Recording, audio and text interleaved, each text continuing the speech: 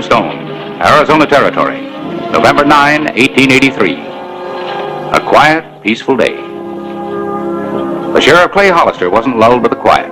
From experience, he knew it could be the quiet before a storm.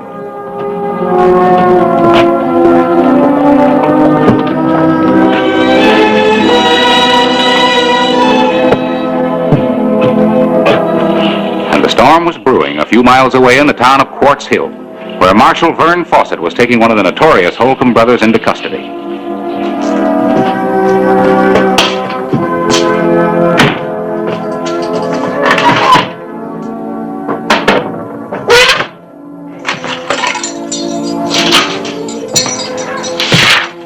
All right, Holcomb.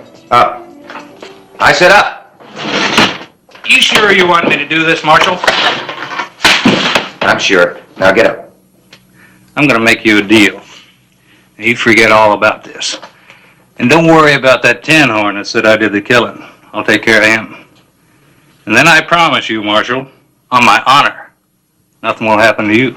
What are you talking about? Do you think... I don't think anything, lawman. I know. You just don't go around locking up one of us Holcombs.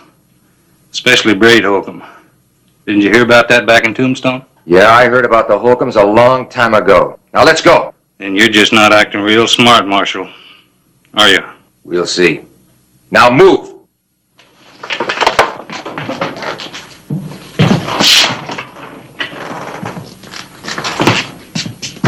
Once you lock me in that jail, you're a dead man. I'm not fooling with you. I'm telling you straight. I'll take my chances. Now get in there. You're not taking any chance. I just gave you the only one you're gonna get.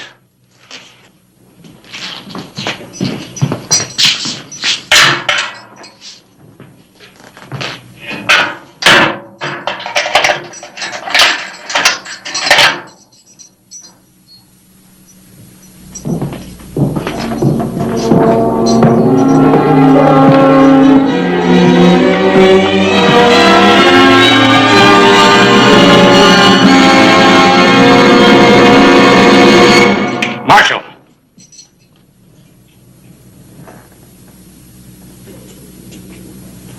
Open it.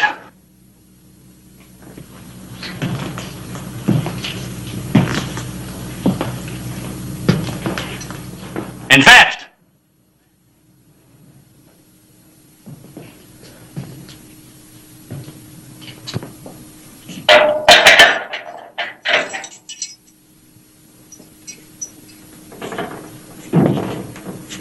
Thought you heard about the Holcombs. I warned you, nobody locks us up. And when they do, they gotta know more than you do. I'm gonna kill you, Marshal. Move.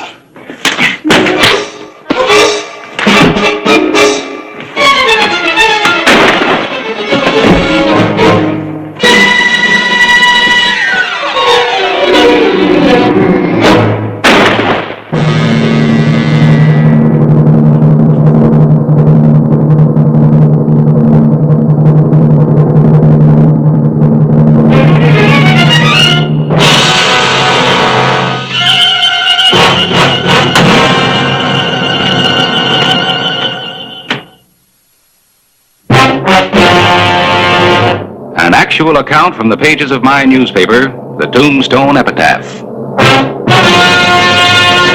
This is the way it happened, in the town too tough to die. Tombstone Territory.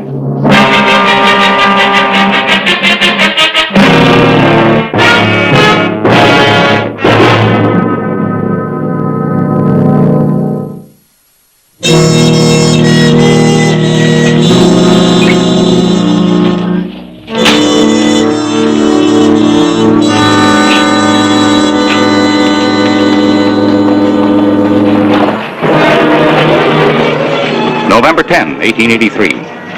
The news of the killing of Braid Holcomb by lawman Vern Fawcett had just hit the telegraph wires. Morning, Harris. I guess the normal greeting for a newspaper editor is, any news?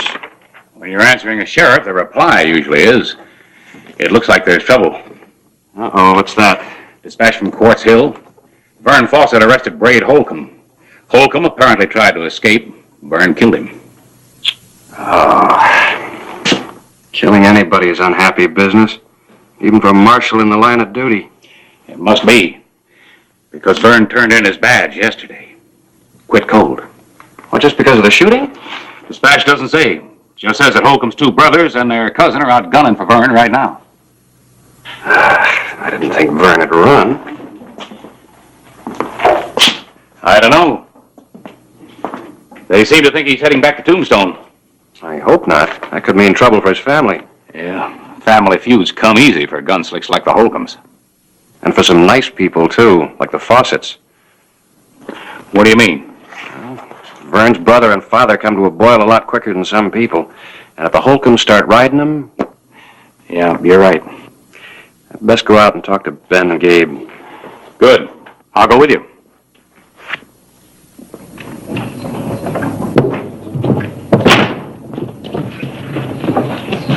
My horse is down at the livery stable. Why don't you pick me up as you pass that...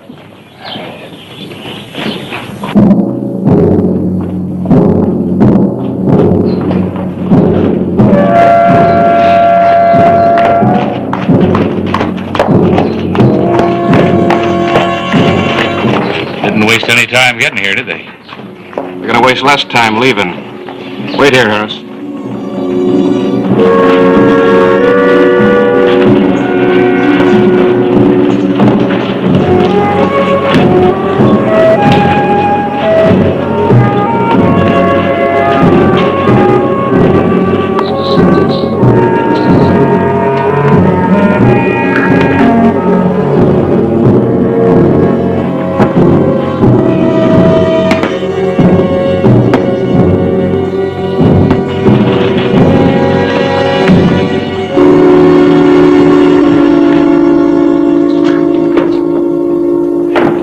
Hunk? Kip? I guess this must be the cousin, huh? You boys have come to town looking for trouble. You can stop right here. You mean that bushwhacker Fawcett? Even he wouldn't be fool enough to come here. Everybody knows this is where his family lives. Then why have you come to Tombstone? We thought we might mind our own business. You ever try that, Sheriff? Yeah, once that I can remember. Isn't that why two of you spent last spring in jail here? Yeah. Put on 6-7 pounds. Just eating, doing nothing. Well, you go right on doing nothing. Because if you do anything, you'll be lucky just to wind up in jail. Sheriff, you'd be surprised just how lucky we can be. You got until dark to clear out and stay out. And if we don't? Then your luck will run out. You've got less than 5 hours.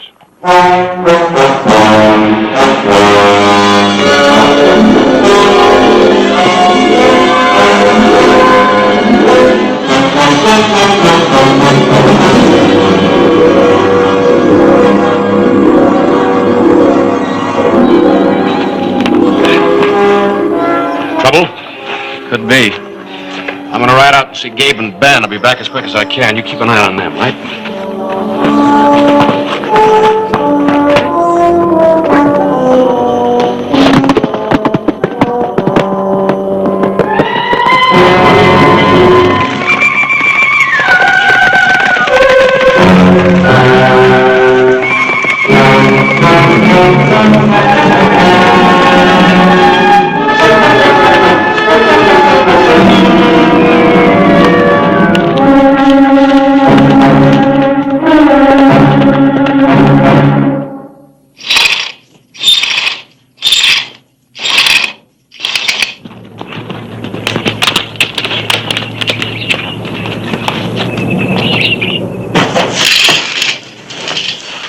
It's the sheriff, huh?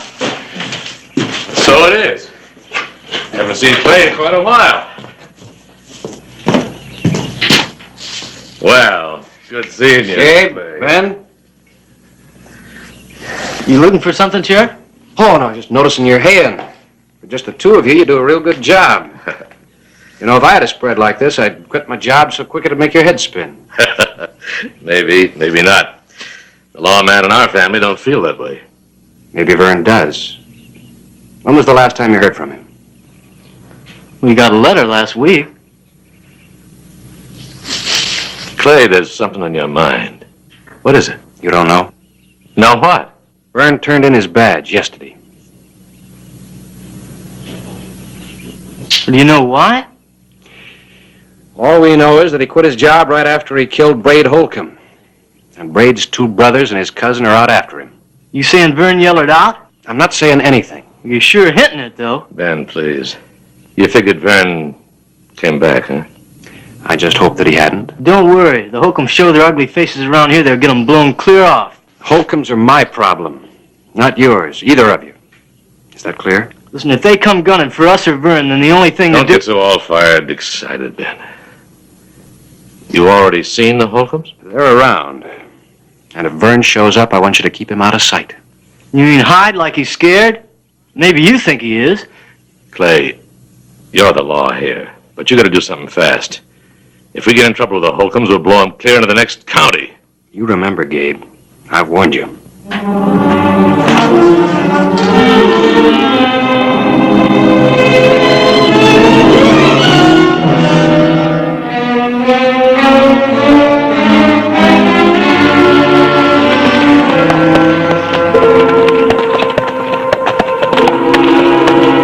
Come on up to the house and see if your brother's come home.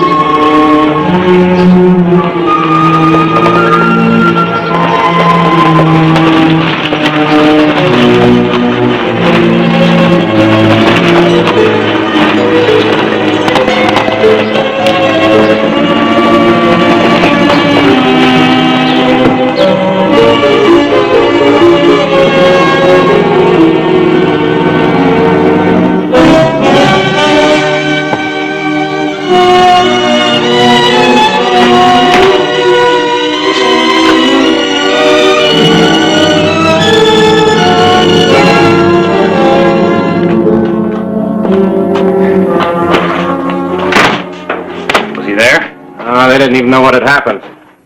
What about them? They're still in the Alhambra. Probably stoking up on Dutch courage. Yeah. Think there'll be trouble even if Vern doesn't show up? Even if. I hope he's 1,000 miles away from here by now.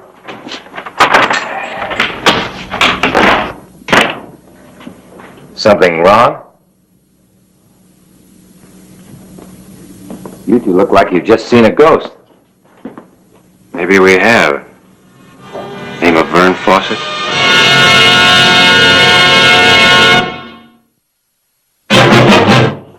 Ex-Marshal Vern Fawcett had returned to Tombstone, and a welcoming committee comprised of the Holcombs was waiting for him just across the street. The way you two jumped when I came in, I thought maybe I'd done something wrong. You have, Vern. Wrong? In resigning? Coming back to Tombstone. I put his horse out back, Clay. Thanks. Why? I've got as much right to be here in Tombstone as the next man, even more. Maybe he doesn't know what happened since he quit.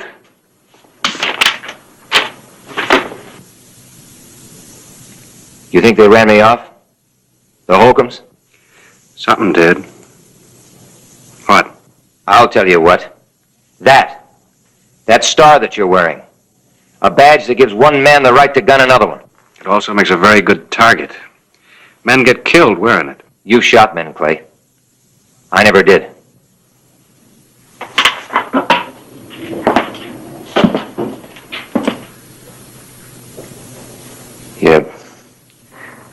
You squeeze that trigger. You feel that gun jump in your hand. You watch a man as he crumbles, sprawls. Then you hear that rattle in his throat. Vern, Yeah? the Holcombs are across the street right now, just waiting to get even. We're lucky they didn't see you when you rode up. You mean you're letting them stay? Not stay, just wait. Look, I don't like killing any more than you do. Killing or being killed. Clay didn't want to do anything until he was sure you and your family were safe. Where do you think you're going? Over there to face 3 guns? Are you prepared for that? I'm going to ride out to the ranch. Maybe stop by and tell Sally I'm back. Sally. Sally Reed, my girl. No, you're not. You're going out that back door and you're going to make tracks for Tucson. Run out now when I know they're here? I think that's what you want too, Vern. Look, it happens to everybody one time or another.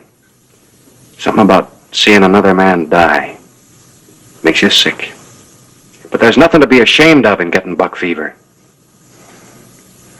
No matter how I feel, I can't run out on Sally, or my dad, or my brother. You're not running out, Vern. You just ride to Tucson. Sit tight.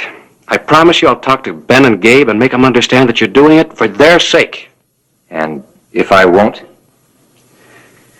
And you're going into one of those cells. Protective custody. Don't you mean you're going to have to put me in? You want to make a break? Go ahead. Try it.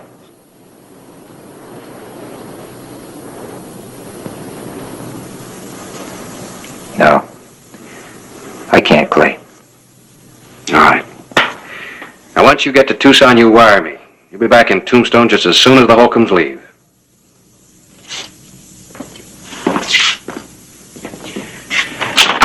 Road to Tucson goes by the crossroads to their ranch. I know it. I'll make sure that he goes right on past. I'm going to follow him. I'm going to talk to Gabe and Ben. And once they know that he's in Tucson, they may follow him. Until we're sure that the Holcombs really are gone. Oh, and if they start making trouble, try to stall them until I get back.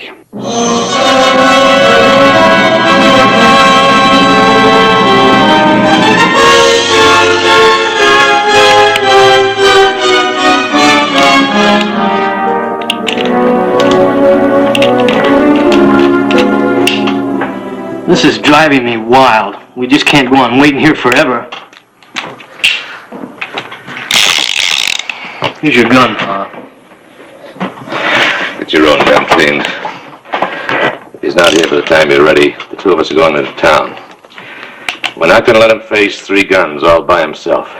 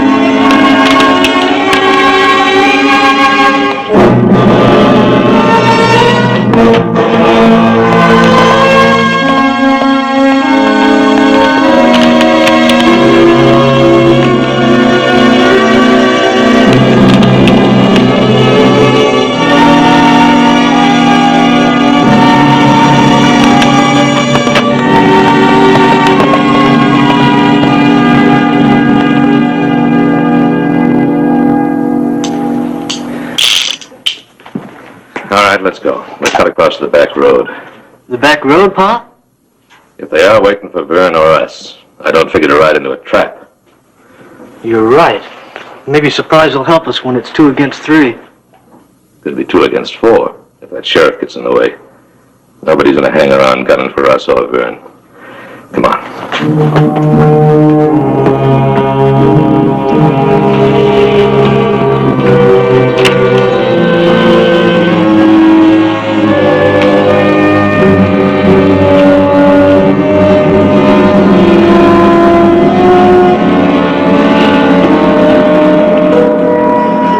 Let's sit down. I'll go take a look.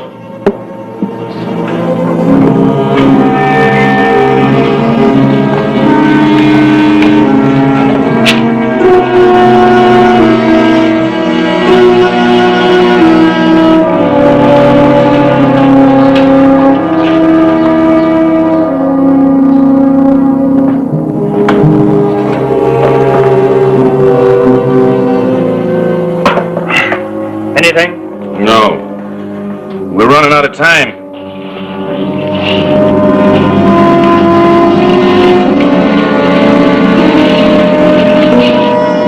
I thought you were so sure that tin badge would run out and tell his old man we were here. If they're waiting for us, we're sure not going to disappoint them. One more drink and we'll start riding.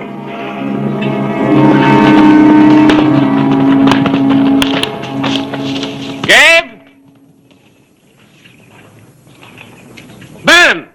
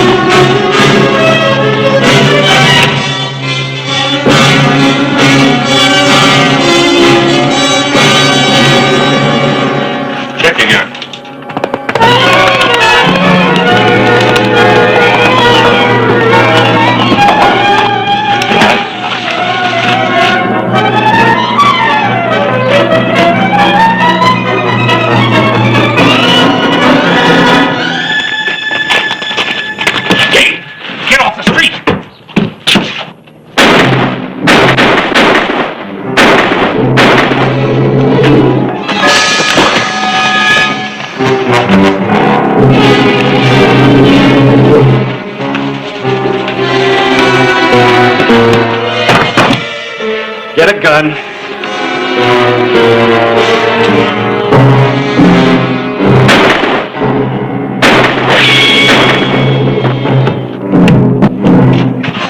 Gabe! Get back here! I'll cover you! Ben!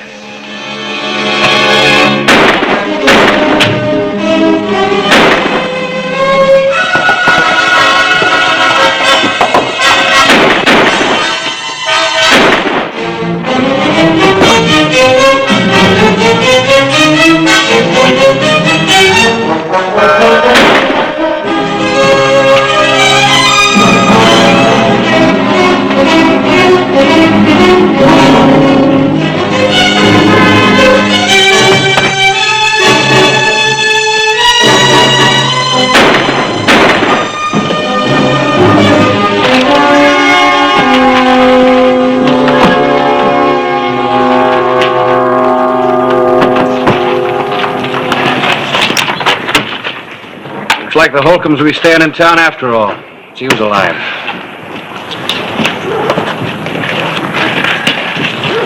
You were right, Clay. Buck fever's like anything else. Give it the right medicine and it'll burn itself out.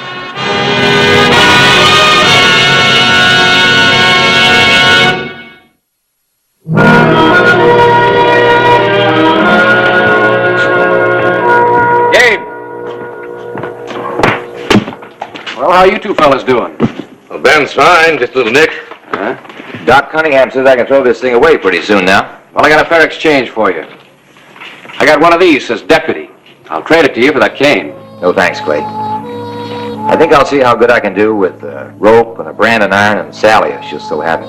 She'd better have you or the whole Fawcett tribe will come after her roaring for trouble. All I ask is when she says yes, you tell me. The epitaph can use a social, civilized item for a change.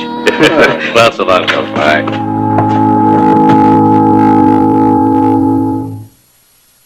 Whistle me up a memory, whistle me back where I wanna be. Whistle a tune that'll carry me to Tombstone territory. If your past has run afoul of the law, it's a handy place to be. 'Cause your future's just as good as your draw in Tombstone territory. Whistle me up a memory, whistle me back where I wanna be, to Tombstone territory.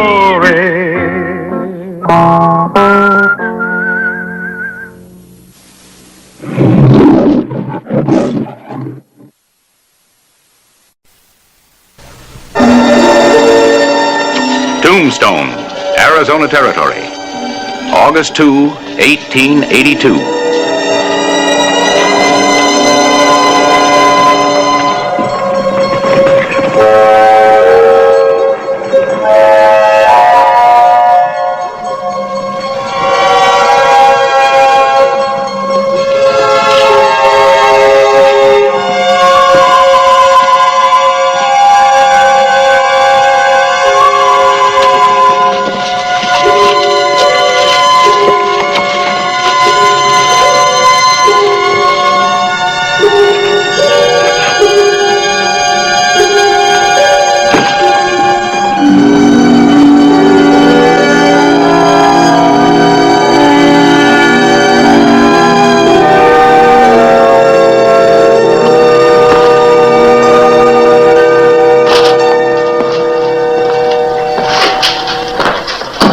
Oh, good morning, sir. I'll be with you in just a minute. Muchas gracias, senor. But I am in no hurry. I certainly wish a few more of our customers would be as patient. Oh, that is right. It is so easy to make a mistake. Absolutely. I have a great responsibility here. Oh, I know. Trail-weary, Clay Hollister returned to Tombstone after delivering a deserter to Fort Huachuca.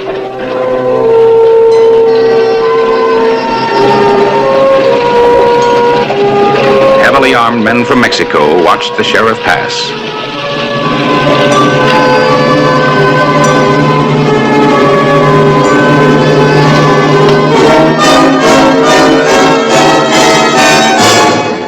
I am still in no hurry, senor. But do not take too long to fill the bag, por favor.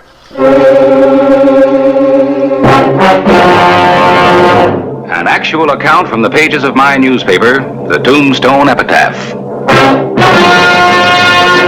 This is the way it happened, in the town too tough to die.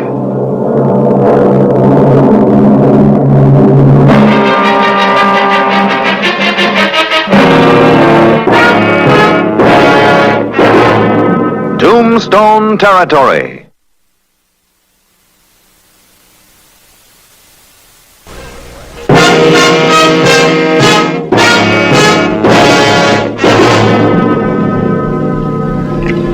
August 2, 1882. Unsuspectingly, Sheriff Clay Hollister had ridden past while the notorious Augustine Ramirez was robbing the Bank of Tombstone.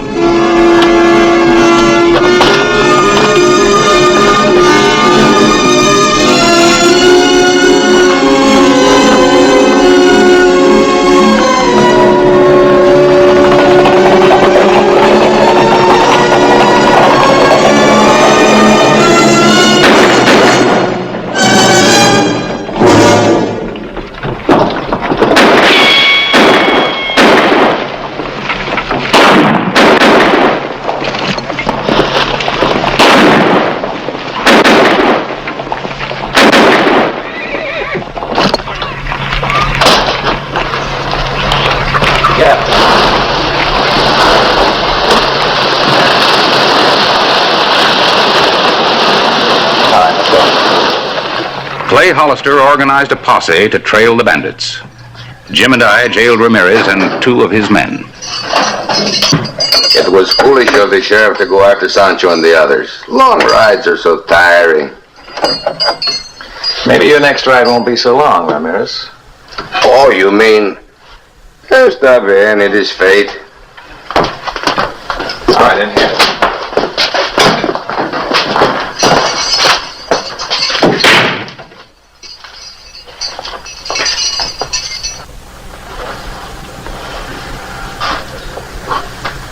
You're looking at me, senor. Tell me, what do you see? Nothing.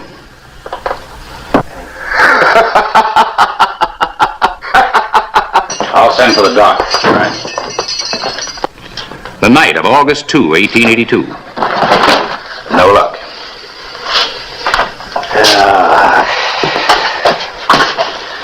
They use the old patchy quail dodge. Just scattered into nothing. More likely into Mexico. You know, you can't follow them there. You think we got any help on the way? Everybody's scared off. Oh, knowing Ramirez, bought off. Charmed off. Well, that won't help him now. Jonas is dead. Ramirez will hang. No jail had ever held Augustine Ramirez. A hacksaw blade sewed in the seam of his jacket was his key to freedom.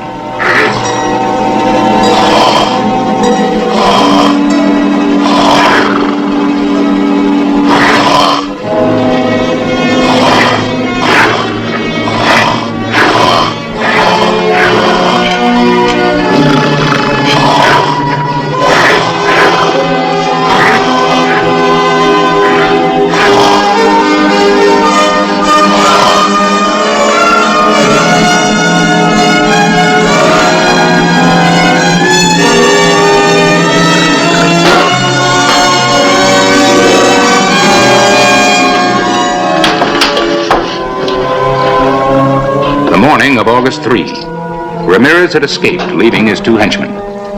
But Clay Hollister had an idea. Hola. No comprendo americano. Is that right? Well, you habla español, amigo. All right, senor. It's obvious we're never going to get Ramirez's hideout out of him. Wasn't intending to. I wonder what that other fella in there is thinking about now. Hey, that might work. We'll let him sweat it out a few more minutes.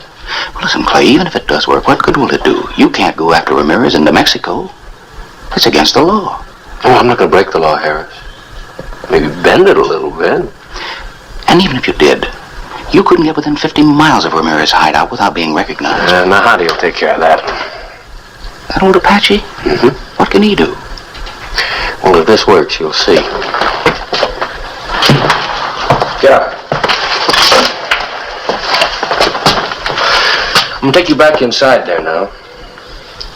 If you open your mouth just one time, I'll close it for you permanently.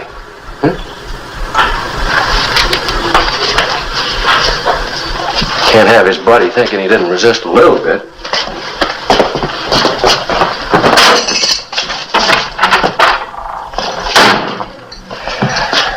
Sorry I had to force you to talk.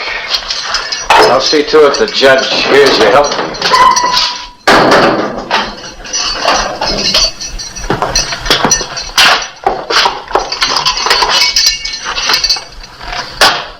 Your turn, friend.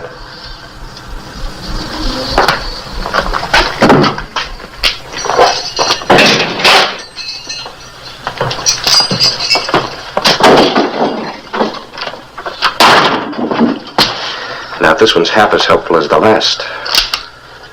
Yo no hablo inglés. Like I told your friend, I speak Spanish, so make it easy on yourself.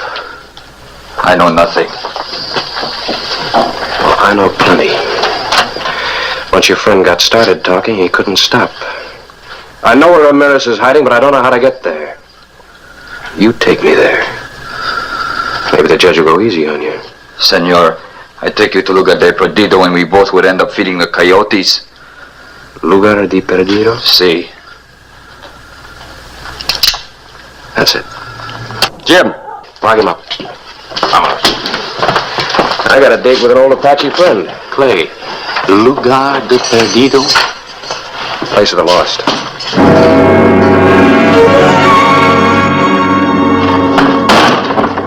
That could cost you your life, senor.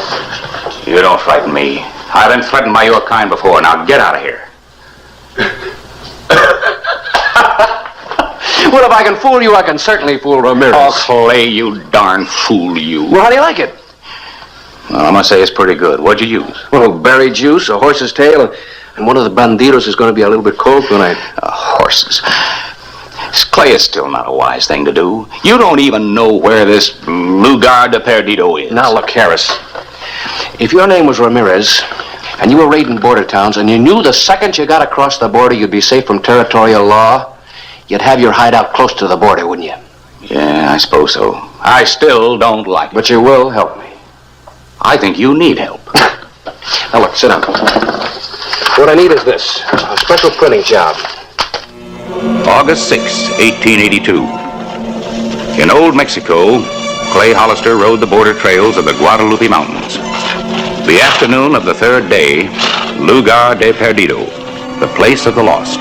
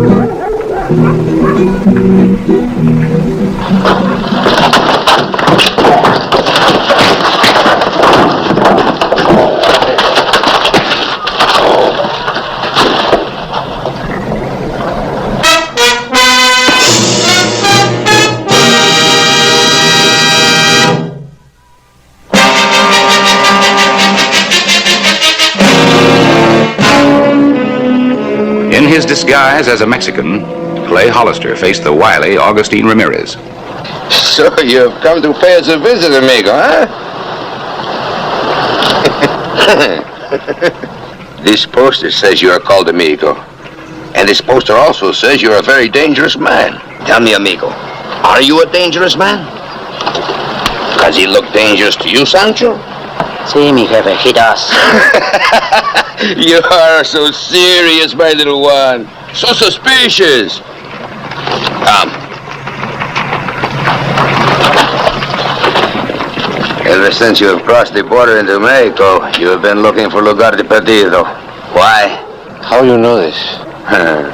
This is my country. It is my business to know. I have heard that a man can find safety in Lugar de Perdido. You mean a man such as you and I? Who are you? Sancho. I ask you who you are. Come.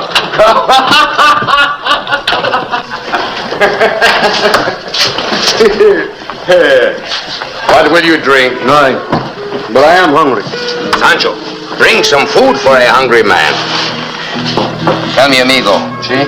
You were joking. You know who I am. No. I am Augustine Ramirez. No? You honest do not know who I am? No. It's all right. I will not shoot you. Oh, well, thank you very much. Sit down, sit down.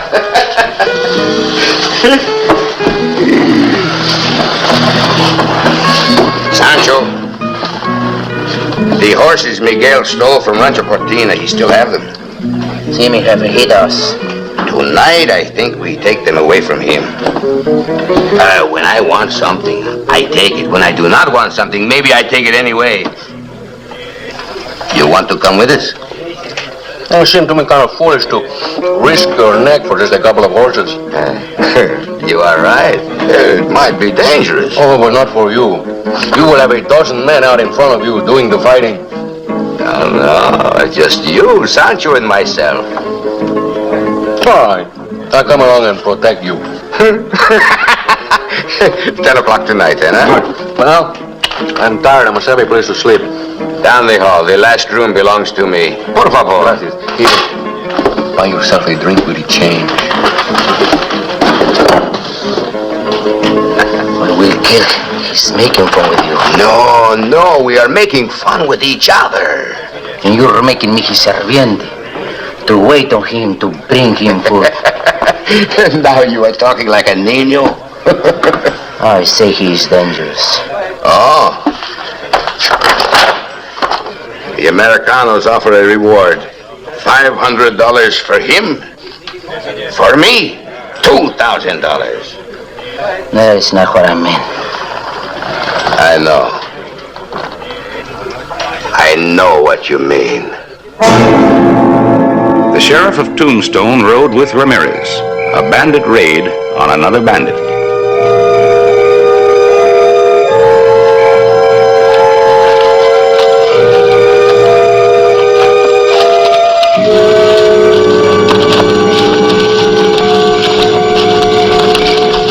Tito, you stay here.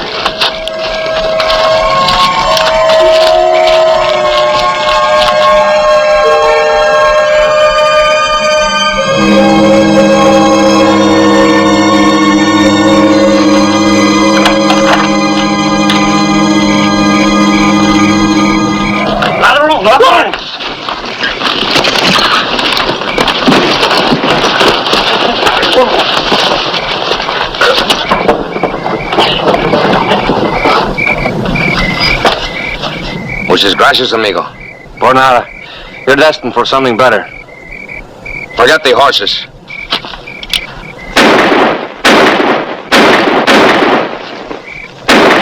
Are you hit, amigo? Forget the horses!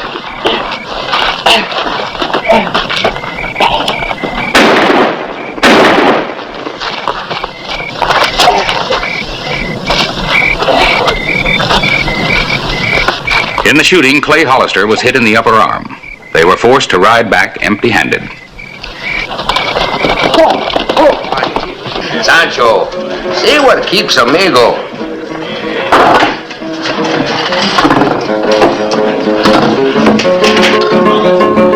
Clay Hollister's wound was a complication he couldn't afford.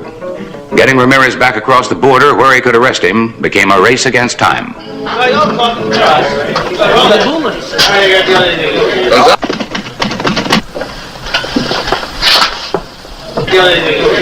Gonzalez.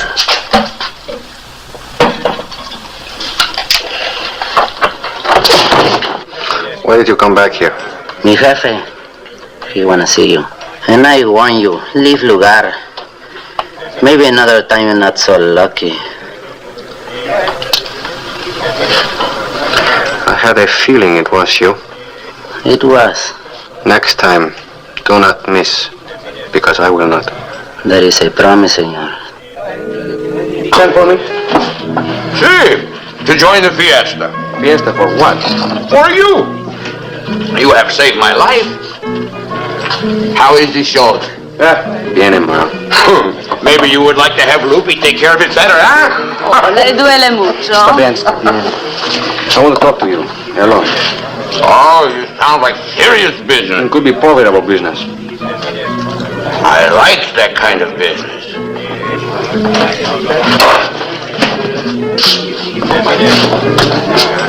You stay.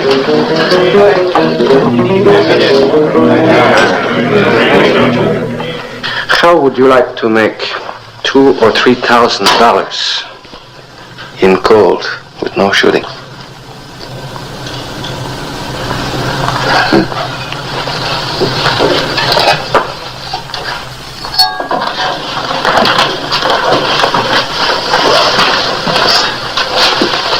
In gold?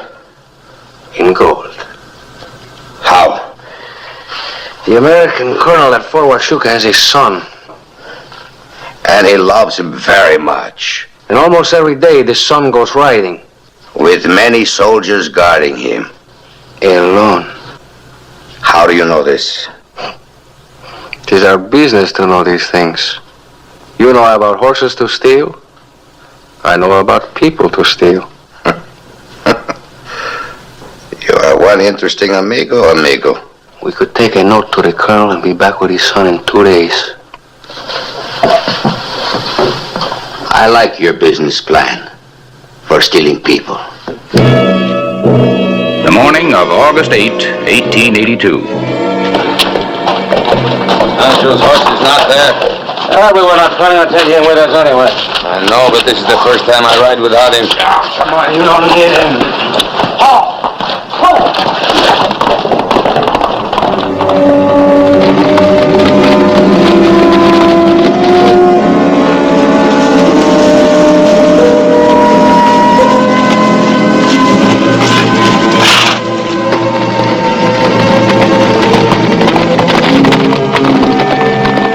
The afternoon of August 8, 1 mile south of the Mexican border.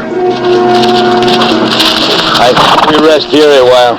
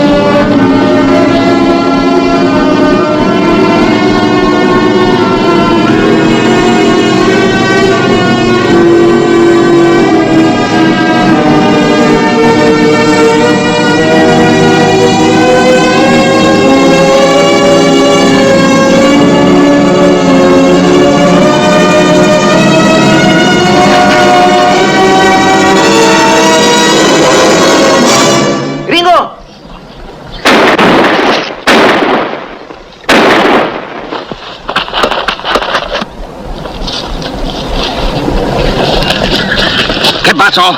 El brazo de un bandido.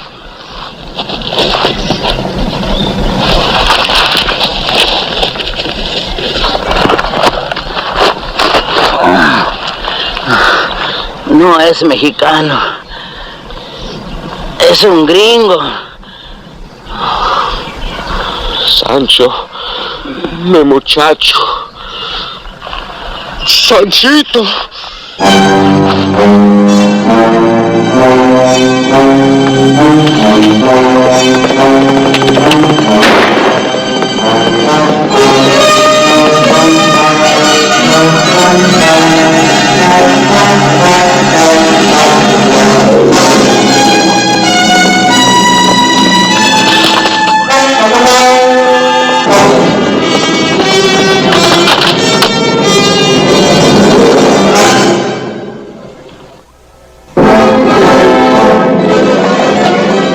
North of the border, Amigo was once again Sheriff Clay Hollister.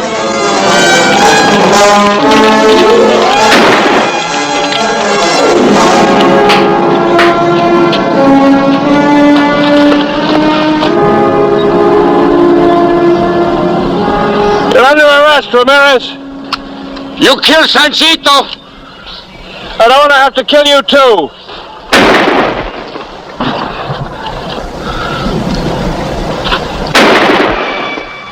Amigo Sheriff, we settle nothing this way. If you want to arrest me, you are going to have to shoot me. Are you going to shoot me from behind the tree?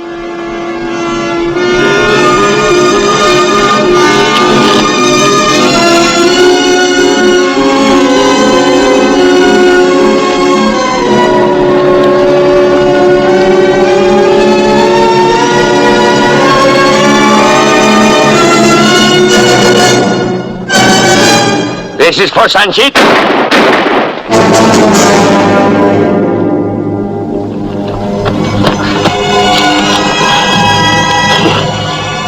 ahead, gringo, shoot. Now, like I said, you're destined for something better.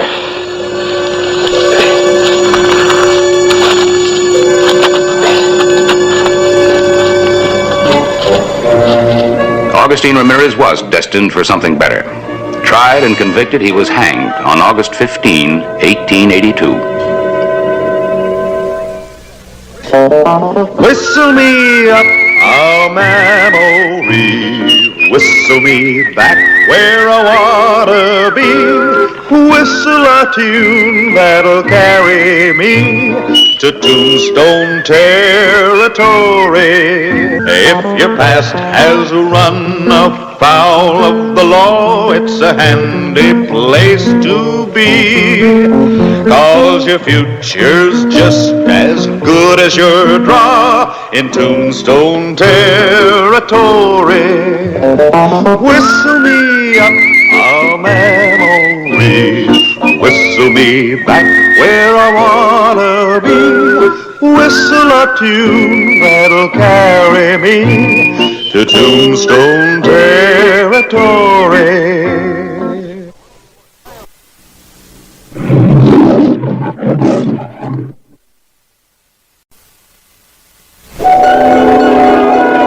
Tombstone, Arizona Territory, April 28, 1889.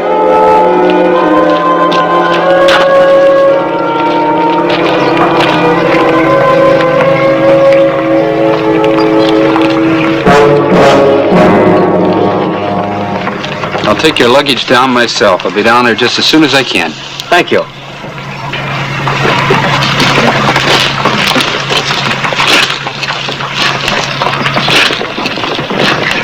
That road could choke a horse. Who is he, Luke? Sure, I've seen him before. You did. He used to work for Kwong Key over at the Can-Can, polishing the brass and stuff. Well, what do you know? A large Chinese population in Tombstone was centered between Fremont and Toughnut Streets. Lum Chen and the beautiful girl left immediately for the Chinese Quarter.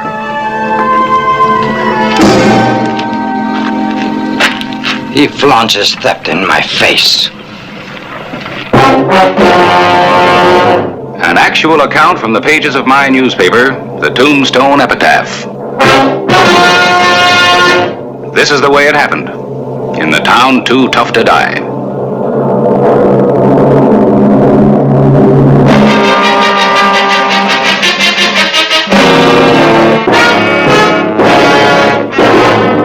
Tombstone Territory.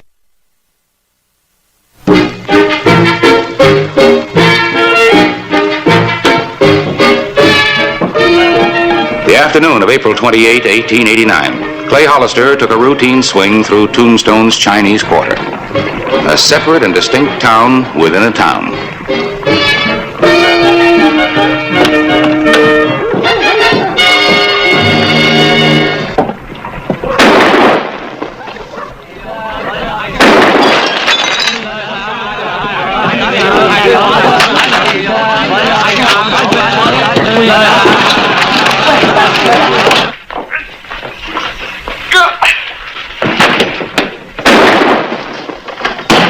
Open up!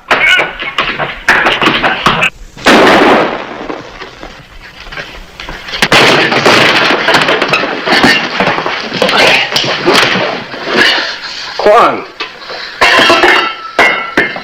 What's going on here? Is this yours?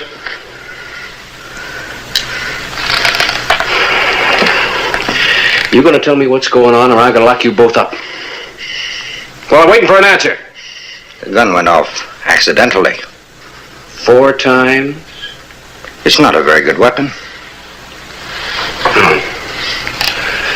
All right, that's the way you want it. You're both under arrest. Get moving.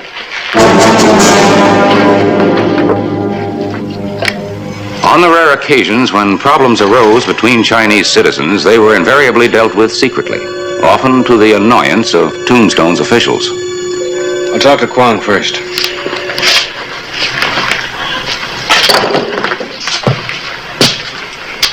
You ready to tell me all about it? It is a matter of no concern to any but ourselves, Mr. Hollister. A private matter. When men try to kill each other, it ceases being a private matter.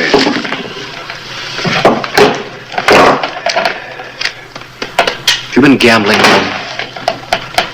Did you save this out of your wages, maybe?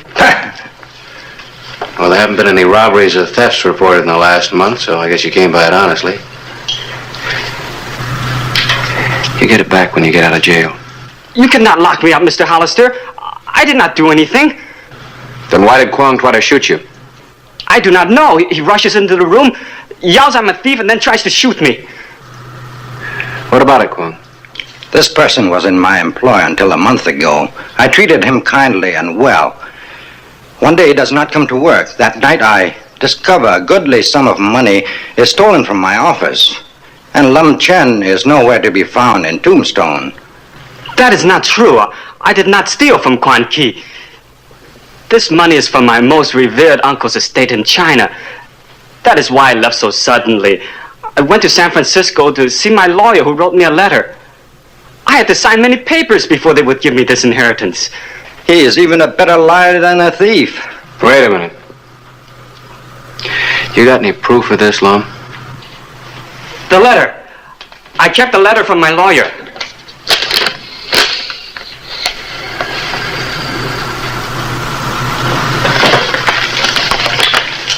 Looks like you owe Lum Chen an apology. This humble fool begs Lum Chen to forgive him for actions and words more suited to a braying beast. If the stupid one, that is myself, would have told the honor Quan Ki of his good fortunes, then Quan Ki would not have thought so badly of him.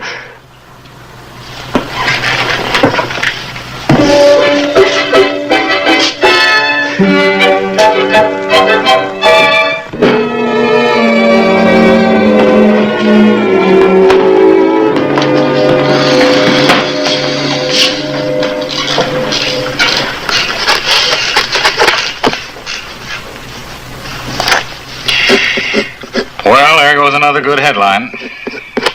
Shooting in the Chinese Quarter. Kwong Ki, well-known proprietor of the Can restaurant, shot his former employee, Lum Chen. Guess you're just gonna have to be satisfied with the robbery in Kwong Ki's office. Oh, that'll make a fine headline. A month-old robbery. Oh, well. Oh, but don't print it yet, Harris. I'm working on something. Any leads? I've been trying to find Lum Chen. He might have some information. The inscrutable Oriental. Well, you'll have to admit they give the law less trouble than any other comparable area in Tombstone. True. Still, I got a job to do. I was down at Mary's boarding house. Lum wasn't there. Neither was a girl. Well, he's probably taking her out for a moonlight carriage ride. East or west, a woman's a woman. Nothing like romance. They thrive on it. I wouldn't know.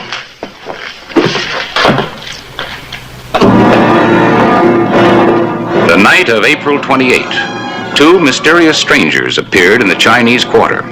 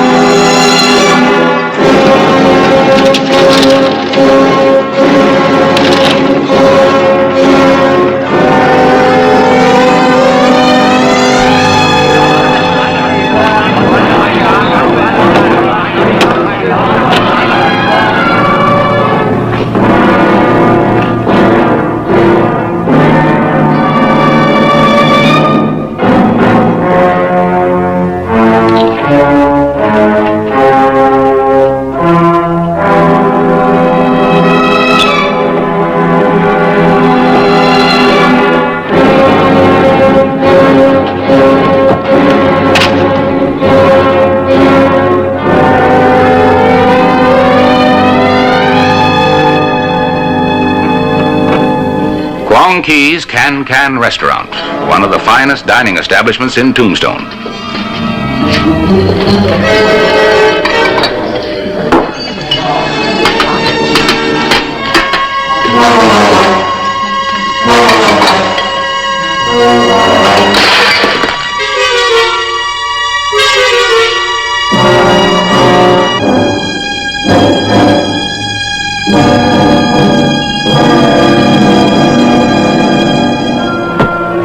Clay Hollister pressed to search for Lum Chen. He was puzzled by the scarcity of people on the streets.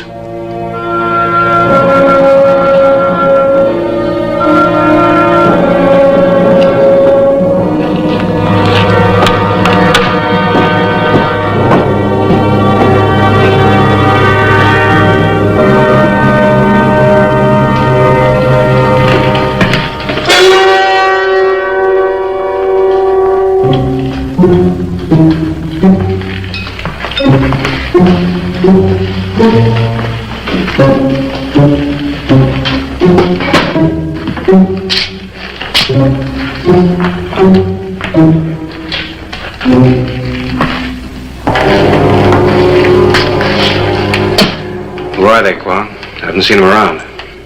Probably passing through town. Oh, sure, big ones.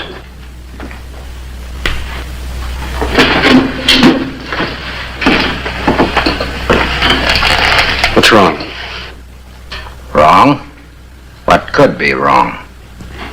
I'm just wondering. You seen Lum Chen and the girl? I know nothing of Lum. Nothing. Yeah? Well, I came down here to ask him about the robbery. Your money. I'm sorry. I'm very busy. You will excuse me.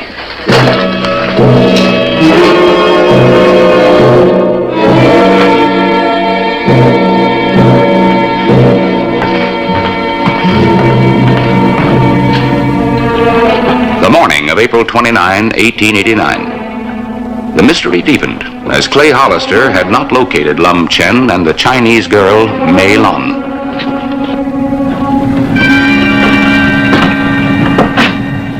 On a Saturday morning. Usually you have to fight your way through the crowds down here on a Saturday. And the whole quarter's the same. Hasn't been a man, woman, or child on the street since last night. Maybe some kind of a religious holiday. No. Now something's got everybody afraid to move, Harris. You can almost smell fear.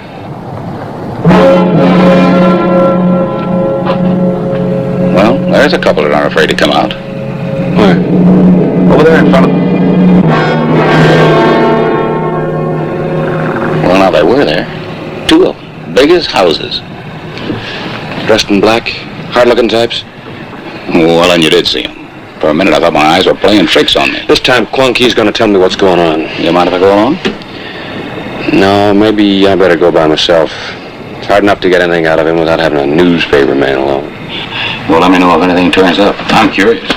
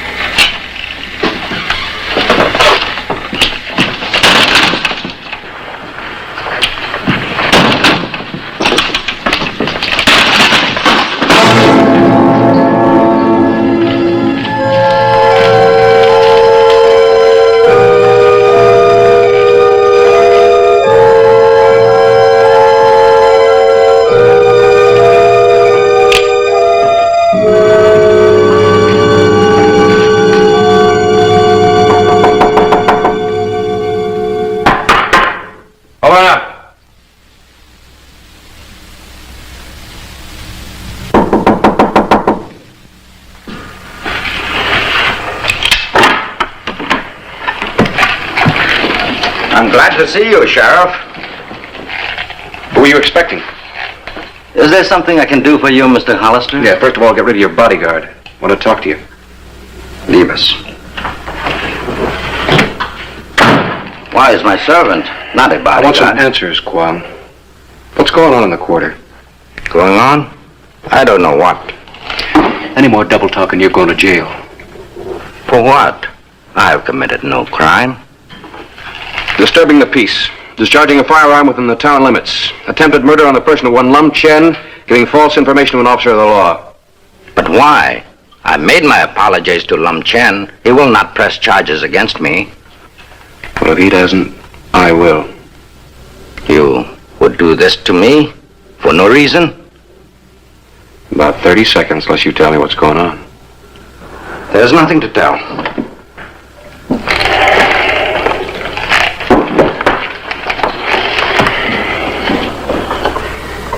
There is something to tell, Quan. I know there's something going on, but I can't find out what it is.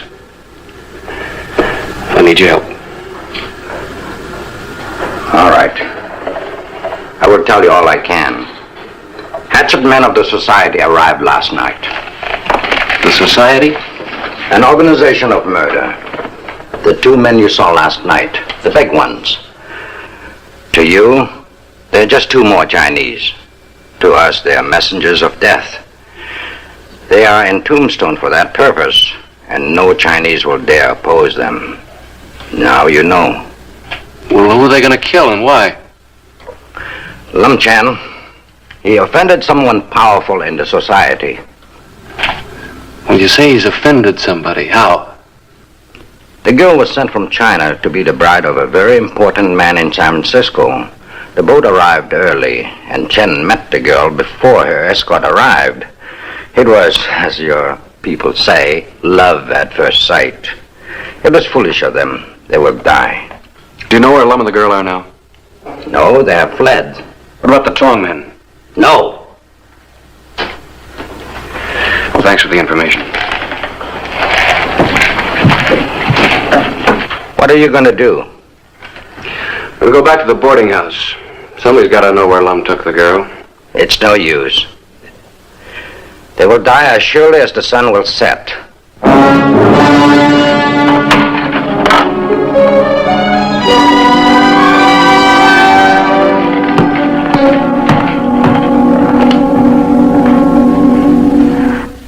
I do not lie, Sheriff. Mr. Lam Chan and his lady left with no word of where they were going. I would surely tell you if I knew where they were. Has anybody else been here asking questions about him? I don't understand. Well, it's simple enough. Has anybody been here asking questions about Lum and the girl? Oh, no. You are the first to seek them. I will tell you if others come. Yeah.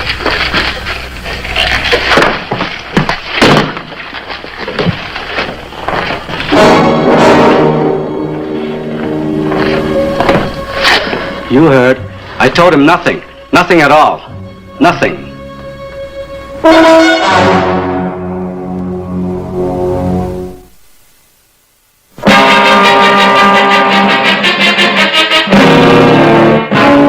April 30, 1889. The Chinese quarter was still closed. The streets empty. A solid wall of resistance, fostered by fear, met every inquiry throughout the quarter. No one would even admit knowing Lam Chen or his whereabouts. The night of April 30, 1889. Have some? Oh. We've scoured Tombstone and all the outlying districts. If the ground opened up and swallowed Lum and the girl and those two killers, it couldn't be more complete. Well, what makes you so sure they left the quarter? They might be right under our noses. Yeah, I know, but I can't go snooping into every closet and back room down there. Come on, drink it. Thanks. I'm gonna get a blanket search warrant from Judge Mason and tear that place apart if I have to. Mason won't go for that, Clay, and you know it. You'll find them sooner or later. Just don't want to find them dead.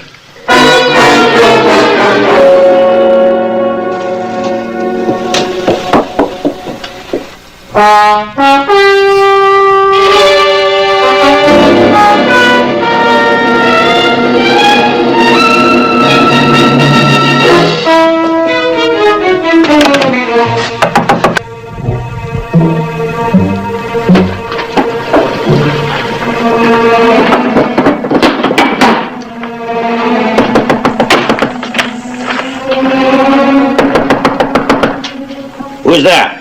It is I, Lam Chen. You must help us. Go away. I cannot let you in. We have nowhere to turn. You must help us. Is this the one who but yesterday asked my forgiveness for wronging me? The one who spoke words of friendship and apology? It cannot be. The honored person I speak of is a man of men who does not give words of friendship and then turn away in fear. Come, Mylan. It seems a cowardly jackal has taken the home of my friend. Come in, quickly.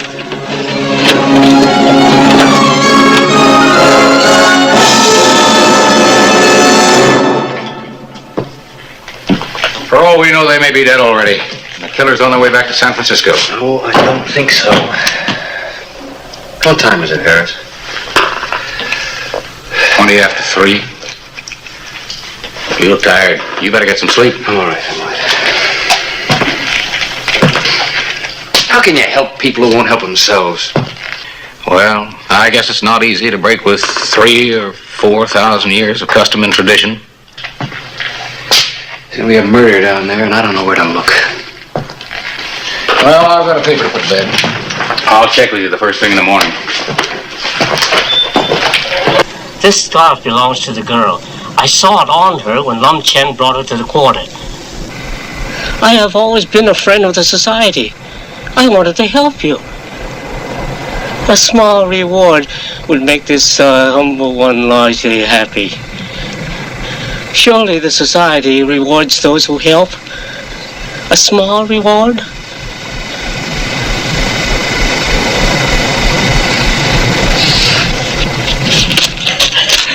A thousand thanks. The living quarters of Guang Qi. I found the scarf at the back door in the alley. On my oath, this is true. The Lum and the girl must be there.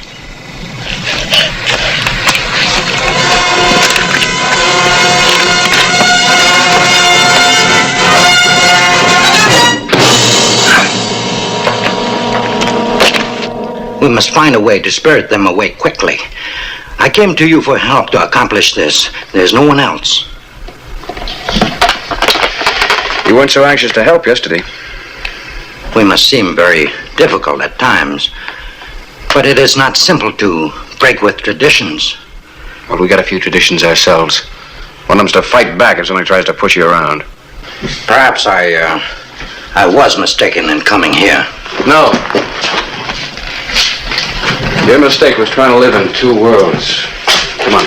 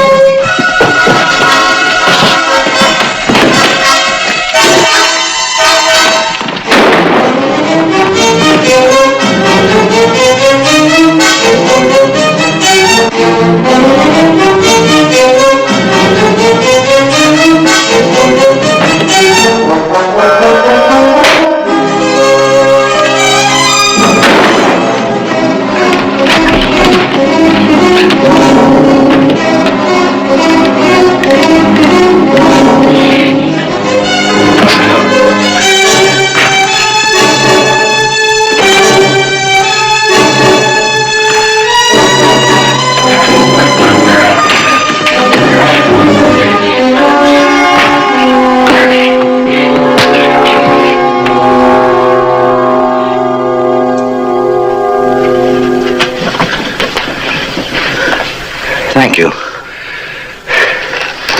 It's all right.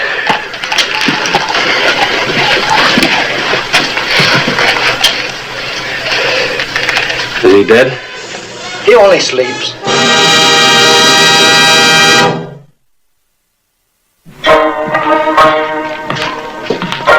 Oh, hello, Mr. Hollister. Lum? Lum?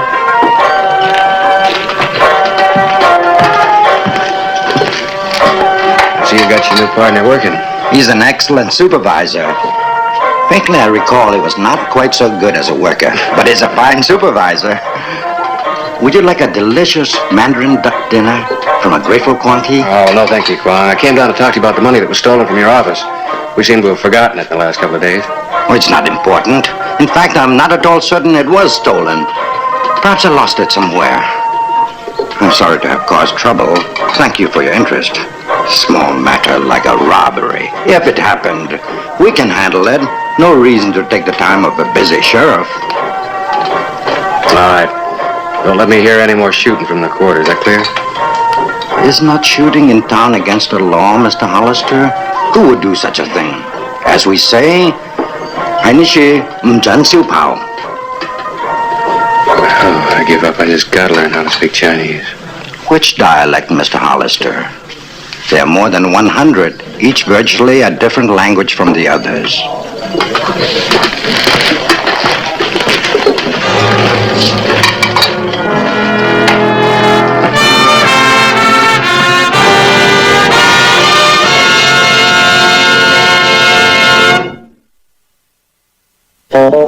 Whistle me up a memory, whistle me back where I wanna be, whistle a tune that'll carry me to Tombstone territory.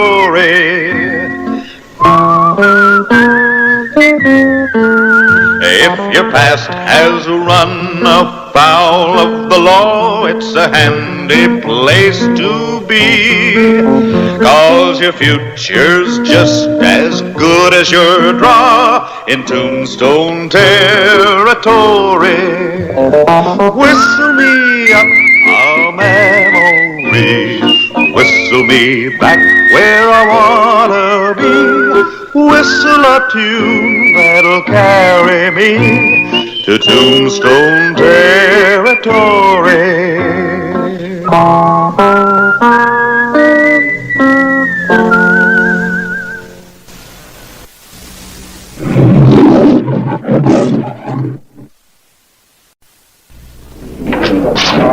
Tombstone, Arizona Territory, May 10, 1882.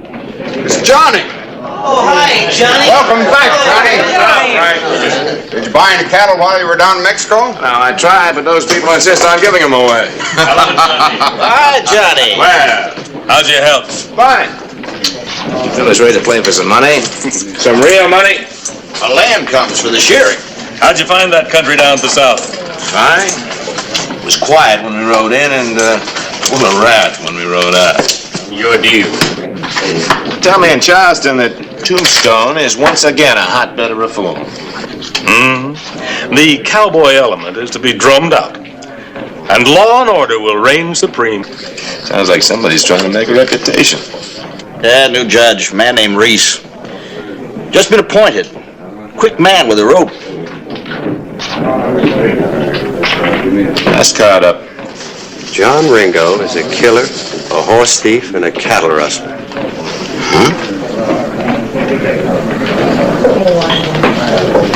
Well, what are you going to do about it? Oh, he'll be asked to leave Tombstone. And if he gets mean about it, he'll be digging his own grave. An actual account from the pages of my newspaper, the Tombstone Epitaph. This is the way it happened, in the town too tough to die.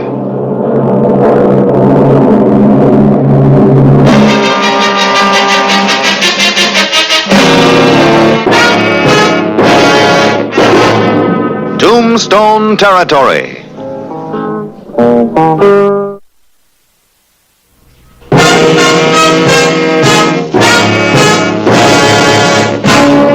May 10, 1882, Clay Hollister was returning from Galeyville. In Tombstone, Johnny Ringo's luck was running against him. Call. All black, Johnny. He's high. Second best 3 hands in a row. Come on, Ben, deal. My luck's gonna change. I know it. You bet it is. Are you talking to me? If you're John Ringo, I am. Oh, John, this is Judge Reese. I'm Sidney Farrell, an attorney. The judge is the chairman of the Citizens Reform Committee of Tombstone. It's a pleasure, Judge. Counselor? What can I do for you? You and the rest of the trash from Charleston can get out of Tombstone and stay out. Judge, I'd be happy to help out the forces of reform a little later. Right now, I'm playing poker, and I'd be obliged if you'd hold off your righteousness until I finish. Your poker game is no concern to me. I want you out of town, Ringo. And I want you out now. Why don't you go and witness a will or something, huh? That's enough, Cowboy.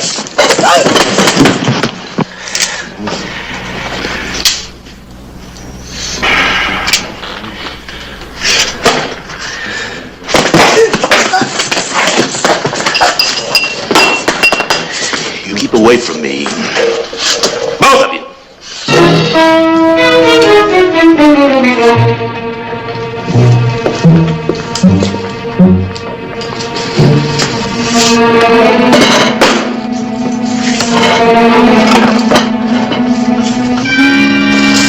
I'll see him dead. Well, it's your bet.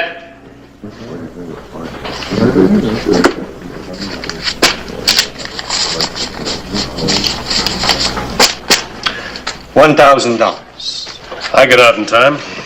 I'm through now.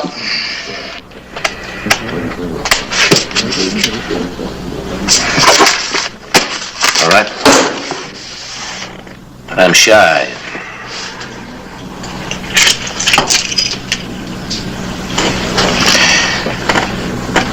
This is worth 500. Not to me. It is to me, Schmidt.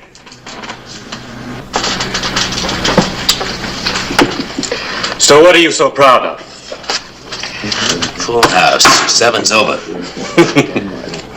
Still second best. 4 jacks. Hold it.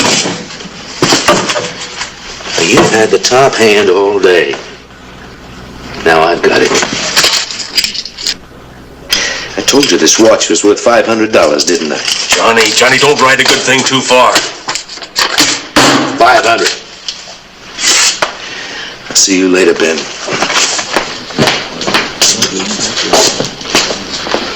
Frank, buy another round for the house. Hey, give the judge a double.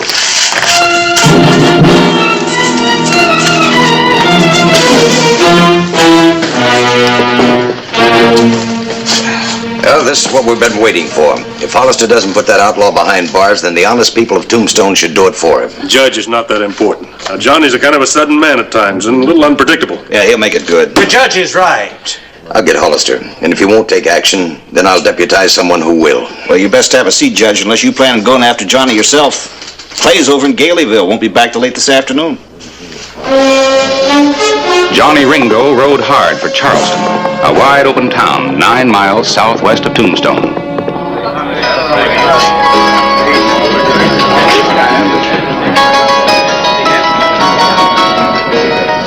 Hey, Johnny Ringo! Well, business is good. Well, did you win or lose? I won. Boys, I took the game at the Oriental for better than $2,000. Hey! Shut him up, Harry. Great song, Johnny Ringo. Come on,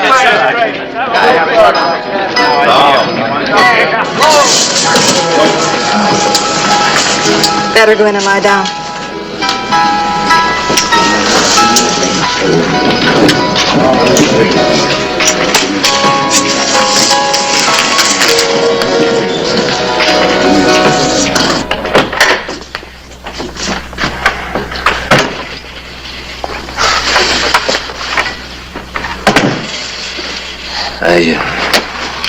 I did a real foolish thing, Flo.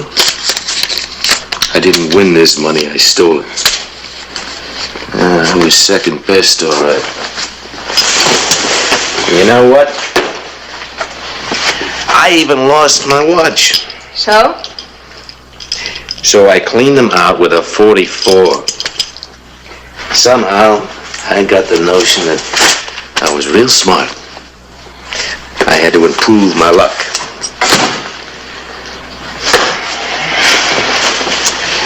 John, you're a fool.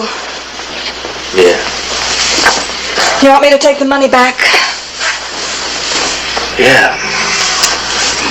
How you do that, huh? You're feverish again. Come on, lie down.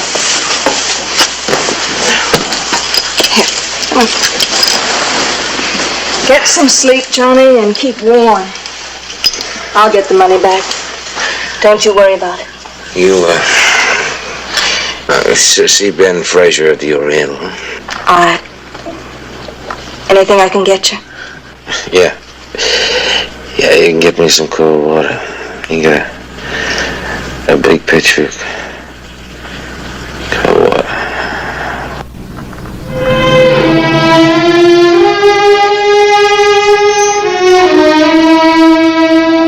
In Tombstone, Clay Hollister heard about Ringo from Judge Reese. Hollister, you're making a farce out of law enforcement in this country. I want to make an investigation. You haven't time. Ringo's probably in Charleston spending the money he stole right now. Yeah, well, I don't make a move until I talk to the complaining witness. Look, I was there. You don't need any other information. Your duty is to swear out a warrant. Gather a posse and apprehend that man. I think it's necessary. You're encouraging these cowboys, these outlaws, to rob and steal. I tell you, sir, the voters have had enough of it. Your Honor, I don't know about the voters, but I've had enough of political opportunists talking law and order while at the same time they stir up more trouble than any outlaw in this territory.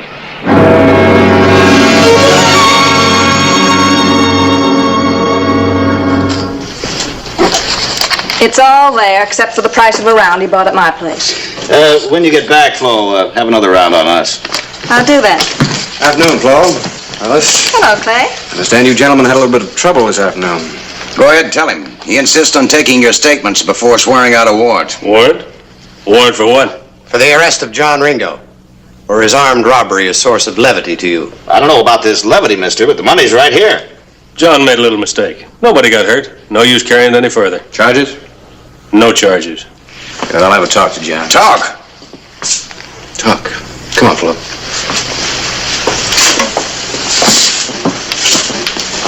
I guess there's nothing we can do, Your Honor.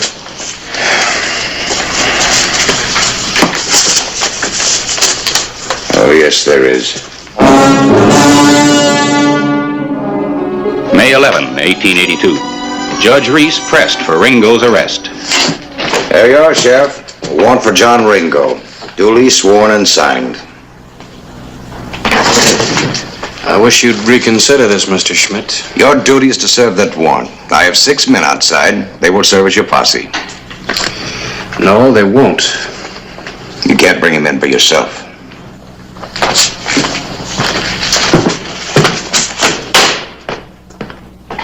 Johnny, Clay's here. I'm good. Hello, Clay. Hey, Johnny, how do you feel? Fine. I feel just fine. He oughta. He slept nearly 12 hours. What's the matter? That poker game wear you out? Wasn't that a stupid thing to do? Mm-hmm.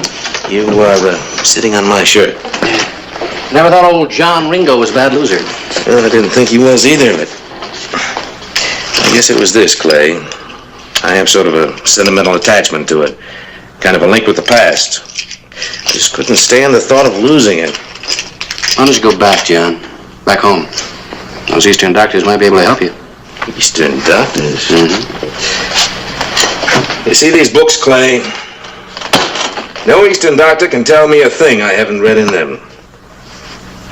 No, I feel like I belong here in Arizona, and I'm gonna stay. Well, if you do, you better watch your step. Because, you know, justify it or not, you're the #1 target for the reform element. What are they gonna do? Arrest me for, well, for buying cattle in Mexico? No, John. You were under arrest for robbing Otto Schmidt of $2,000 during a poker game at the Oriental. Now, hold on. I made a mistake, but that's all settled. Flo took that... No, it's not all settled. Judge Reese got Schmidt to swear out a warrant, and I've come to take you in. Take me?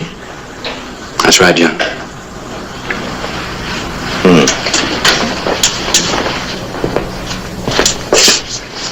This charge, it won't really hold up in court, will it? Not a chance. Just that the cleanup boys are hoping that you'll resist arrest. They want to kill 2 birds with 1 stick. They want you, and they want me out of office. I can understand that. All right, Sheriff. Take your prisoner into town and lock him up. The morning of May 12, 1882. Johnny Ringo's blinding headaches continued to torture him. His blackouts became more frequent.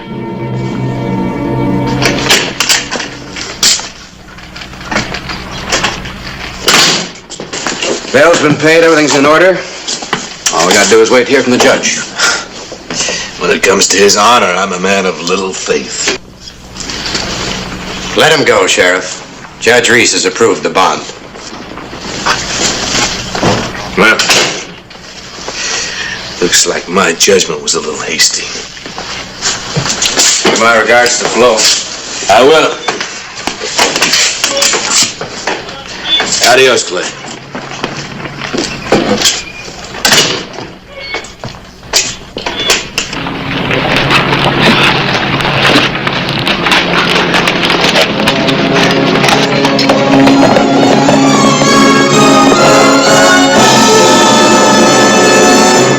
You men have been sworn in to serve a warrant for John Ringo. I expect to see you carried out. We'll do it, Judge. Reese! Get going.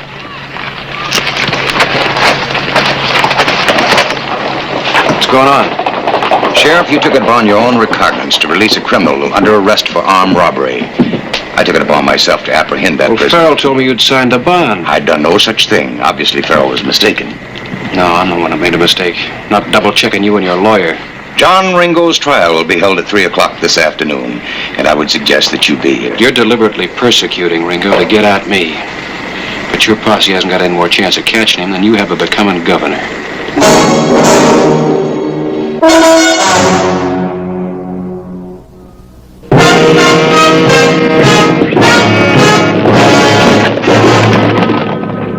Noon of May 12, 1882. Howdy. Boys! What's up, John? I got a posse after me. I want you to hold them at the bridge until I can cut back toward Tombstone. How far behind are they? Maybe 10 minutes. I circled through the brush. When I pulled out, they were still chasing their tails. Well, hop to it. Johnny! All right, let's go. You've got to get some rest first. I want to settle this with that judge. Johnny!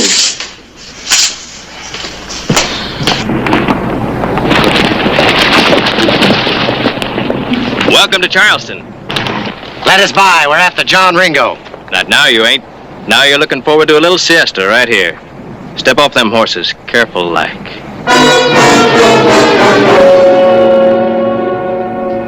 The afternoon of May 12, exactly 3 o'clock.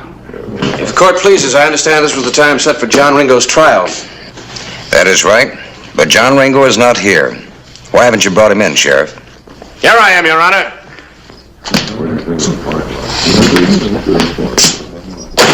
I consider myself in custody. I suggest, Your Honor, that you either proceed with the trial or permit bail.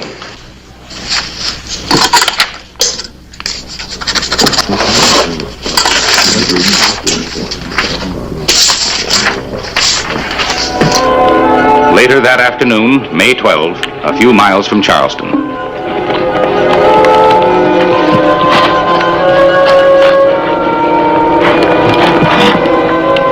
Judge Reese's posse was returning to Tombstone.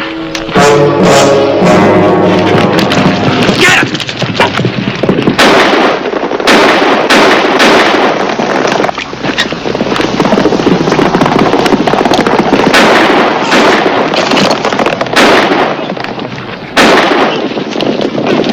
Hold him! Hold him! Get away! If we can force him across the desert, he's got 60 miles without water before he hits the Chiricahuas, and he won't make it in a hurry. You go back and get the judge and all the canteens of water you can find. Right. All right, now, try and save your horses. Let's go. We've got enough water. Let's move out. What's happening, Clay? Johnny's in trouble. They were shooting and he had to run. Johnny Ringo had killed a man. It was up to Clay Hollister to bring him in.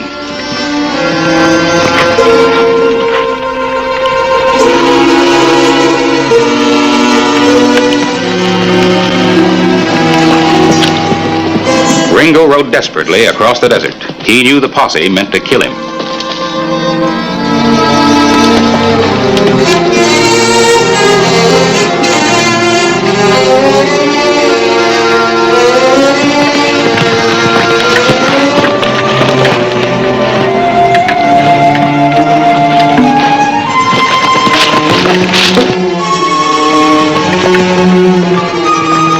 Reese joined his men.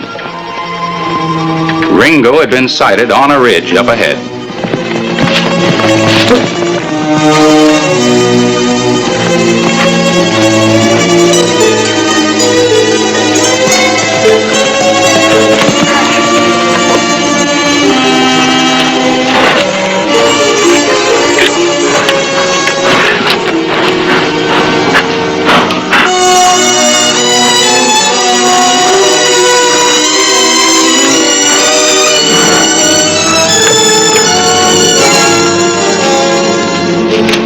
Well, I'll be dark before long. What do you want to do now? We better water the horses and keep pressing it.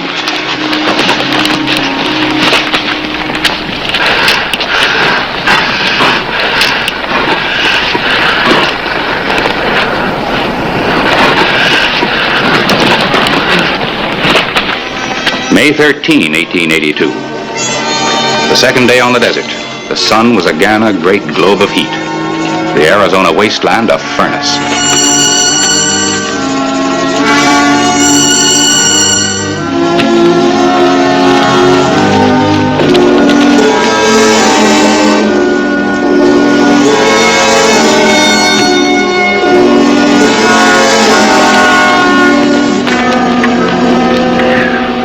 The hunted and the hunters. Clay Hollister had picked up Ringo's trail. He had made better time than the more cautious posse.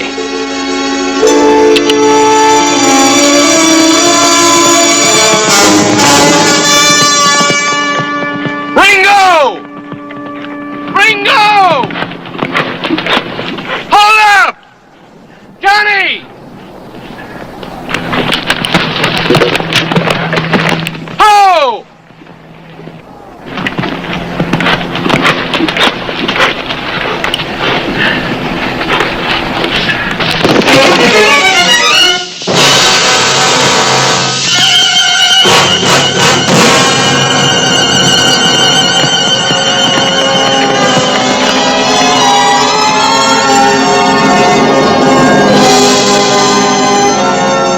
The greatest fear of men who know the desert, Johnny Ringo was left afoot.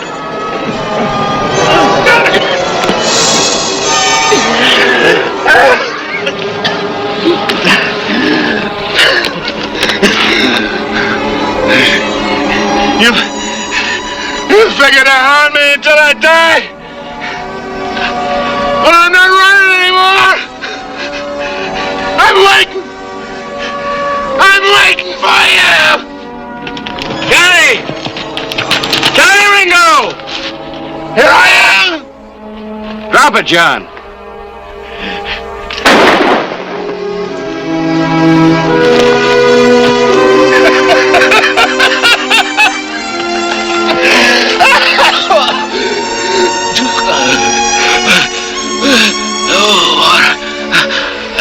Water.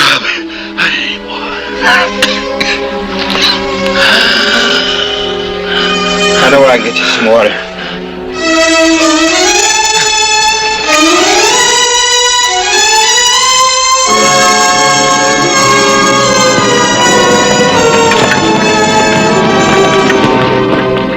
Sheriff Clay Hollister intercepted the posse. He's disarmed? And in my custody. You boys can go on home.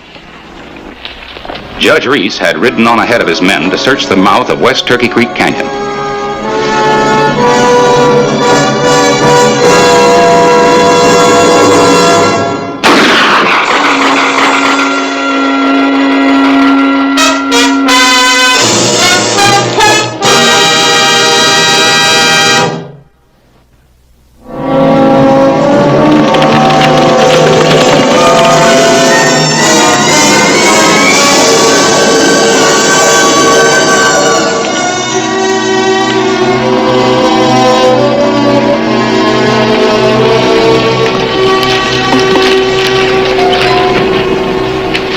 I warned him, but he pulled his gun, so I had to kill him. There's the outlaw, Sheriff. Turned out that Johnny Ringo wasn't so fast after all. He didn't have a gun.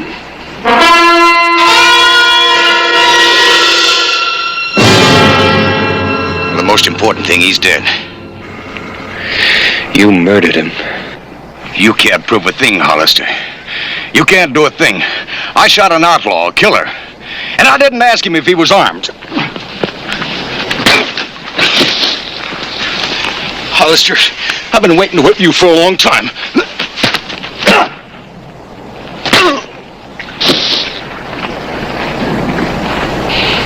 There's going to be a trial, Reese. But even if you do get off, wherever you go in Arizona, there'll be people waiting for you. Friends of Johnny Ringo. They'll have guns, they'll be looking for a chance to use them. Now, I couldn't stop them even if I wanted to.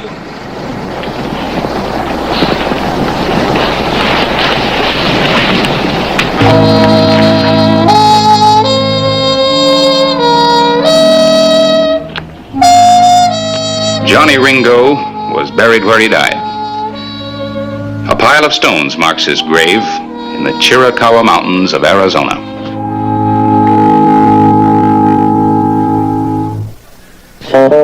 Whistle me up a memory, whistle me back where I wanna be, whistle a tune that'll carry me to Tombstone territory.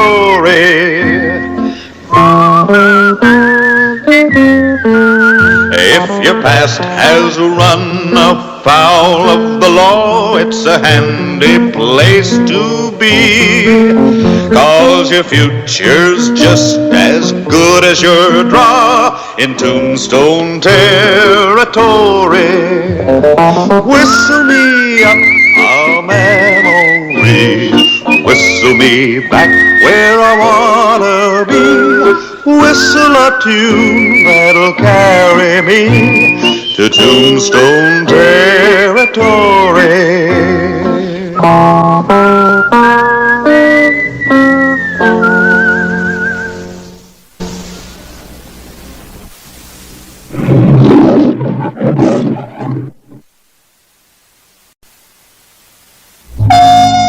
The railroad north of Tombstone, Arizona Territory, May 26, 1889.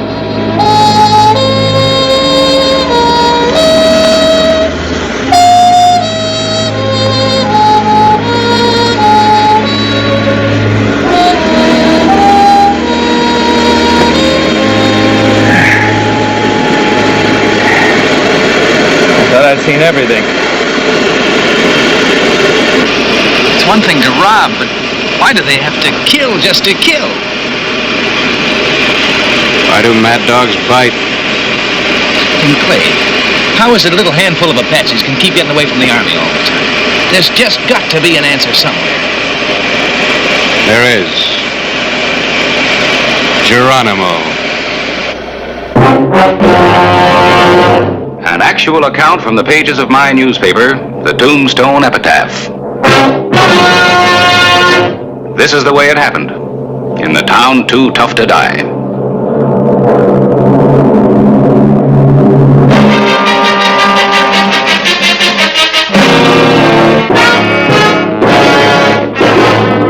Tombstone Territory.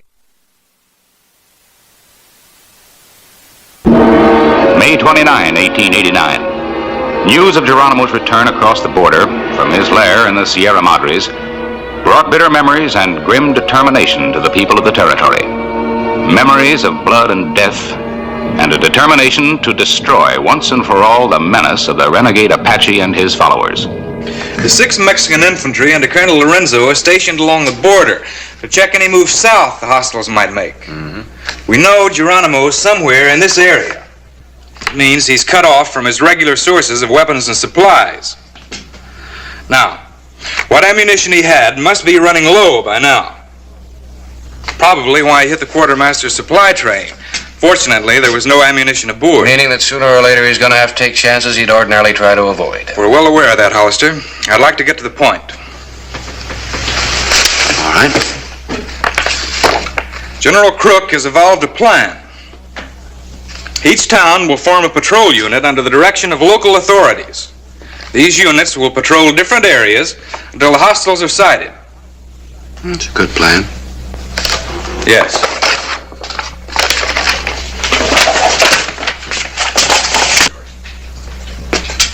In the event the hostiles are sighted, the patrol unit will send riders to the nearest telegraph dispatch station and inform Fort Huachuca immediately.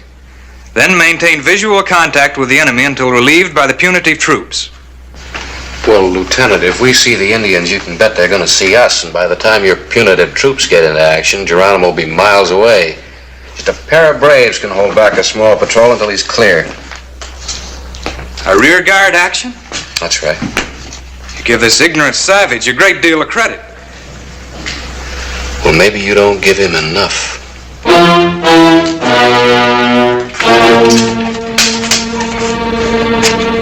Fortunately, the Army is unimpressed by legends of the invincible Apache. Yeah, I can understand that.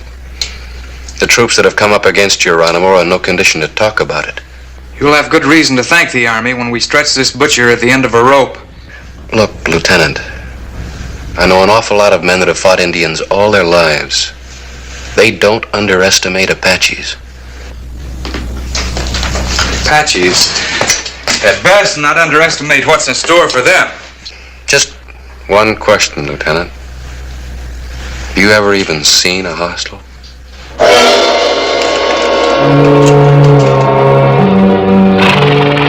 June 2, 1889. Sheriff Hollister and his men had relentlessly scoured the mountains for the wily murderer Geronimo. Well, try down south tomorrow. See it sun up.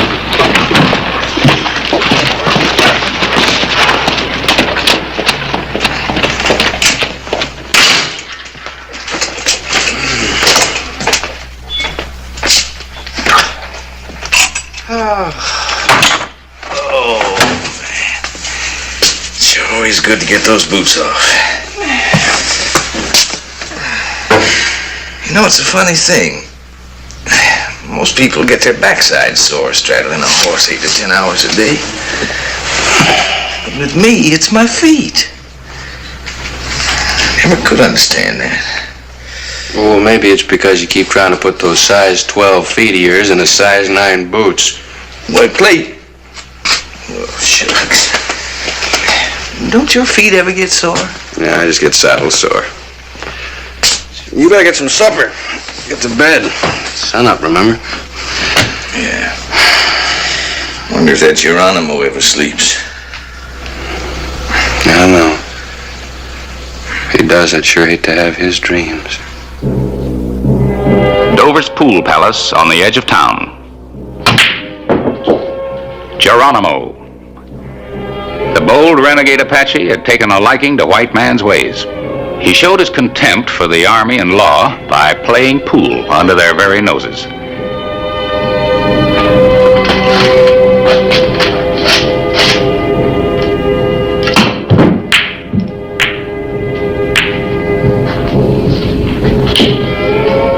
Geronimo held the proprietor captive while awaiting a supply of ammunition from a merchant named Kiley, long suspected of illegal traffic with the Indians.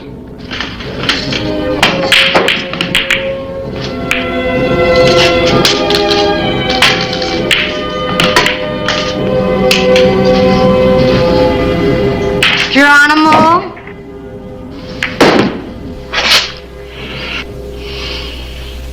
You make me miss.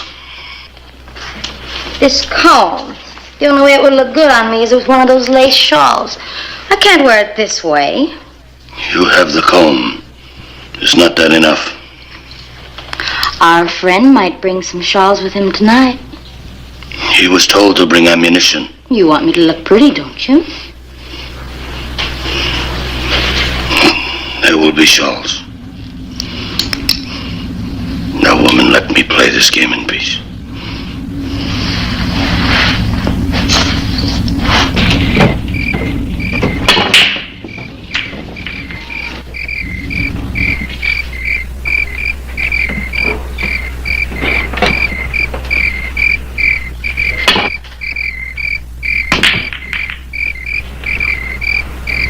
Geronimo.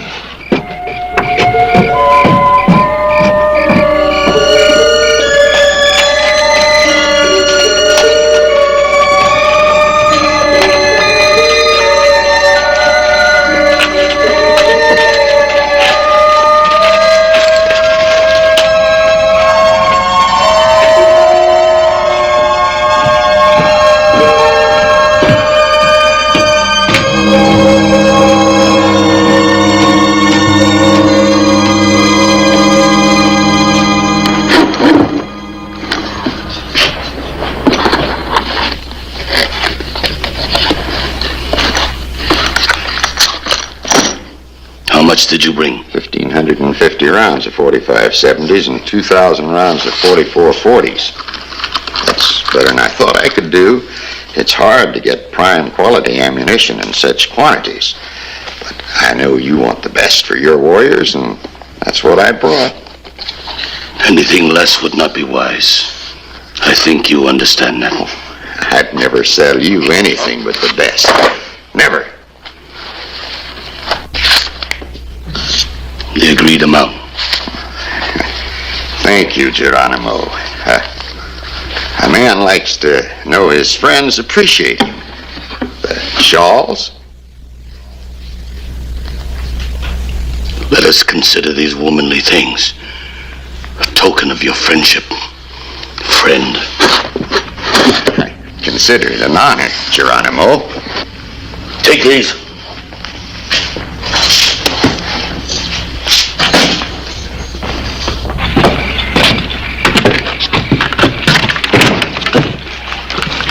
Maybe 4-1 he's seeing pink Indians. Geronimo at the pool palace. It won't hurt to check. Picked up a lot of things from the white men, most of them bad. You ready? Yeah, I'm all set. Let's go. Play pool.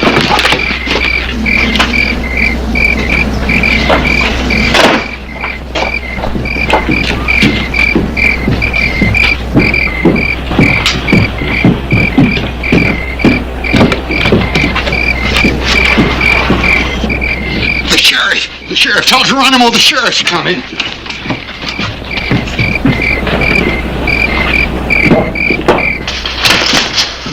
Bring box.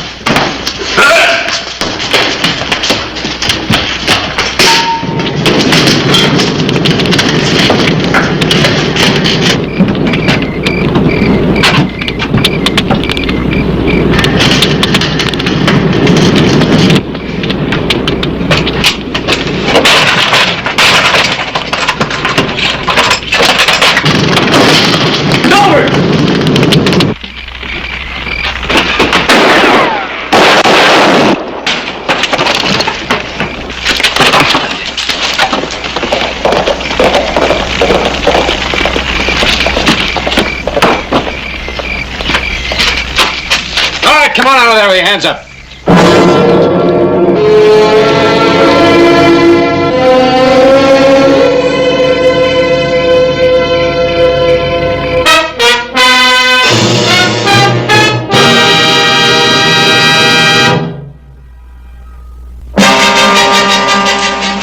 The night of June 2, 1889. With one of Geronimo's braves in jail, Clay Hollister sought information.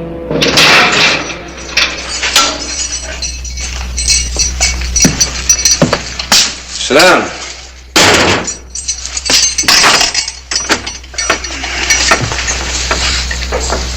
I said sit down.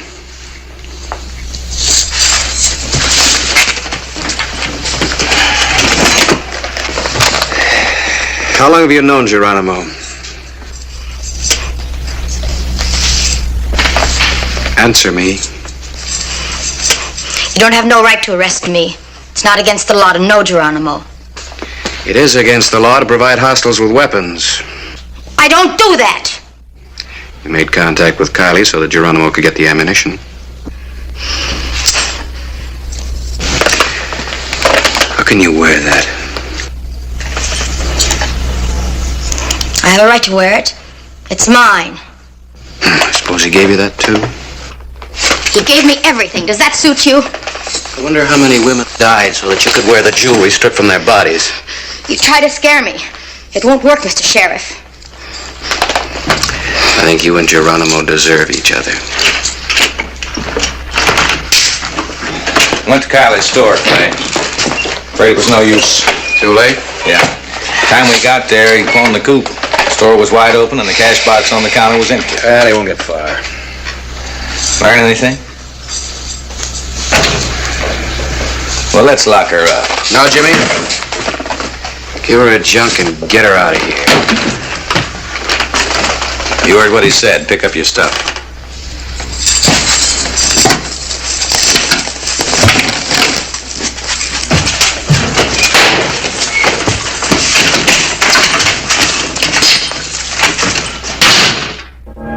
Geronimo's camp in the mountains outside Tombstone. The Apache killer and the merchant Kiley made an incongruous pair. I stayed as long as I dared, Geronimo, but when I heard they'd found that ammunition case, I had to work fast. I only managed to save a few dollars.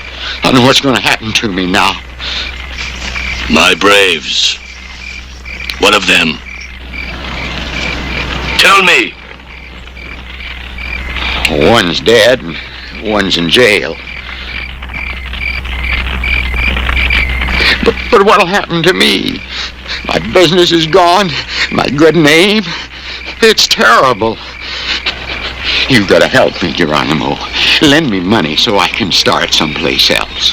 Now, Indians believe in helping a friend in trouble, and you know, I've always been a friend of your people. Always a fair deal and the best merchandise. My people do all for those they know. Who are their friends? Seize this carrion. No, Geronimo, I am your friend. Friend, to you the Indian is nothing more than a fool. To be cheated, robbed of what little he has. No. Kill him. No, Geronimo.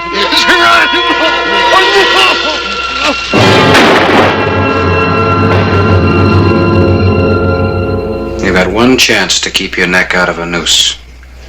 Tell us where Geronimo's camp is. The rope would be a gentle gift of sleep compared to the death I would have as a betrayer of Geronimo. He's got a real good argument there, Clay. Where is he? Where's Geronimo? He is everywhere. He is nowhere.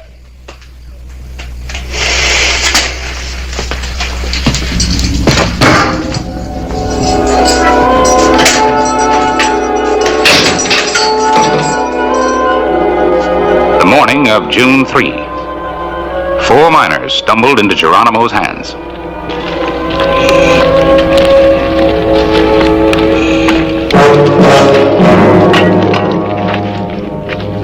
Drop these things.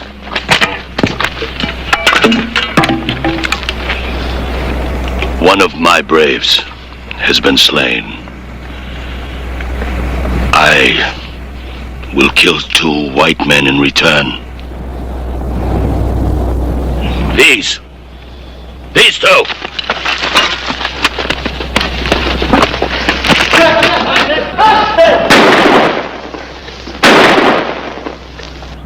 Another of my warriors is held captive.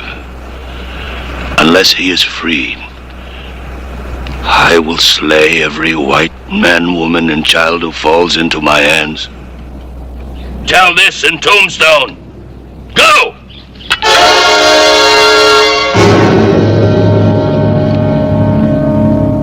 The afternoon of June 3.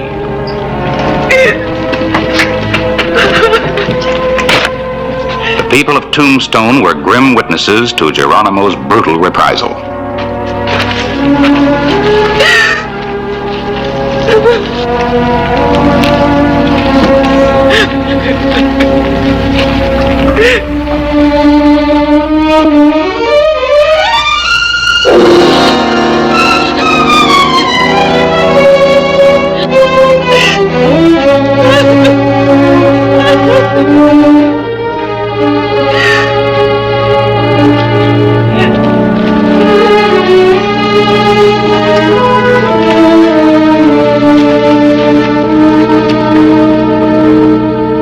June 4, 1889. Lieutenant Forsyth and his patrols had made no contact with Geronimo.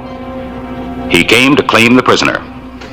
My instructions are to guard your Indian prisoner until a detachment arrives to take him into military custody. Those orders are direct from the commanding officer. That brave isn't free. A lot of innocent people are going to get killed. Miners, homesteaders.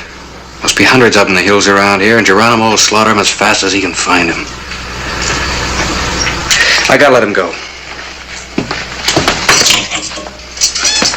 You're making a mistake. A bad one. You know I intend to make a full report. Well, the telegraph office is still open. Help yourself. I intend to.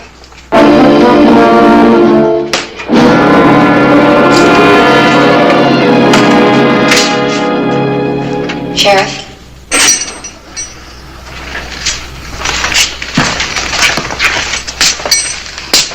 What do you want? I've come to show you where Geronimo is. Where is he? About a 20-minute ride from here. He's been raiding by night. Now he sleeps. How many men has he got with him? Usually 3 or 4. He depends on secrecy to protect his hiding place. Secrecy and fear. All right, now listen to me. You'll find an army officer down at the telegraph office. Tell him exactly what you've told me. I'll meet you there with my deputy and we'll ride out together. Now go on. Woman, you will die.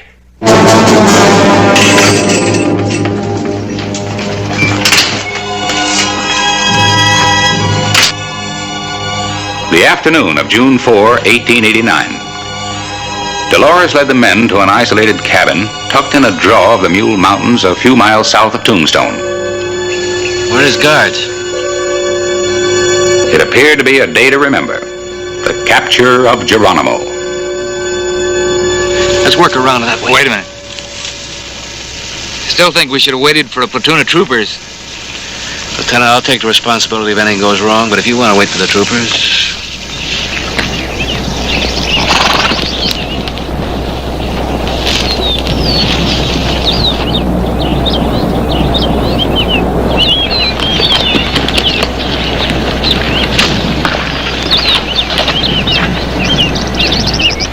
We gotta get him before he knows what hit him.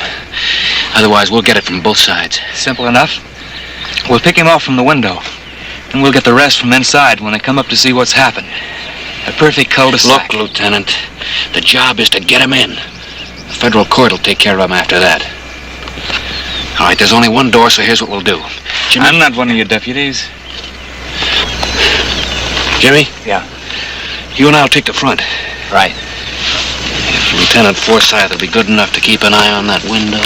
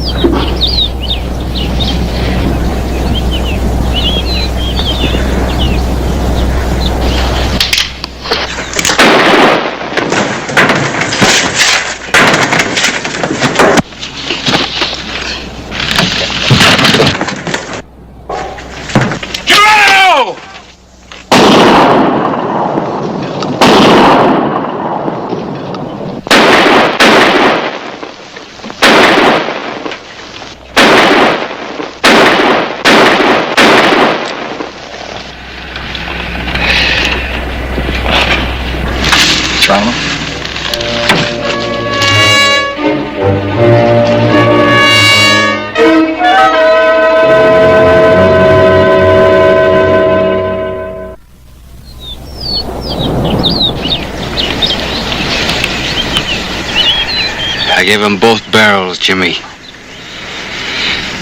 No man can live with a load of lead like that in him. It's not the first time he's walked away with a hole in him that would kill a horse. Well, maybe next time, Clay. Maybe. Thing is,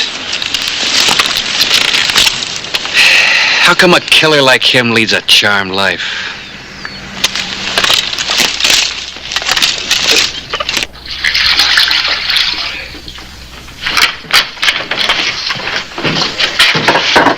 Well, he got away, Lieutenant. You almost had your moment of glory. What's your report gonna say? It wasn't. I made an error in judgment. I shall report it as such. You know, Clay, her life ain't gonna be worth a chewed plug as long as Geronimo's running loose. We'll see that you're protected. You have my word. There's no need for that, Sheriff. I found what really matters once more. It'll be good to return. To return? To where I was raised as a child. To the convent of St. Teresa. Dolores returned to the convent of Santa Teresa. The notorious Geronimo was never actually captured. When he was old and tired, he voluntarily surrendered to General Crook and returned to the comforts of the reservation.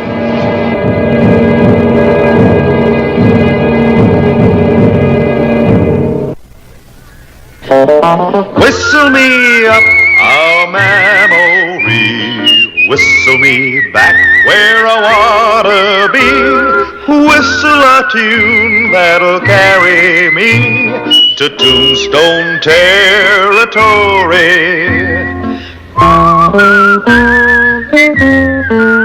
If your past has run afoul of the law, it's a handy place to be, 'cause your future's just as good as your draw in Tombstone territory. Whistle me up a memory, whistle me back where I wanna be, whistle a tune that'll carry me to Tombstone territory.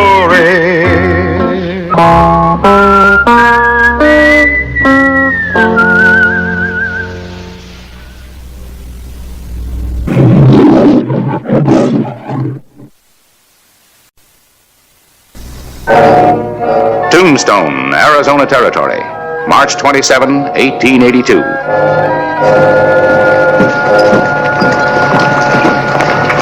Hollister. Oh, Mr. Howard. Some of us want to know what you're going to do about the outlaw element of this town. My deputies and I arrest them. But they're never convicted. They just go free to rob and kill again. Mr. Howard, I'm just the sheriff, not the judge and jury. Nobody wants to be the jury. It's too dangerous. They're afraid of what might happen if they vote to hang one of these murderers. Mr. Clyburn and I are working on that, too. He's wired Washington for military protection for him. I hope we get some action.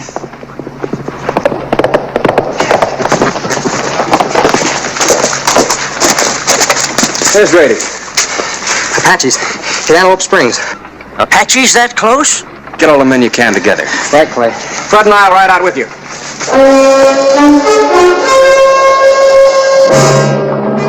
Sheriff Clay Hollister rode out with a posse to Antelope Springs, where the Apaches had made their attack.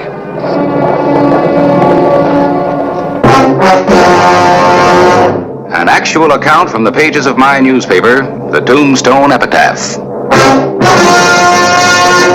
This is the way it happened, in the town too tough to die.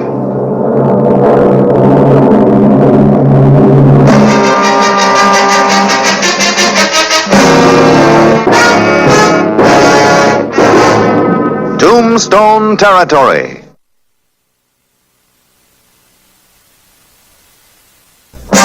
The afternoon of March 27, 1882. Sheriff Clay Hollister started his ride back from Antelope Springs. The Apaches had fled, and the sheriff had sent the posse in pursuit of the marauders. Choosing their time perfectly, two outlaws approached the mining and milling company 2 miles outside of Tombstone.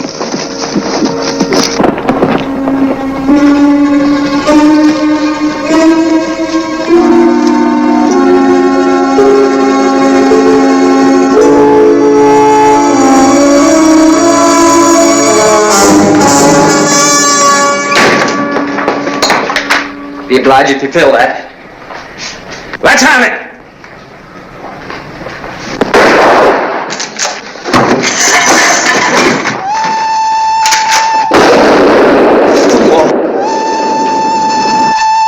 The miners will be coming for their money. Come on.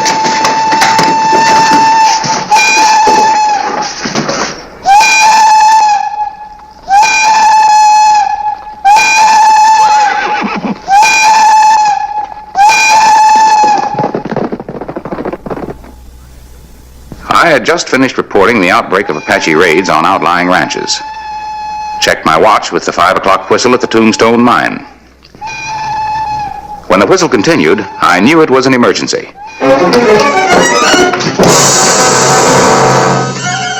I rode to the mine 2 miles out of town to investigate. But the hold-up men had killed and vanished. I warned you about your fast trigger. You saw him go for his gun. This could mean big trouble. You don't want to have no fun, do you, Mitt? I wanted money. I didn't want to kill him. Too bad about the money. You going to Crowley's. I'm going back to town. I hope you know what you're doing, partner.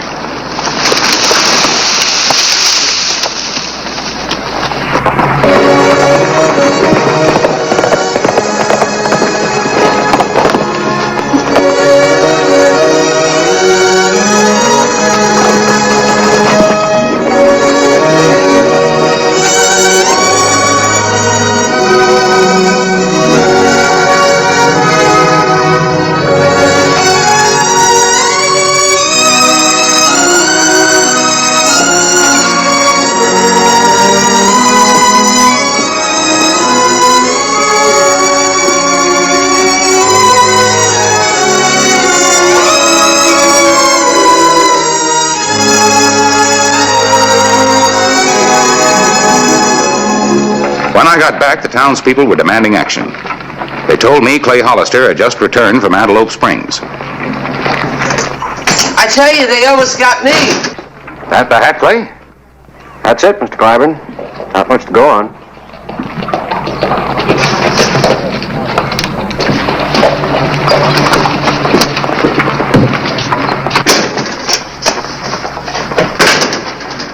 How'd it go, Brad? Rough. We trailed the Apaches into the Dragoons, and it was an easy trail to follow. More raids? 2 more ranches and their families. Not a pretty sight, even the young'uns. I came back to report. Something wrong? 2-man stick-up at the Tombstone mine. Killed Mr. Barton. That hat belongs to one of them. I saw a man without a hat riding across the San Pedro. He was headed towards Crowley's place. Looked like Billy Clyde. Young Billy. He's a hard case. Yeah, everyone thinks that he and Mitt Porter held up that Benson stage. I wonder about Porter. They're probably over at Crowley's place now. It's nothing but a hideout.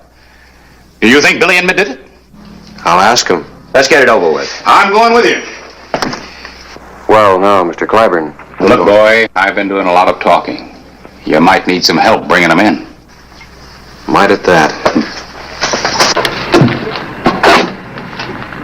Except one of them's walking up to us right now. Well? He's tall like him, only he's dressed different. Wore his hat like you, Fred. Nope, it couldn't have been Porter. You sure? I was there. You said you weren't looking. It isn't Porter. Besides, he couldn't be 2 places at the same time. He was 2 people. Which maybe he is. Take over for a while. Hey, now there's a fuzzy little one. Like that. Hello, Red. Mm-hmm.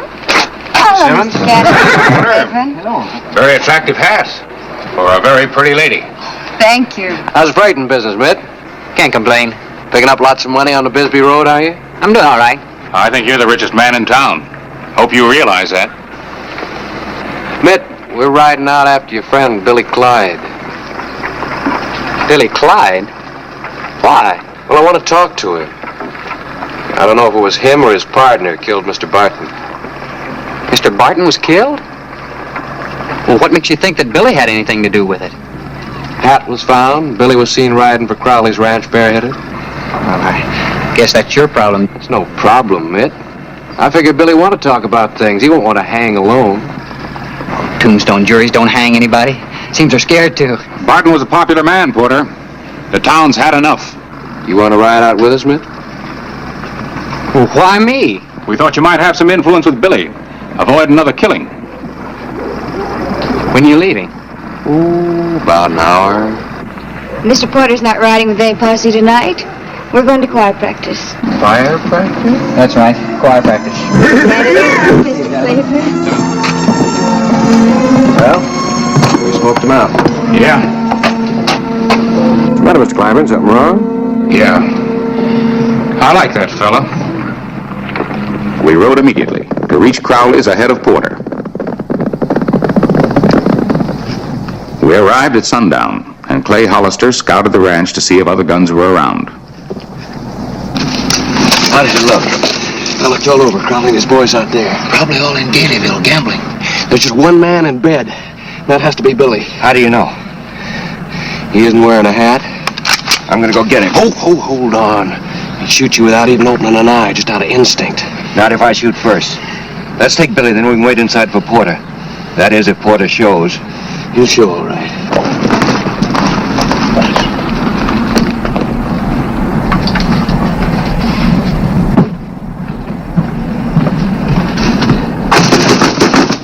Open up, Billy. It's me, Mitt. Fred, maybe you better cover the back door. When you get up there, wait. I'll holler out and tell them they're surrounded. Wait. They're organizing a posse. You gotta get going. Where's your horse, out in the corral? Yeah. I'll be halfway to Mexico before they get here. They wouldn't be coming, Billy, if you hadn't done that killing. Well, now, look who's preaching. I'm surprised you even come up here to warn me. That much I do owe you. But I don't trust you. I don't believe I heard rightly. You don't trust me? That's right. I figure if they get you near the end of a rope, you'll want company. What happens if you get caught? Then who talks? You could really hang me. But you won't.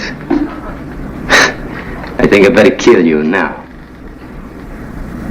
You got the drop? That's right. You'd shoot? I'm bad, I admit it. You don't know what you are. Who is it? You're surrounded. That fool. Thought you were ahead of them. They said they weren't leaving for an hour. Open up in there, you're surrounded. Sure!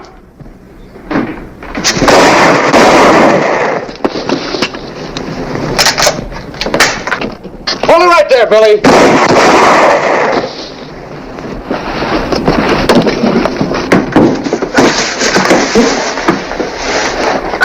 I'll cover the back.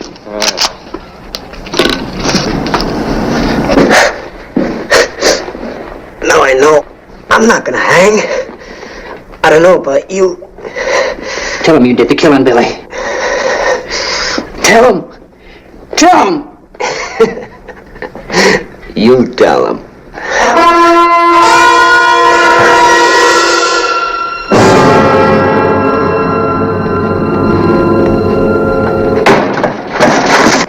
Drop it.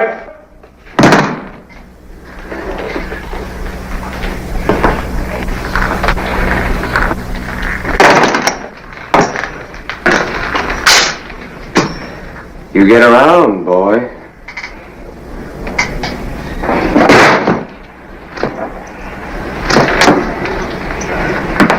Fred Billingsley is dead. I didn't kill him. I don't think you'll get Billy to testify to that. Well, I'm not gonna hang. Tell me, foolish!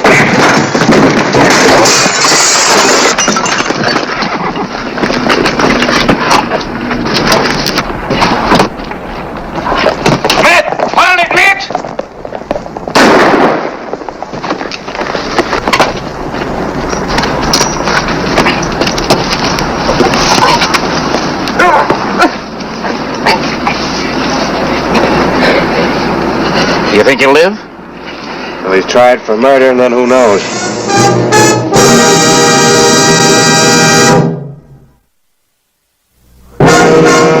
March 28, 1882.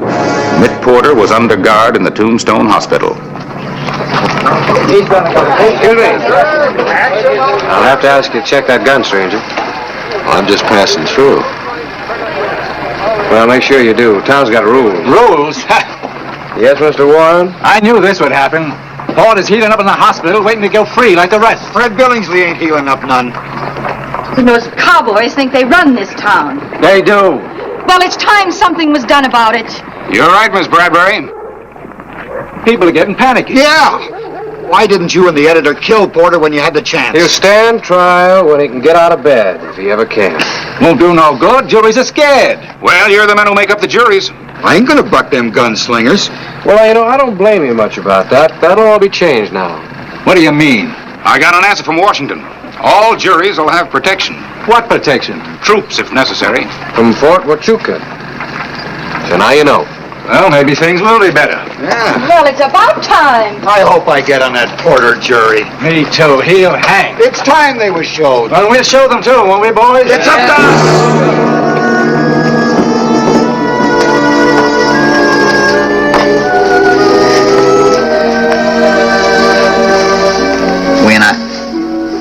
I'm terribly sorry. Just that I got in so deep. You could have told me.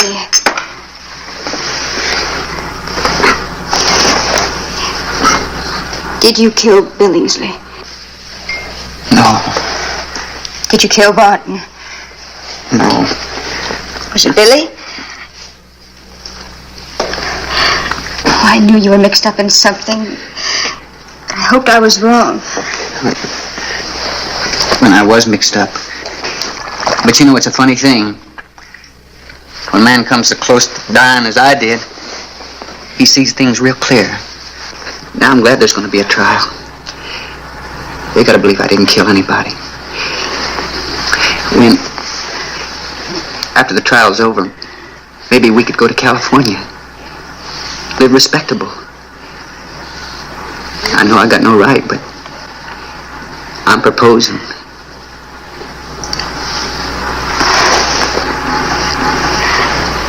I think you're delirious. I'm not going to kill him, lady. I'm his brother. I heard you were running in bad company. Stay out of this, Dave. I'm taking you back to Texas. He's staying. He's standing trial. Lady, a bloodthirsty jury can hang a man same as a lynch mob. I'm not letting them make an example out of my brother. Come on. No, Dave. Admit I heard them talking on the streets. They mean it. They want revenge. He's not going. If he stays, he swings. They're so stirred up they'll hang the first man they try. And it's not going to be him. I got horses, but I'll need some help getting him out of here, lady. Don't drag her in. You have a gun. If you use force, I'll have to help. I guess I'm forcing. You get his clothes? Everything all right in here? Couldn't be helped. Hurry up.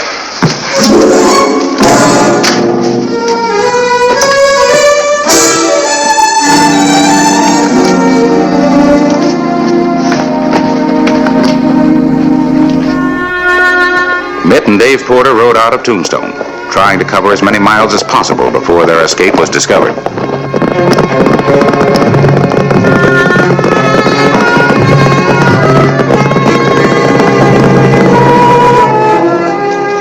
They didn't stop to rest or eat as they sought refuge in the mountains.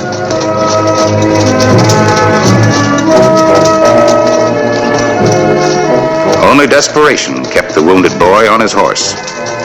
The two brothers pressed through a devil's graveyard of rocks and boulders, avoiding trails, ridges, and exposed areas where they might be spotted. Their destination, Texas, and home. The Porter boys were aware of a double danger, a posse from Tombstone, and the Apache raiders who infested the mountains and desert.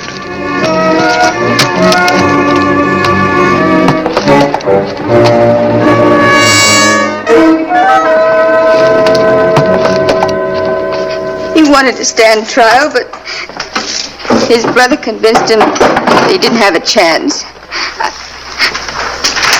Look, it was his only way out. And I helped him.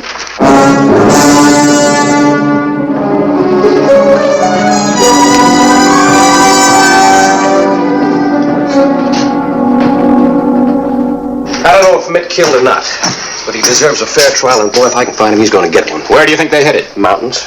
Mountains all over Arizona territory, boy. Yeah, but in Mitt's condition, he can't outrun anybody in the open. My guess is they'll head for the Chiricahuas and then for Texas. The Chiricahuas? That's Apache country. He's sick, but he's no fool. But the Indians have been out in raiding parties, and Mitt knows it.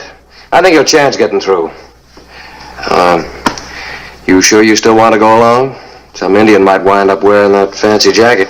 I'm going. I wouldn't go, but my hat's off to you. Hope we can keep our hats on.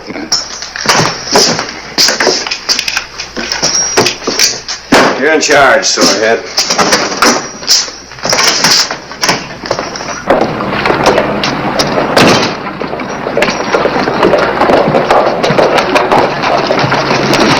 The posse's on its way in.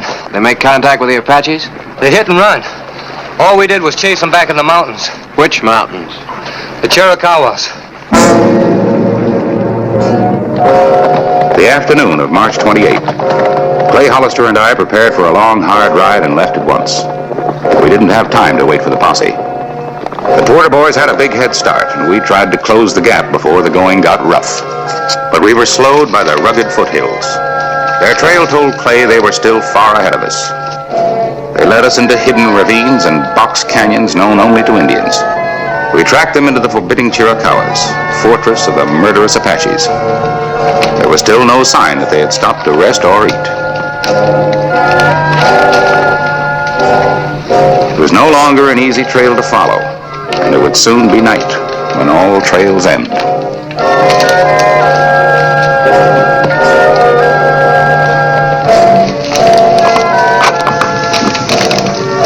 The evening of March 28th. Mitt and Dave Porter penetrated deeper into the Apache stronghold. The stars would soon be out. But which would be stars and which would be Apache eyes?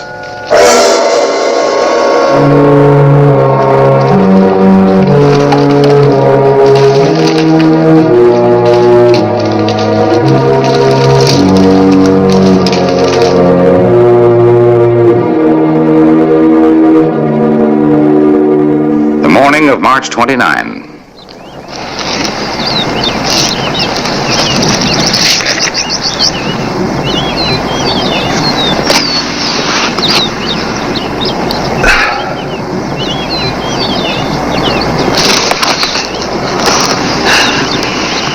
I'm still warm. You like eating something? No, go ahead.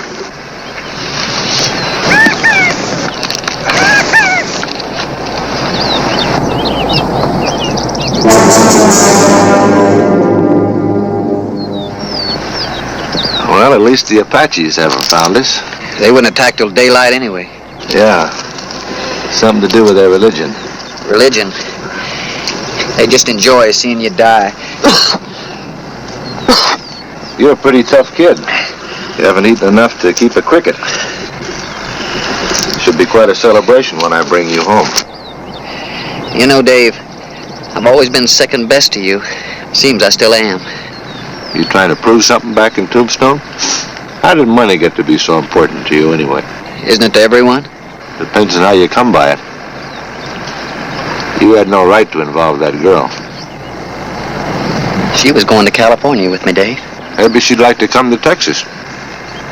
Is that more big brother advice? Well, I figured if she'd take over, maybe I could concentrate on a few problems of my own. Yeah, that's funny. I never figured you'd ever have any problems. But I like your solution. Well, it's a beautiful morning. Yeah. I wonder if it's a beautiful day in Texas.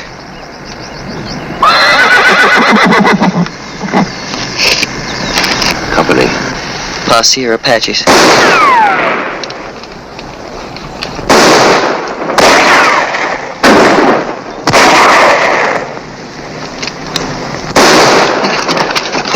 Are you hit? I don't think there's any new holes in me.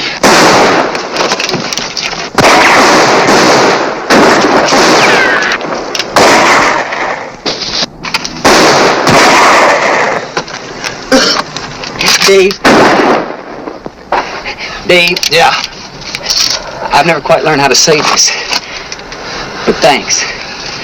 We'll make it. I'm out of shells. Dave, you go ahead and run for the horses. I said we'll make it. Do like I tell you.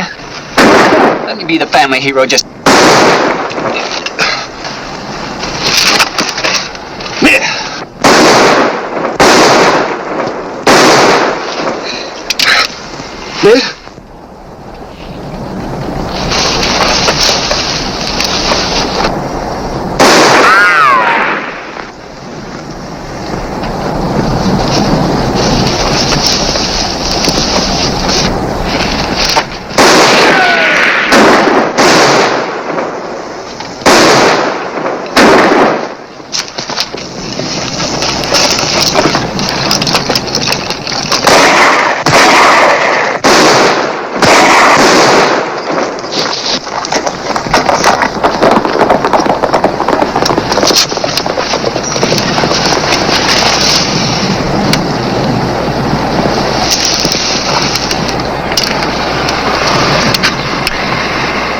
He's a long way from Texas.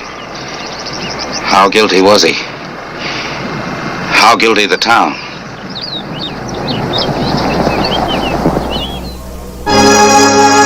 Dave Porter miraculously escaped Texas. We buried his brother Mitt where he was killed in the Chiricahuas. It was no happy ending to a girl's dream of home and family. But that's the way it happened. Mitt Porter made some mistakes in his young life in this young country and learned, as did many residents of Tombstone, that only the town was too tough to die.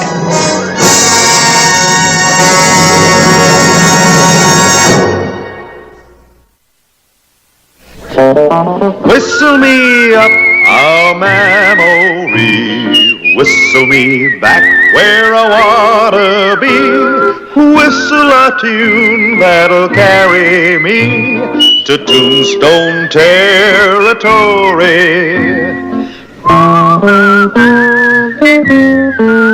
If your past has run afoul of the law, it's a handy place to be, 'cause your future's just as good as your draw in Tombstone territory. Whistle me up a memory, whistle me back where I wanna be, whistle a tune that'll carry me to Tombstone territory.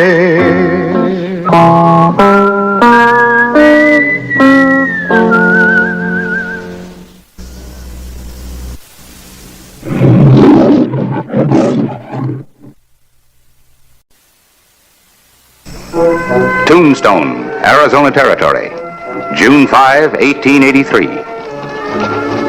Merchant pack trains from Mexico were being attacked repeatedly after crossing the border. According to information received through unofficial channels, another pack train would be hijacked in the vicinity of Skeleton Canyon. This could lead to an international incident. It was Sheriff Clay Hollister's job to prevent it.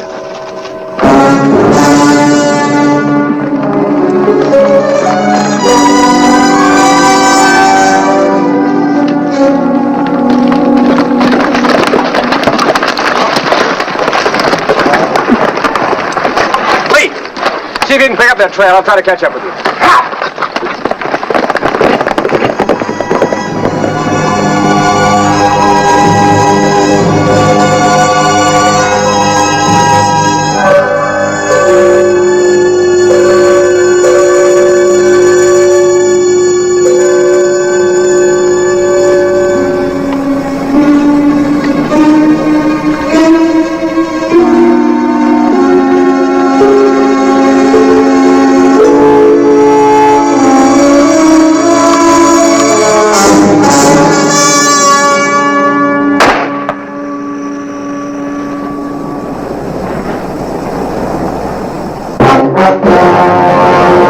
An actual account from the pages of my newspaper, the Tombstone Epitaph. This is the way it happened, in the town too tough to die.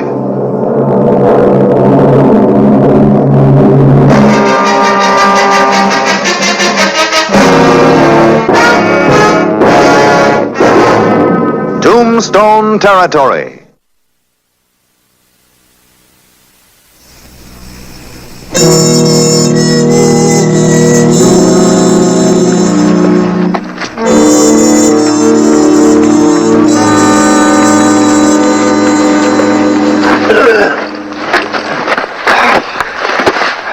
We rode back as soon as we heard the shot. Are you all right? Yeah, almost missed me. Oh, that was close. Enough to knock me out for a minute. You see who did it? No, but one of the Mexicans is missing. Yeah. One of the horses, too. What about the bushwhackers? Headed for Galeyville. Yeah, that figures. You think it's Curly Bill and his boys? I don't know.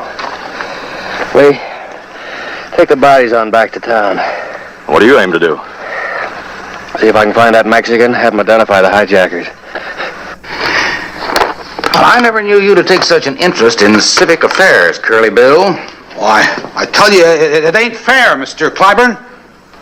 Especially since Galeyville folks are paying taxes, same as them here in Tombstone. And you say the people in Galeyville think they're not getting a fair shake for their tax money. That's right.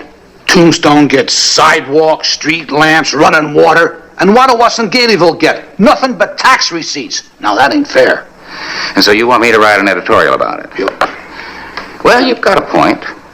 I think you're also entitled to law enforcement. You don't even mention that. Well, now we ain't hoggish, Mr. Clyburn. Just one thing at a time, huh? Well, I'll give your proposal serious consideration, Brocious. Thanks.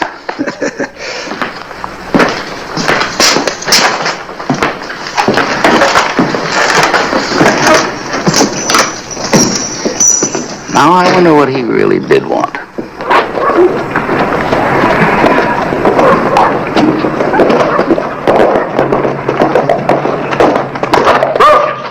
Come here.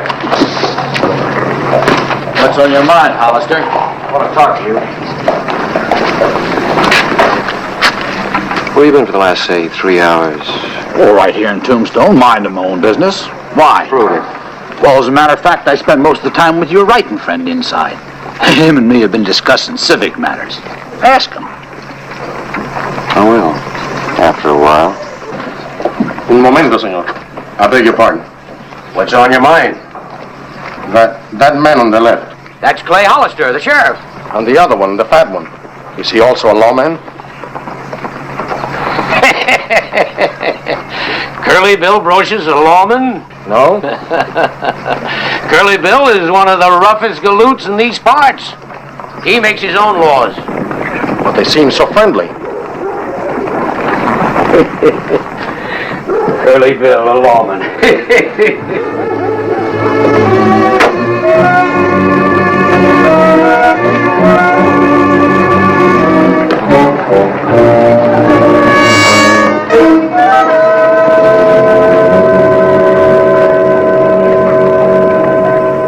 Four Mexican nationals dead. Boy, there are going to be repercussions from Washington, Mexico City unless I do something fast. Well, the answer probably lies with one man. That Mexican who took the shot at you. It could be two men. The other one's Curly Bill Brocious. Well, he was here with me this morning. He has an alibi. Mm-hmm. So I heard from Curly Bill Brocious. And I was too pat to suit me. He knows something. And that hijacker's trail led toward Galeyville. Well, that doesn't necessarily mean anything. Mm-hmm. Outlaws from all over the territory congregate in Galeyville. And Curly Bill rules the roost. Not entirely. Red Slate's gang is becoming plenty strong in Galeyville. Strong enough, in fact, that even Cass, Curly Bill's top man, is thrown in with Slade. Well, whoever did it, I got 4 good reasons for wanting to find him. 4 reasons? Count 'em.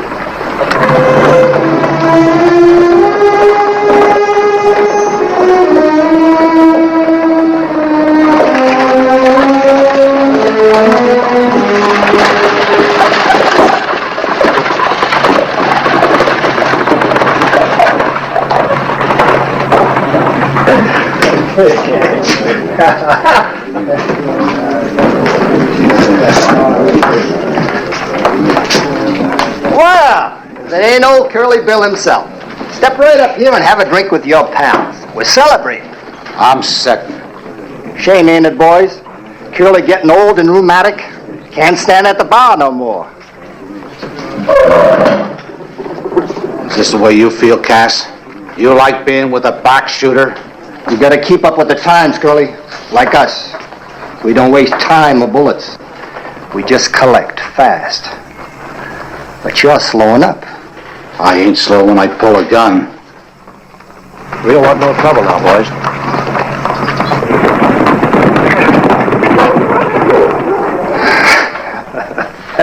Thought you could take a little joke, Curly. I can when a man makes one.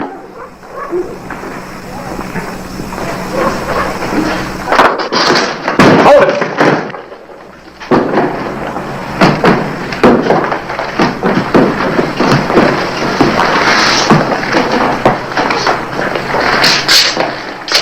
Outside.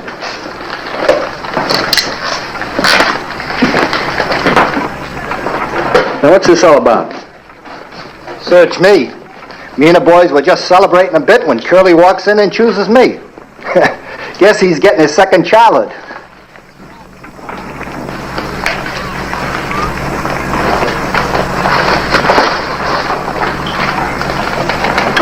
Set him up again. Now, just what was it you were celebrating? Now, ain't that funny? I done clean forgot. I guess I'll have to ask somebody else. Like who? Well, let's put it this way. When a killer shoots a man in the back, he ought to be sure of one thing. Like what? That the man's dead.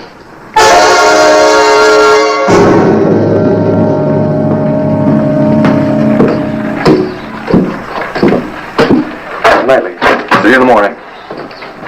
The night of June 8. The past 3 days had not been particularly auspicious ones for Hollister. The back-train bushwhackers were still at large, and the missing Mexican, his only material witness, had apparently vanished into thin air.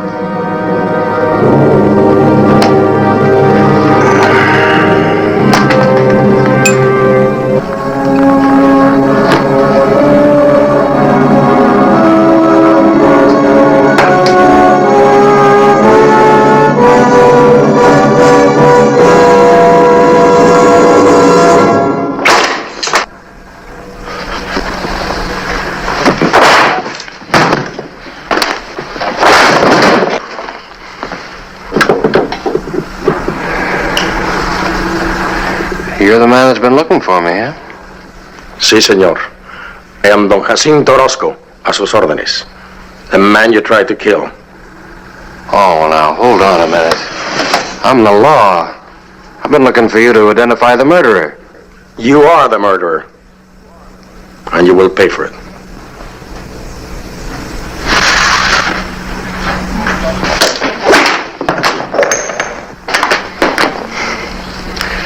The whip was a good idea. Makes little sound.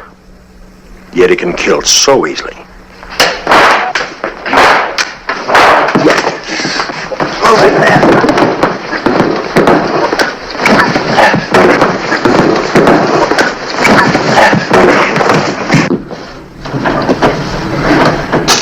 All right. On your feet.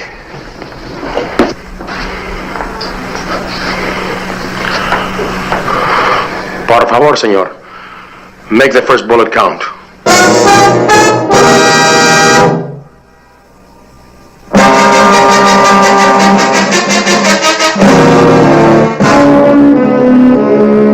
Except for the roistering bunch in the Crystal Palace, an ominous quiet had settled down upon Tombstone as two determined men faced it out in a room of the Exchange Hotel. Both Clay Hollister and Don Jacinto were playing a desperate game. What's the matter, Sheriff? You want to shoot people in the back? I can see you need some straightening out. You know very well I'm the only witness to the ambush on my train. I saw you with my own eyes, robbing the dead. You saw me checking the bodies for identification papers. I want the murderers as much as you do.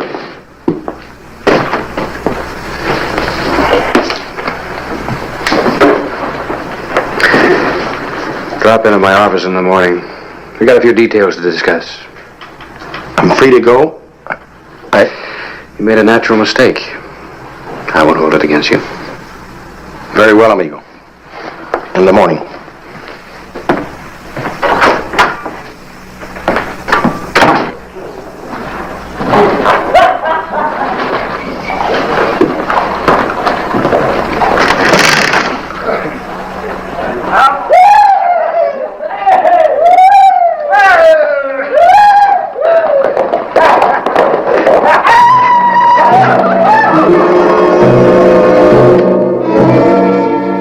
Clay Hollister now strongly suspected that the Mexican coin taken from Slade was a link to the pack train ambush. The morning of June 9, 4 heavily armed riders came into Tombstone. They had the look of men who had once served with the Rurales, a truly great police force.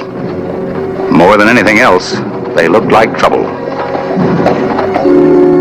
Well, actually, we have no witnesses. No positive identification. But you have a good idea, don't you? Ideas aren't evidence, Don Jacinto. Are you telling me you know who killed and robbed us, but you refuse to arrest them? Even if I were sure, a warrant couldn't be issued until I have positive proof.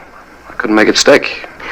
Senor Hollister, if a mountain lion attacks my cattle, I do not wait to prove which beast is to blame. I hunt down and destroy every savage animal I can find. Well, Don Jacinto, according to the law, men aren't animals. It's my job to enforce the law. But you know who murdered my countrymen. I have suspicions. When I'm sure, when I have proof, that gang will be tried and hanged. Who are these men? I have the right to know. Not now. Not while you're feeling like you do. You refuse to tell me. I do.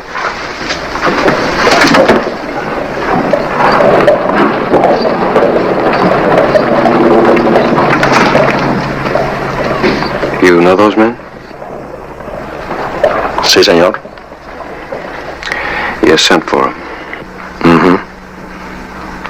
And because each one has been with the Rurales, each man is a manhunter, a killer of savage beasts. I told you I'd take care of this. True. But from this moment on, my men are going to watch you like hawks. One day you will lead us to the killers, and that day we'll destroy them. Buenos dias, Senor Sheriff.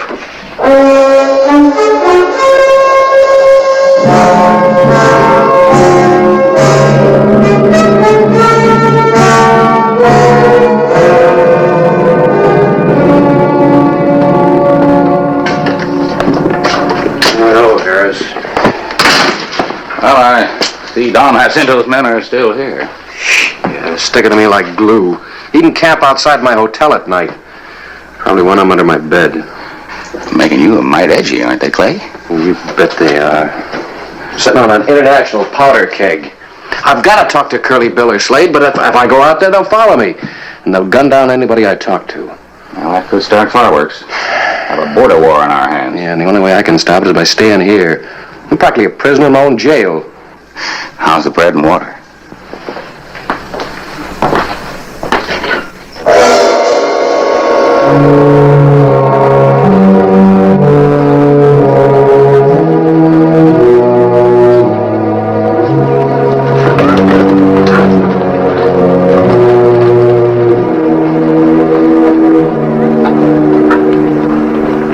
Slade around? He was doing some target practice a while ago. It seems he has troubles even shooting a man in the back. You're on the prod against Slade just because I'm riding with him. I like siding with you, Bill, but, well, you just sort of sit around too much. You live longer that way. I heard you told a couple of boys there's another pack train coming through today. Yeah, it's a rich one, they say. Does Slade know about it, Cass? He's one told me. Well, he'd better steer clear of that pack train. It'll be well guarded. No chance to take it at all. Unless some back-shooting outfit takes on the job. Slade's inside. Cass. Yeah? I still sort of like you, even if you have took up with Slade. So? Better not push your luck too far.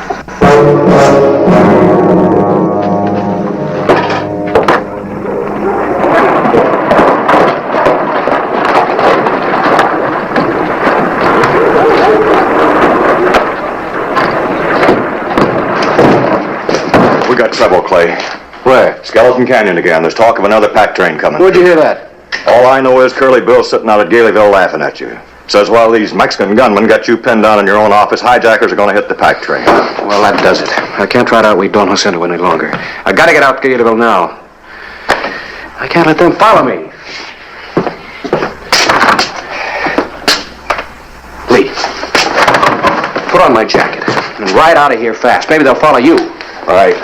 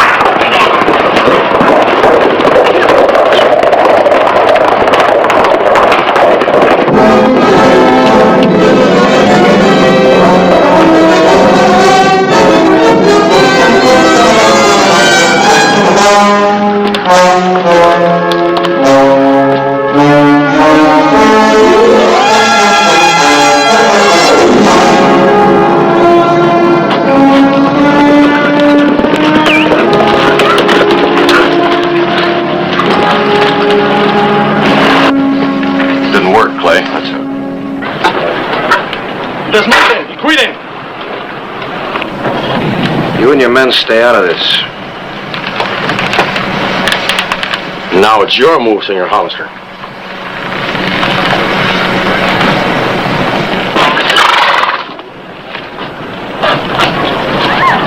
Gary Bill! Well, hello, Hollister. Been waiting for you. Come on and sit down. Come out! Come out or we'll blow you out! Either way, we'll kill you. Face to face or from the back, just like you murdered my people. Que tengo en el fuego. There's only one man here, and he wasn't in on the job. That batch of yours has no protection anymore, senor. We wanted the killers, and we're going to have them. I told you the men you want aren't here. You, search the place. Shoot anything that moves. You're wasting your time. And mine. We'll just make sure of that, senor.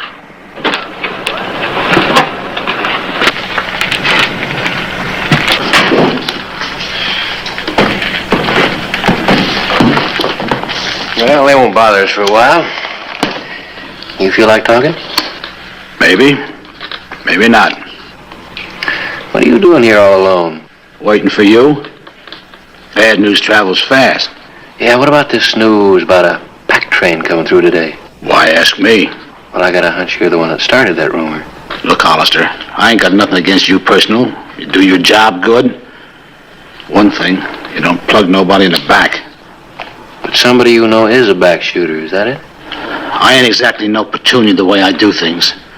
But even I gotta draw the line somewheres. There ain't no pack train coming through today. But Slade thinks there is. He's just out there waiting to get trapped. Just remember, you said it. Thanks. What for? Sheriff!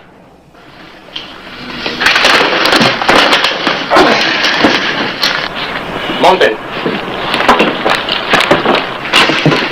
Well, now maybe you believe me. This is Brocious. Is he the same outlaw I saw you talking with before? Outlaw?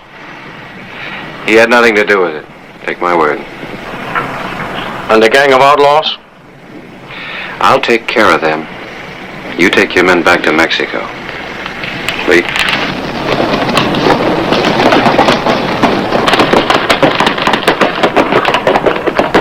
Si, senor.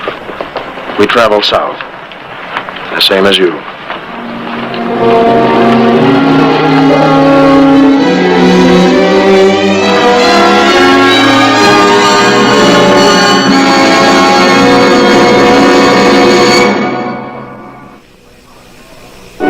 Clay Hollister and his deputy made a hard and fast ride to Skeleton Canyon, where Red Slade's gang waited to ambush another pack train.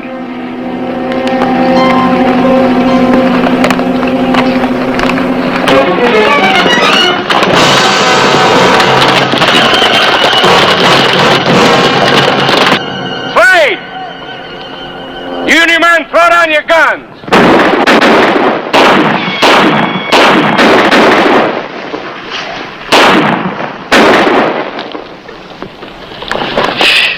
Thought I told you to go back to Mexico. This is on the way to Mexico. And besides, I want to help you. All right, you and your men are deputized. Dispersense. Bill? Huh? How about you? Oh, no, not this time. All right.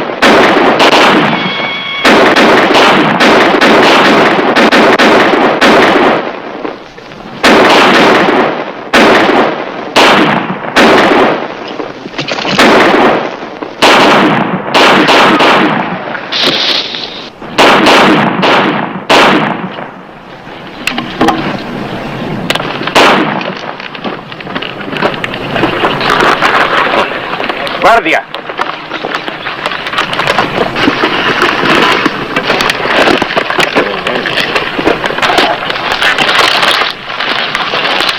I tried to tell you, Cass. You see, you pushed your luck too far. All right. Drop your gun belts. Now I go to Mexico, senor. Adios, amigo. Adios. Good man to have siding you. I wonder where Curly Bill's headed so fast. Well, that wise old coot. What are you talking about? There's a big herd coming down from the north, heading for Fort Huachuca. And Curly Bill's headed north. And so am I. Take the prisoners, and just remember one thing. Don't even start to trust an outlaw.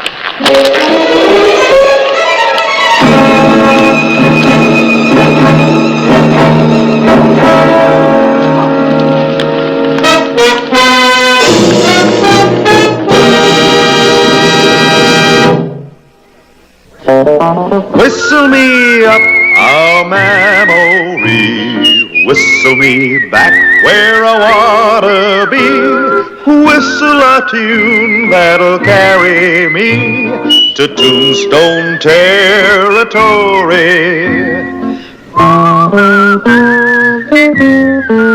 If your past has run afoul of the law, it's a handy place to be, 'cause your future's just as good as your draw in Tombstone territory.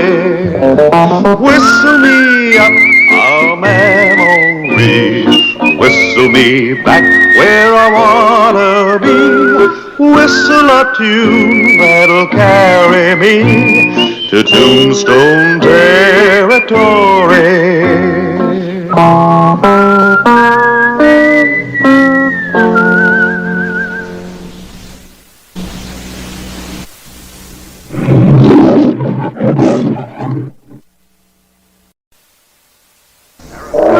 Tombstone, Arizona Territory, May 10, 1885.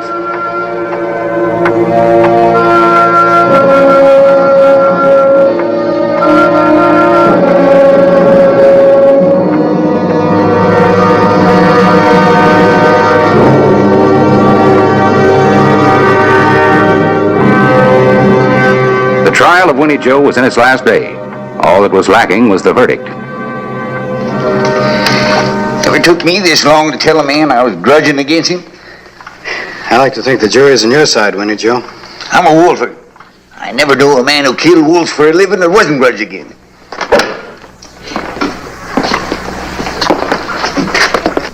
Frank, look there. Them Beaumont brothers. Him's the one. They fixed this whole thing up against me. Can you prove it? I know it. I know it now. Ain't that enough? I'm afraid not. Look at him. Look at him. They want me to be convicted. Them and everybody else. Winnie Joe, you're getting your trial. Yeah, that's because you offered to be my lawyer. But he knows. Nobody listens to what he knows. His lawyer listens. Yeah, I reckon he does. Oh, then he must know too. Winnie Joe must have told him.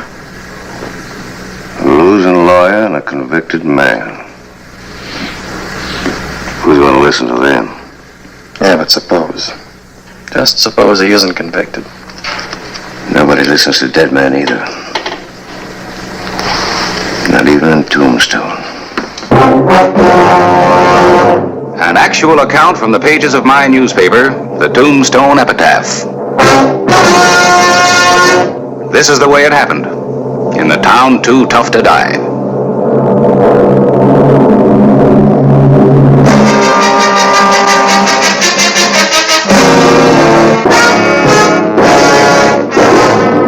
Tombstone Territory.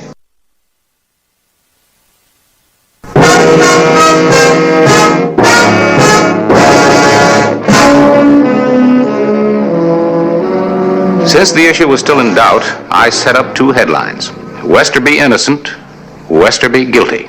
A man who deals in death is bound to be disliked, Clay, even when he only kills wolves. Well, killing wolves is one thing, but poisoning 400 head of cattle? Do you really believe Winnie Joe did that? I don't want to believe it, no, but it was his poison that killed him. That wolf bait he uses. But what would he gain by it? There's no sense, no reason, no motive at all. You sound like Winnie Joe's lawyer. Clay, Mr. Clyburn, Frank won his case. Winnie Joe's innocent. He's free. Now, you know, I always did favor this one.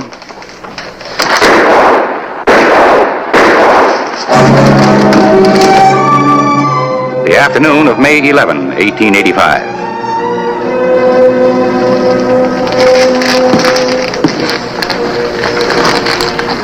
Hello, Frank. I'm conferring with the client, Sheriff. Yeah, so your wife told me. I need your help. I'm sorry, Clay. I'm a real estate lawyer now. I establish legal claims to property in Boot Hill. Frank, you knew Winnie Joe better than anybody in Tombstone. Nobody else would bother. Well, somebody bothered enough to put 3 bullets in his back. Why? I wish I knew. Do you? Well, maybe he knew something that he shouldn't have. Something about poisoned cattle. Maybe so.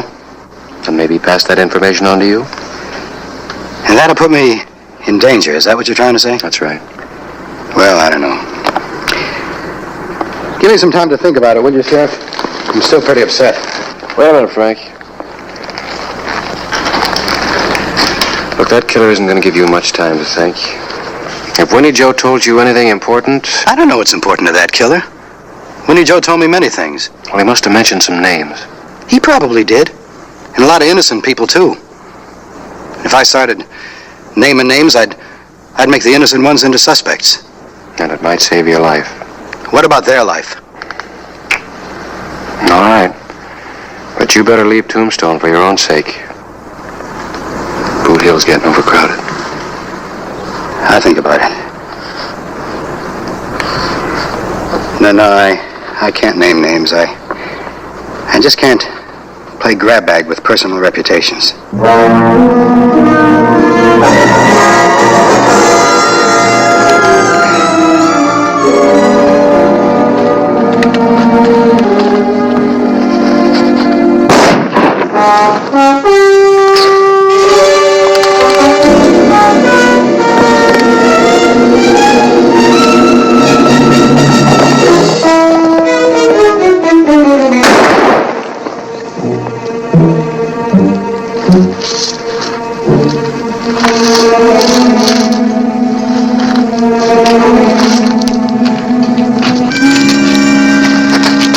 Shooting, Sheriff. Who got it?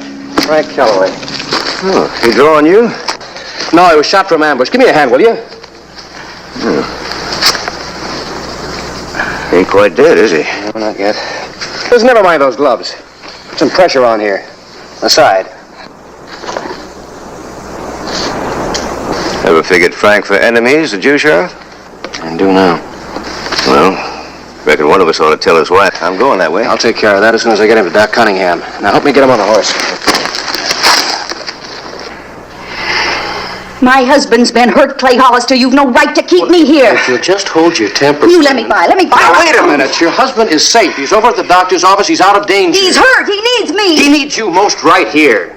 I want to see Frank.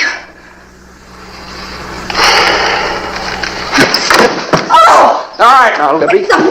You're going to listen to me. I will not. Yes, you will. Oh. There's a stage leaving for Tucson in exactly 1 hour. That'll give you time enough to pack and... Tucson? That's right, and meet Frank down at the stage depot. Our home is right here in Tombstone. Frank's home is going to be in Boot Hill unless you leave. Well, then why don't you start protecting him, Sheriff? I'm trying to. How? By sending us to Tucson? Why don't you just send everybody to Tucson? Libby. And you can hand Tombstone to all the killers and outlaws you can't Libby. handle. You let me away. I'm going to go see Frank. Look, Libby, you've got to understand. Frank is safe over in the doctor's office, but the minute he sets foot on the street, bingo. It's your job to protect him. It takes time. I'll get the killer, but I don't want to use Frank as bait. Bait? That's right. You got to help me keep Frank alive.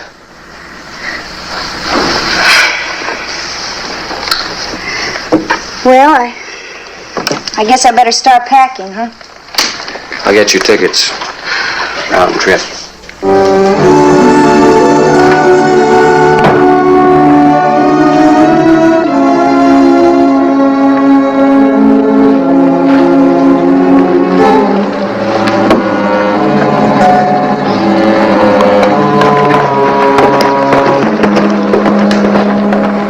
I join the party? No. This time I want to make sure it's going to be right. Sure, when there's a killing to do, it's my party. If you'd finished, Calloway, this wouldn't be necessary. You really think it's going to keep him quiet? It'll help. Just a moment.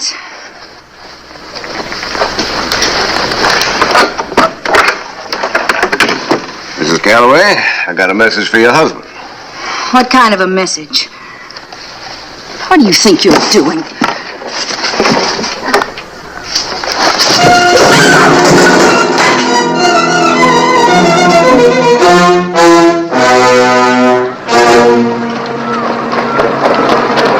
Hey! You got room for a couple more passengers? Sure thing, Sheriff. Gotta be special nice to people from now on. It's a new policy. New for me. I may be looking for another job real soon. Some talk about the railroad coming down this way. Oh, I hadn't heard that. When's it due to happen? Might not be long. There's some land buying out west of town. Who's the passengers? Huh? Who's the passengers? Calloway's, Mr. and Mrs. They're going to Tucson.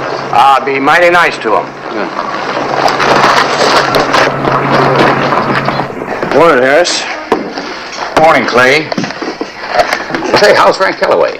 Oh, it's just shoulder wound. He's going to be all right. What's this I hear about a railroad coming in? Yeah, great thing for town. I've got a map of the proposed route. I just heard about it this morning. Yeah, a lot of people just heard about it this morning, including the man who's supposed to know all and tell all. I imagine the railroad's been trying to keep it quiet till they can buy up the right-of-way they need. The roadbed is going to skirt the town on the north, in this area here. Well, I thought that was private property. It was. From what I understand, they've bought this piece on the left, and this strip over here on the far right. Boy, somebody must have made a killing. Yeah. The Beaumonts. Ben and Cliff, wouldn't you know? This grazing area right in the middle. It's where the cattle were poisoned. Eddie Cogan's land. Great terrain for a roadbed. Railroads pay the limit for flat land like that. Well, he could use the money after losing those cattle. Does he know about this? I don't know. But he will. The epitaph will have it today. Oh, that's funny. The railroad should buy the Beaumont land, not Cogan's. I wonder why. Can I borrow this? All yours.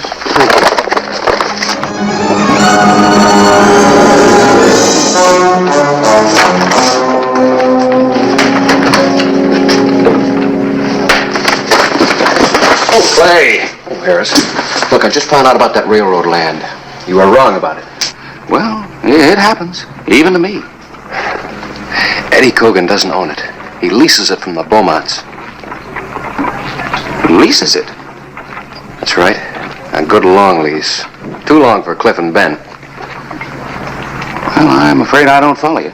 Well, look. The railroad wants that land real bad, right? The Beaumonts stand to make a fortune if they can sell it. But they can't sell it so long as Cogan has any claim to it. Well, they can buy him out of his lease. Or force him out. But there was one thing you were right about, Harris. Winnie Joe didn't have any reason to poison those cattle.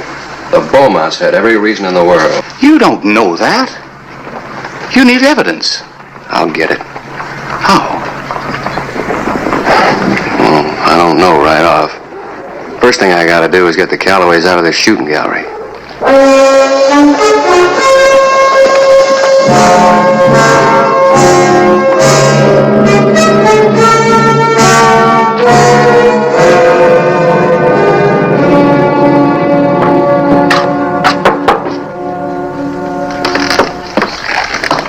Lippy.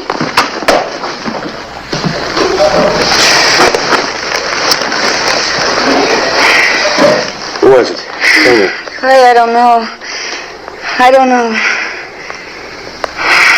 It's all right now. It's all over. They said it was a warning for Frank. I don't understand it. I don't know what he means. I think I do. Clay, we'll go to Tucson, like you say. Frank and I will go. You might not have to now. This glove, where did it come from? It's a man's glove. Yeah, I know. The one who was here, He must have left it here. I guess I put up a better fight than I thought. Sure looks like it. Come on, let's get you to the doctor. Oh, no, Clay, I'm all right. Oh, Clay, I'm all right, thank you. I'm not so sure of that. Yes, I am, really. You think you're well enough to make a positive identification? Oh, Clay. Clay, don't ask me to do that, please. Don't ask me any questions about this man. Frank will be killed if I...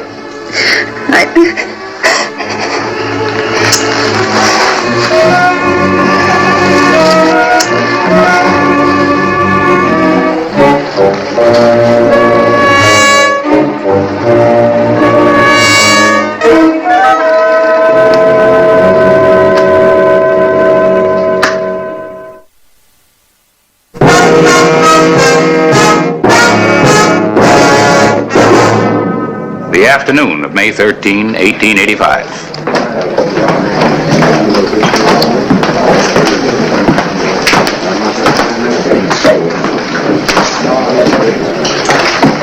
Took you so long. To get my face fixed up. That dame, she's a wildcat. What you did to me. Yeah, what'd you do to her? I like scratches on my face. Never mind your face. How is she? Scared silly. She'll make sure that her husband keeps his mouth shut.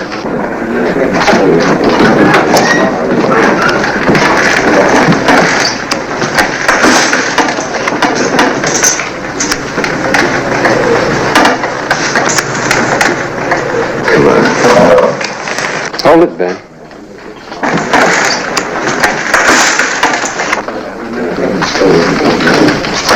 What happened to your face? You cut yourself shaving? Yeah, my hand slipped. That's kind of clumsy of you. Now, you're wearing gloves? Now, Clay, you know you don't wear gloves shaving. I thought maybe you might. That ain't Ben's glove. No, of course it isn't.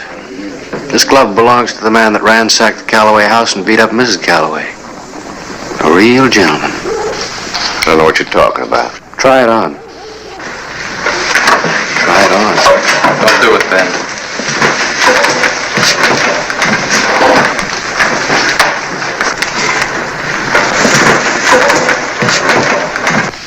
You trying to accuse me of something, Hollister? Well, if the glove fits, yes. If not, I'll offer you a public apology. You better try it on.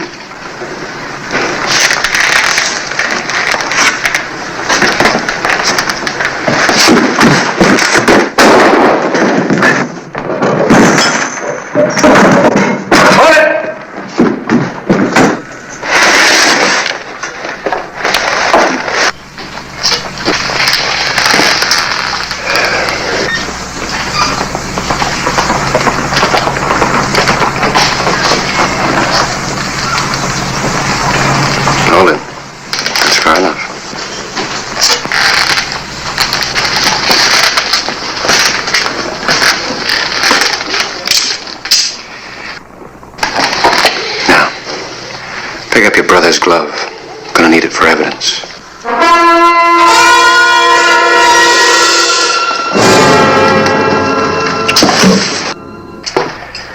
This is the same saw Winnie Joe used. I thought you'd like to know. How's my brother? He's dead? Look, Sheriff. It was Ben's idea fixing those charges. He thought Winnie Joe would be convicted for sure. Well, he wasn't. He had a pretty good lawyer. You're gonna need a better one. May 14, 1885. There was another fresh grave on Boot Hill for Ben Beaumont. The prisoner, Clifford Beaumont, age 34, is charged with the murder of Winnie Joe Westerby, the attempted murder of Frank Calloway, and the poisoning of more than 400 head of cattle. What's the matter? Oh, I don't know. I could have prevented this whole mess, do you know that? How? Winnie Joe insisted that the Beaumonts were mixed up in his case, but I wouldn't listen to him. I didn't even tell Clay about it. Well, why not? principles. I was afraid of accusing innocent people. Frank, where are you going? I'm going to take a walk. Give my principles an airing. Do you want anything, honey? Yes, you and your principles.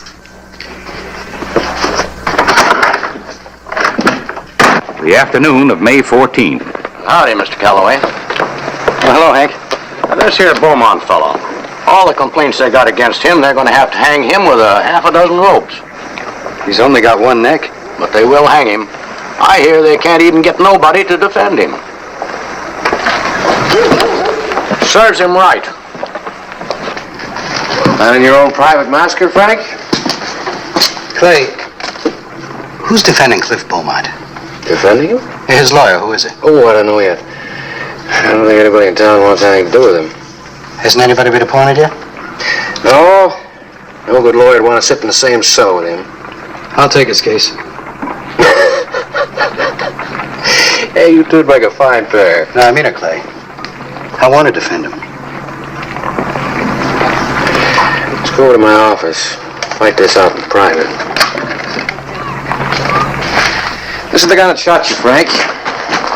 You, Winnie Joe, and the devil knows how many other people. Mm-hmm. Did he confess those shootings? Well, that's not the point. No, it's the point. Did he confess? Well, no, not yet, but there's no doubt. Well, then why bother with the trial? What? No, I mean it, Clay.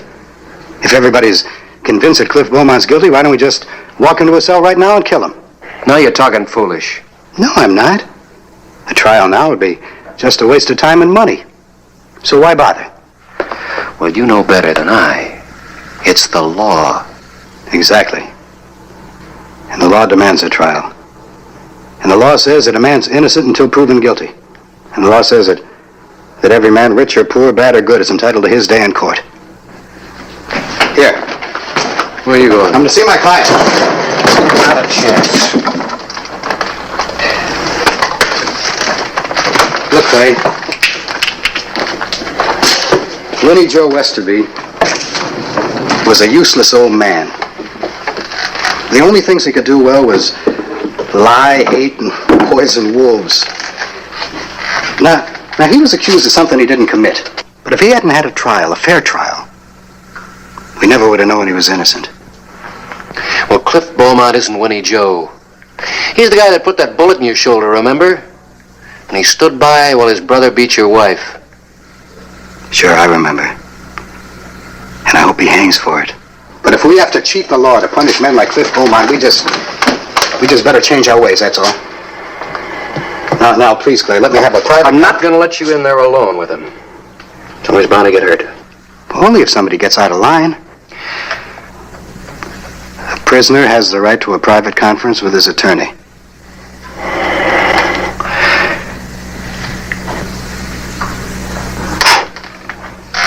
All right, Frank.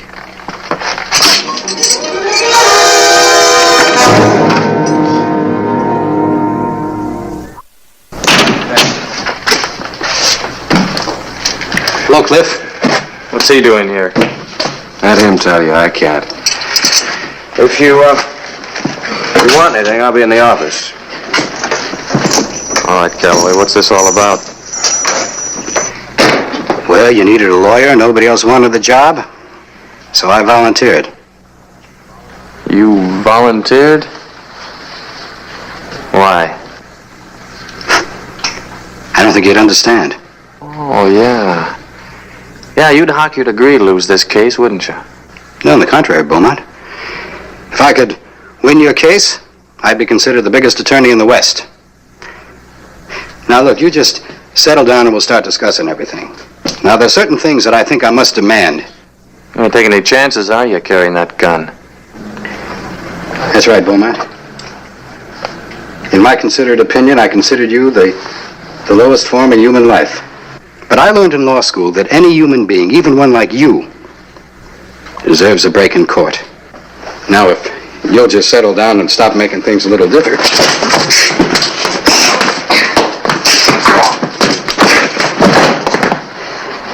I guess you asked for this.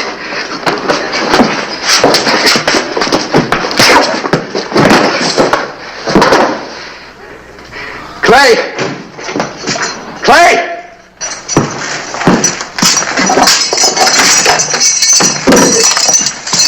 I can't talk to my client in this condition. Oh, I guess you can. Are you all right? Oh, I feel better than I felt in days. He made a grab for my gun. Yeah. You know, if I'd known you had that, I'd never let you back here. Well, now, nobody could have gotten hurt. That gun isn't loaded. All right, Counselor, you've had your moment. Conference over? No. Here, help me get my client up off the floor. He's entitled to some rights, you know. Clay, this doesn't change anything. Come on, boy.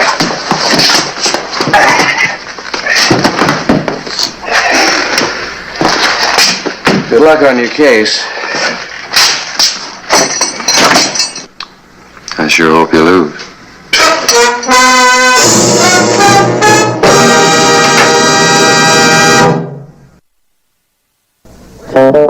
Whistle me up a memory, whistle me back where I wanna be, whistle a tune that'll carry me to Tombstone territory.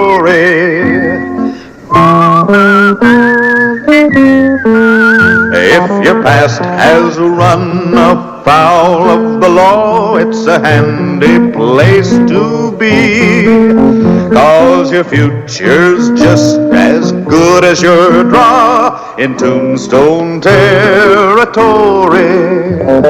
Whistle me up a memory, whistle me back where I wanna be, whistle a tune that'll carry me to Tombstone territory.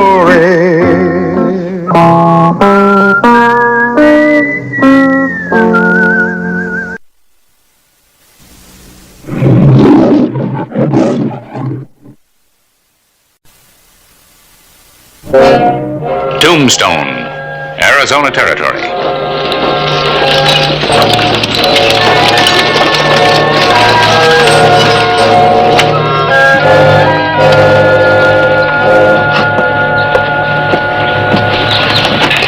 A respectable-looking lot for change. I think I see an old acquaintance. A woman friend, Harry? Acquaintance, Clay. Acquaintance. Miss Dixon? Yes. I'm Harris Clyburn, editor of the Epitaph. I don't know if you'll remember me. We met a few years ago in Kansas City when you were such big news in the suffragette movement. It was a few years back, Mr. Clyburn. It's nice seeing you again. Miss Dixon, you feel Tombstone is ripe for the suffragette movement? I wouldn't know. I'm no longer with the organization. I'll be dealing faro at the Oriental. Good day, Mr. Clyburn.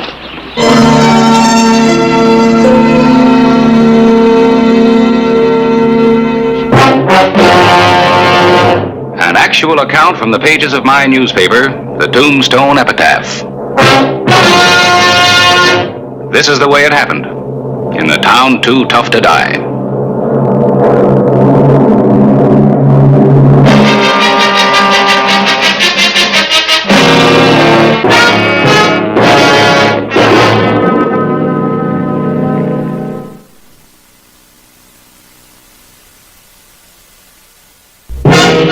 Name, Julie Dixon, appeared on the register of the Cosmopolitan Hotel. Room 17, Miss Dixon. Thank you. Do you have a Sam Dixon registered here? No, ma'am, we don't. Recently? Well, I can't be expected to keep everybody's name in mind. We have a fast turnover here in Tombstone. Could I look at the register for the past few weeks? Well, we're not supposed to,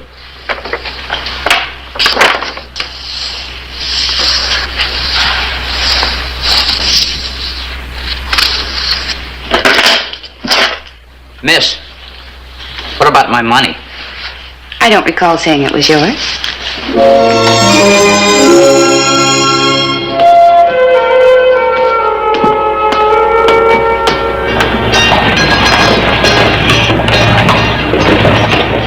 Richie Farrow, owner of the Oriental, had struck it rich with his lady faro dealer. Hello, Richie. Hello, Hollister.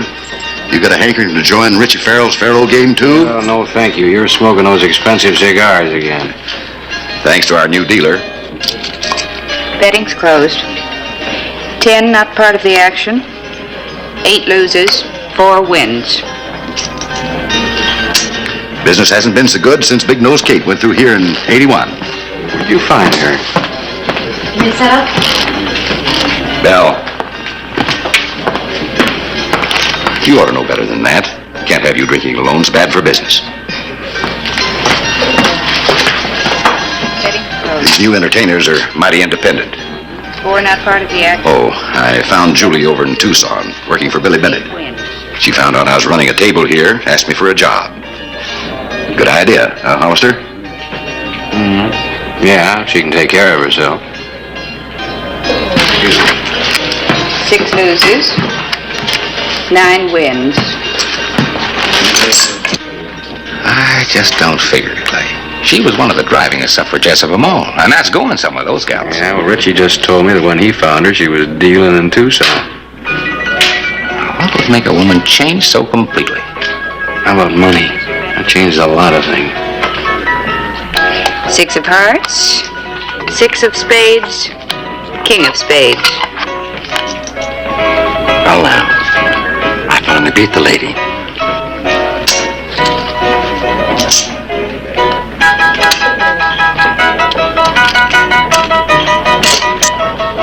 Little short there, ain't you, lady? It's 4 to 1 when you call the turn. Not on a cat hop. Cat hop? I don't know nothing about cat hop. A cat hop is when 2 of the last 3 cards are paired. Calling a turn in that situation pays 2 to 1. You'll find it in the rules on page 47. She's a natural-born dealer, Harris. She got ice water in her veins. She's a cool one, all right. Must kill a woman of her background to make her live in this way. Take a good look, Clay. You can't say that's a happy woman.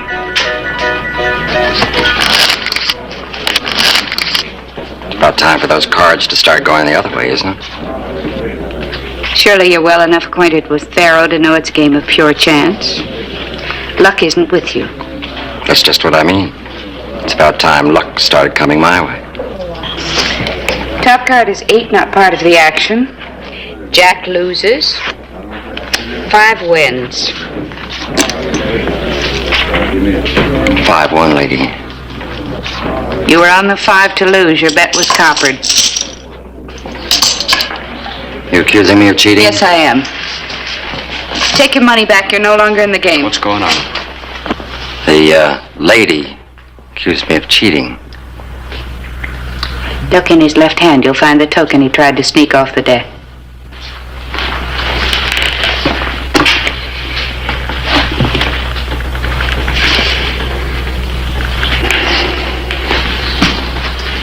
There you are, ma'am.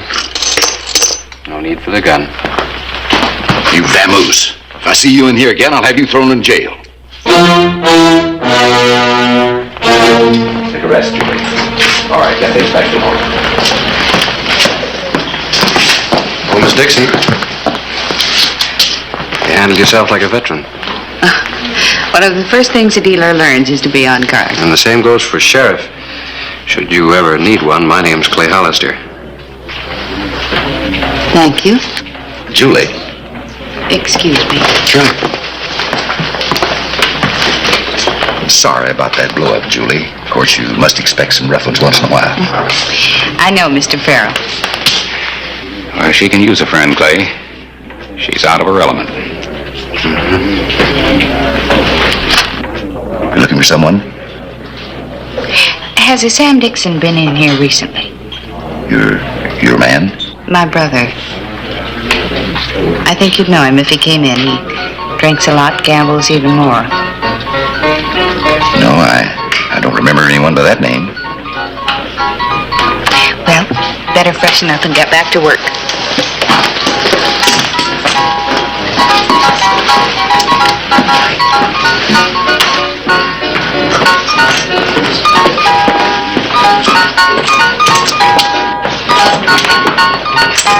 Bell Winters had been around. She knew men. She also knew what was troubling Julie Dixon. I brought you a relaxer. I don't drink. What are you doing? Looking for a name? You're still fooling around with that crazy notion of yours. It's about time you had a drink.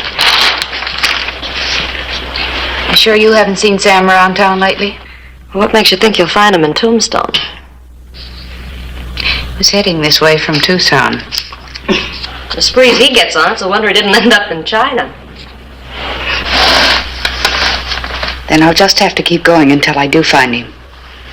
I'll come face to face with him one day if it takes the rest of my life. You know something? I really think you mean it. Why do you think I took this up? Because I like it. I hate every minute of it, but I'd do anything to find him. Tom Scott was just a man. It's only been 6 months. You'll get over it. Not in 6 months or in 6 lifetimes. You had quite a thing for Scott, didn't you?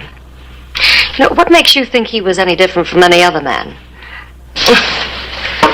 Man, I think your brother did you a favor by killing him. I intend to return the favor.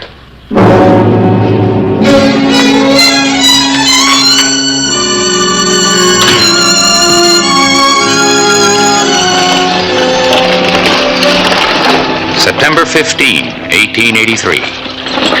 Julie Dixon became a familiar figure at the stage depot.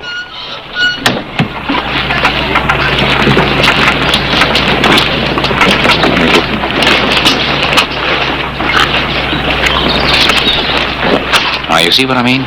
She's met every stage and she's come to Tombstone. Well, maybe she figures like I do. Sooner or later, everybody comes here. She's looking for somebody, that's for sure. I wonder who. Oh, come on, you worry too much. Somebody or something changed her. Ah, the Oriental. That other place didn't look too bad to me. Come on.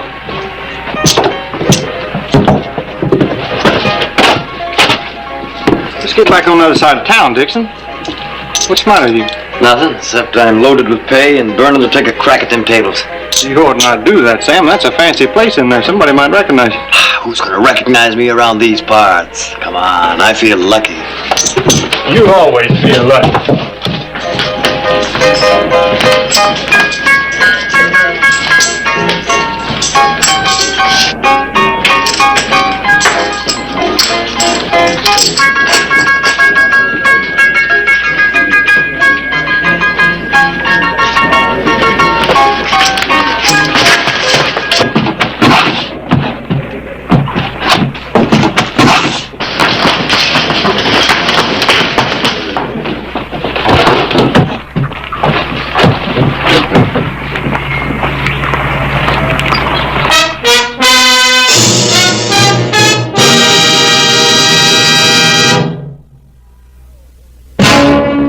September 16, 1883. Mail was in. A few circulars. Thank you, Lee.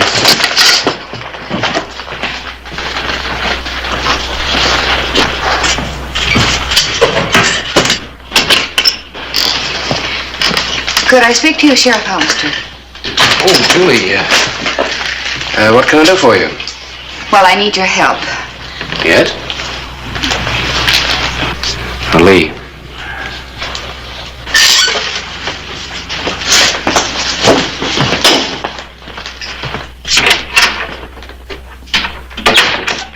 I know a lot of people are wondering how a suffragette becomes a faro dealer. It's unusual, I guess, but I thought it was the best way to find my brother. Is he a dealer, too? No, I wish he were. He's always on the other side of the table. Gambling's an obsession with him, but... Well, he is a good man. And since my father died about 6 months ago, he's all I have left. You haven't seen him since?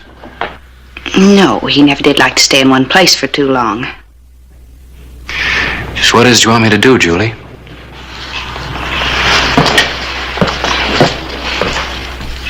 Find him. If I could just talk to him, I'm sure he'd listen to me. Maybe he'd settle down, make a life for himself. My father left us a little money. You must love him very much. I do. He just got started off on the wrong foot. I'm afraid I'd never heard of a Sam Dixon in Tombstone. I know Tombstone attracts a lot of gamblers. I thought at last I'd find him here. What kind of work does he do? Oh, he can do most anything. I have a picture of him. He's had a lot of experience riding herd. May I keep this? I'll ask around. Thank you. That's very kind of you. If you should see him, I hope you'll keep it a secret. Sam's the independent sort. He wouldn't like to think of his sister taking care of him. I understand.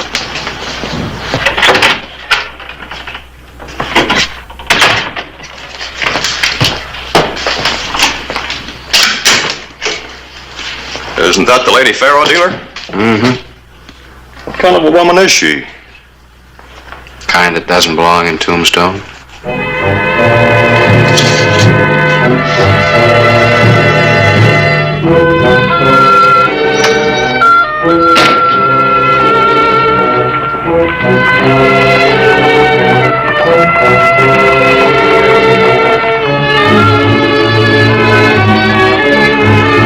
Clay Hollister told me of Julie's visit to his office. He found himself pledged to helping the girl find her brother, and also committed to turning him over to the authorities in Silver City, where Sam Dixon has shot and killed a man over a card game. You know anything else about Julie? Nothing. Like all suffragettes, her background was respectable and dull, as far as I could tell. What do you think you'll do?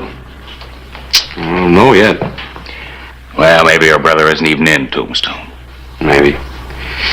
But if he is, the best thing I can do is find him and get him out of here fast before she finds out about it. And I better start looking. I'll keep this out of the paper. Thanks.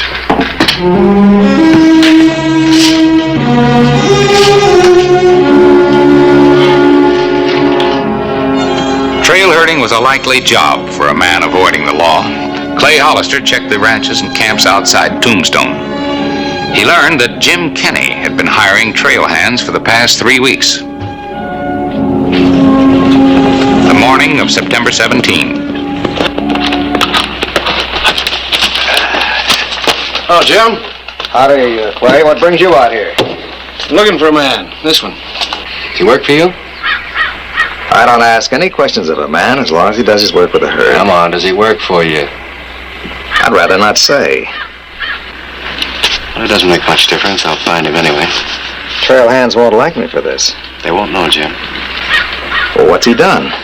He killed a man in Silver City, Jim. Where is he? Good afternoon's ride from here. They'll be bedding down at the southern foot of the Dragoon Mountains.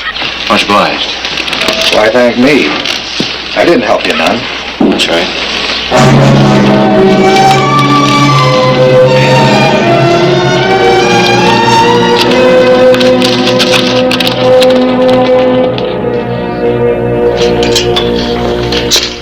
Good afternoon, ma'am.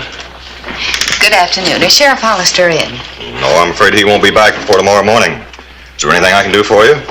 He's gone out to pick up that man in the poster.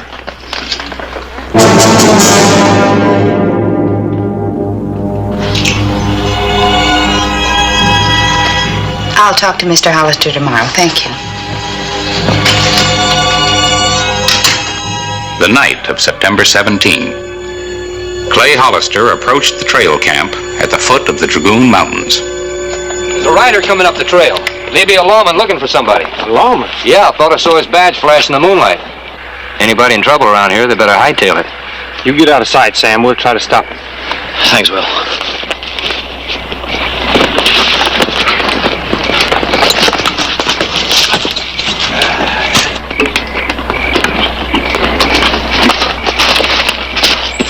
Well, howdy, Sheriff. What brings you up here? Looking for Sam Dixon. I understand he's riding with you, fella. Somebody sent you out riding for nothing, Sheriff. We don't know no Sam Dixon, do we? Nope. Are you the only lookout? That's right, I'm the only one. Where's Dixon? Now, look, Sheriff, you doubting my word? I told you, we don't know no Sam Dixon. How come there are 3 bedrolls and only 2 men? Oh, now, looky here. If you...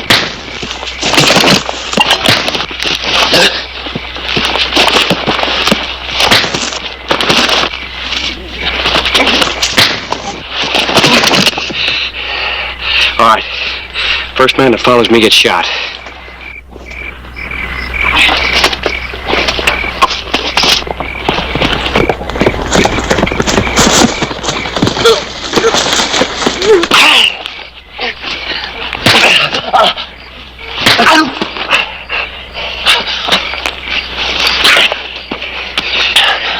We got a long ride, boy. It's up to you whether you make it back in one piece or not.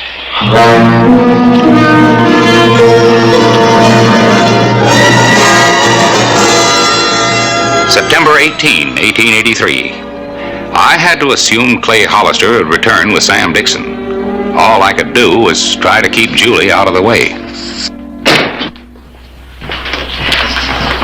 Morning, Mr. Claiborne. Morning, Fred. Looking for someone? Yeah, Miss Dixon. She left a little while ago. Didn't even have breakfast.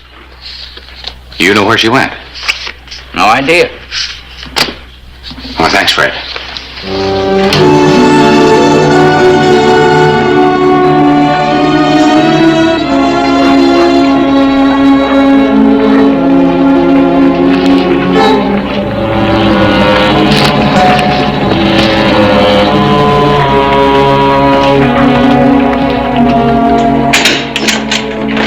Morning, Mr. Clyburn. Well, hello, Miss Dixon. You, waiting for Clay? Yes. Well, now, you know, he won't be back till much later on today. I was still at the hotel looking for you. I thought maybe if you hadn't had breakfast yet, you'd give me the pleasure. Not today, Mr. Clyburn.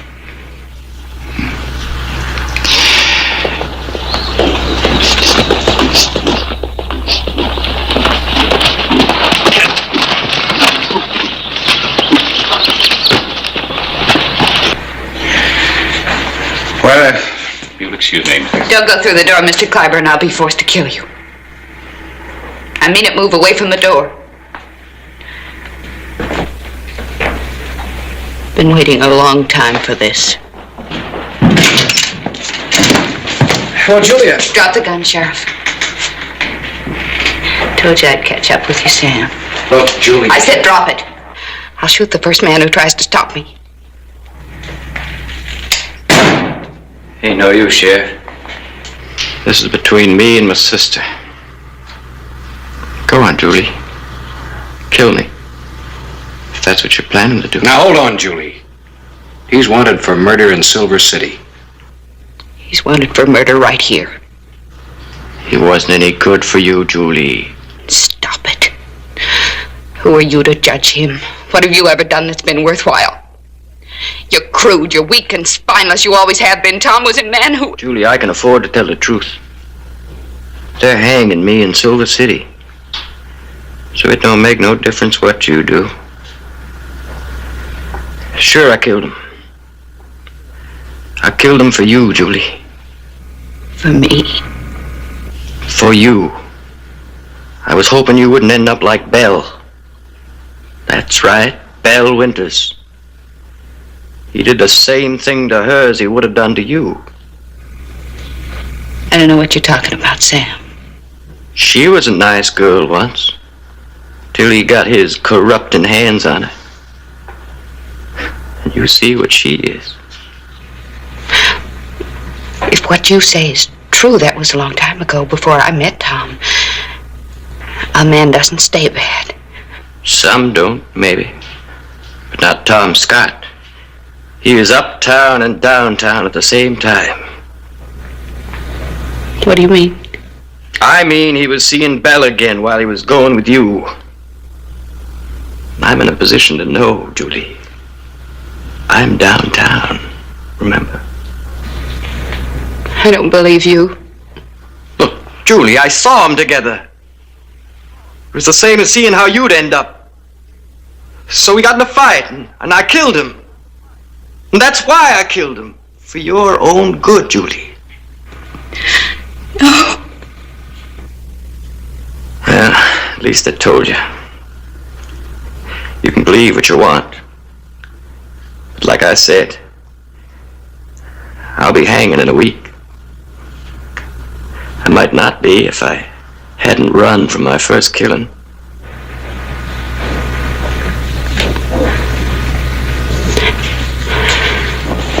get his gun, Sam.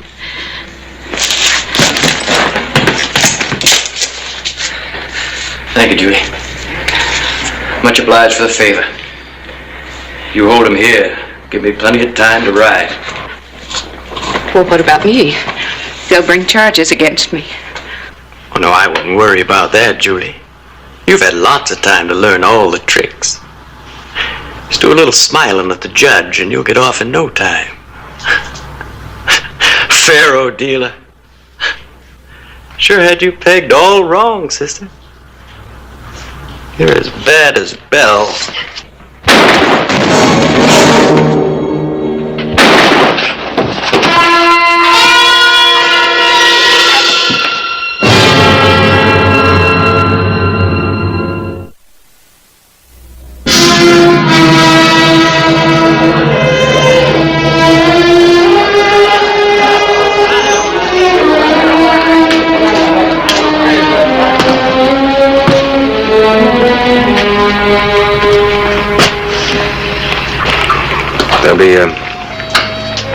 There'll be 2 charges, Julie. Aiding and abetting, murder. Well, I can at least testify for your past character. You might get off, if that's any help. It isn't. That's the way it happened. In the town too tough to die. Whistle me up a memory, whistle me back where I wanna be, whistle a tune that'll carry me to Tombstone territory.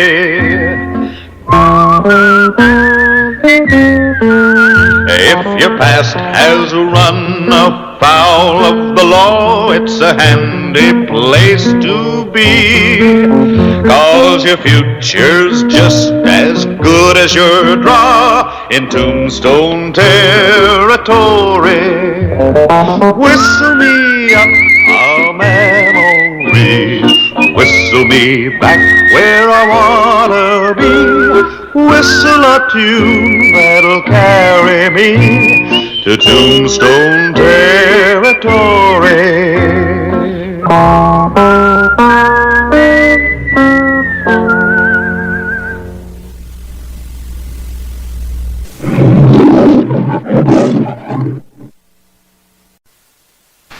Tombstone, Arizona Territory. The fabulously rich silver mines brought many elements to Tombstone.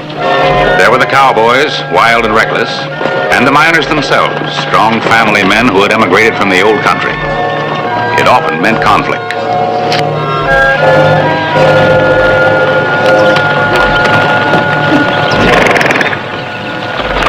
Been all morning on the road from Charleston. I got a lot bigger thirst than them daisies.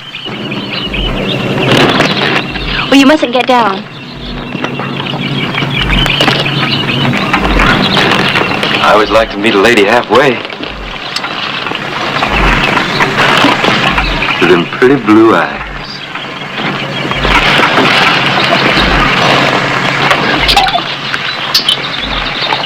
That hits the spot. I'll take it in for you. No, thank you. Why don't you just sit a while on that nice shady porch with me? No, please give it. I'll settle for a hug and a kiss. Lisa! Into the house, Lisa. Off with you now, quick. You know, I never figured that a Cornish miner would have a daughter that pretty. I said off with you.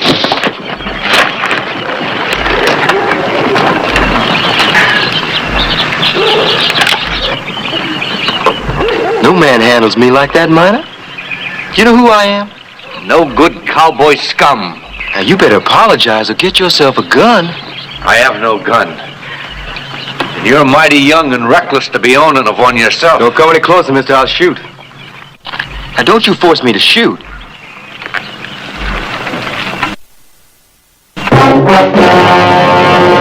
An actual account from the pages of my newspaper, the Tombstone Epitaph. This is the way it happened. In the town too tough to die.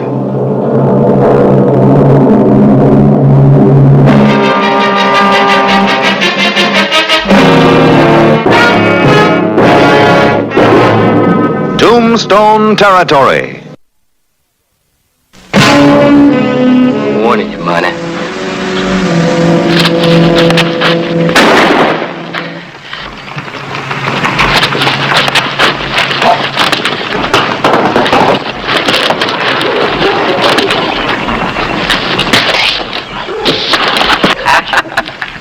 Come on, Minor, get up.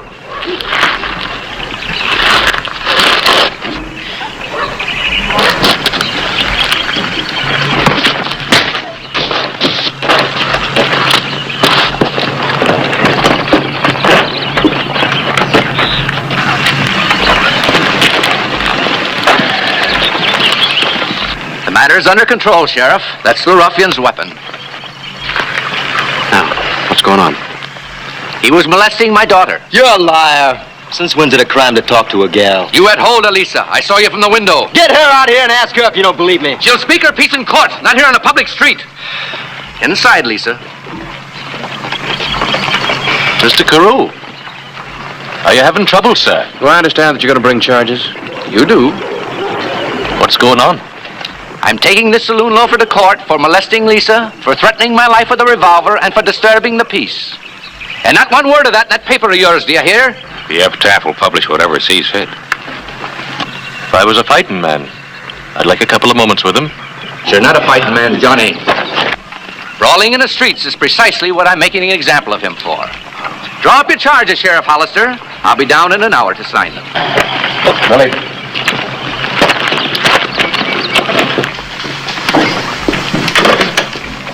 Lisa.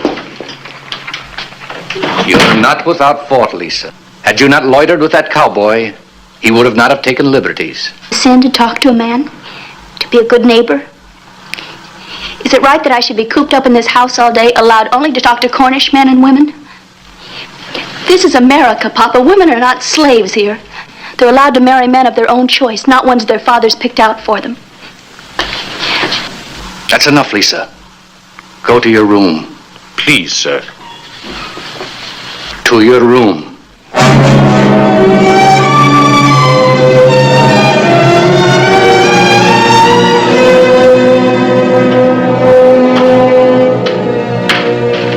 The afternoon of May 12, 1880. Hi, Clay. Oh, Frank. Frank? Get me out of here, Frank. That's what I'm here for, Billy. Put your hat on. What are you trying to do, Clay? Set an example of us boys from Charleston? No, Frank. Billy just made a pass to the wrong girl. Daughter of old man Carew, mining superintendent at $1 million.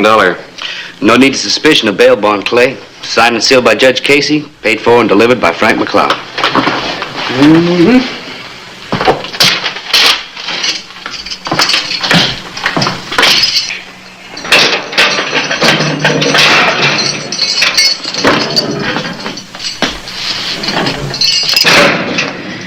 Let's not try to settle this out of court, Billy.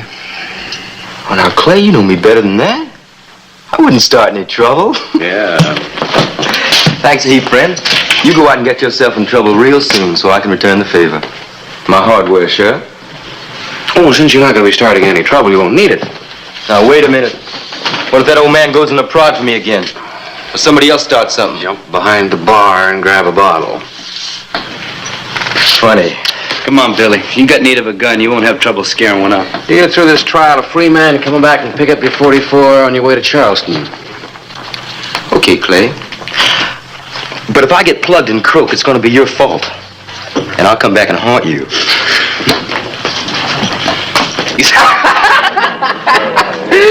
She was out there just a sprinkling the daisies, as pretty as you please. Hey, Billy, somebody outside wants a word with you. With me? You're Bashful Billy Clanton, ain't you? Did you give her a name? I didn't ask. Must be Rosie. Hey, see if you can fix me up with that girlfriend of yours from Benson.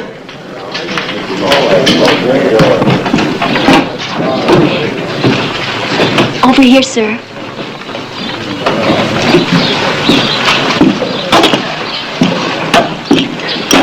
What are you doing here? I had to talk to you. Look, lady, I don't want any more trouble. I run off from home. Oh, no, that's just fine. You will help me, won't you? Whatever gave you that idea? Well, you stood up to my pa, didn't you? Well, now, wait a minute. You're getting this all wrong, ma'am. You said you wanted to sit on the porch with me. You said you wanted to kiss me.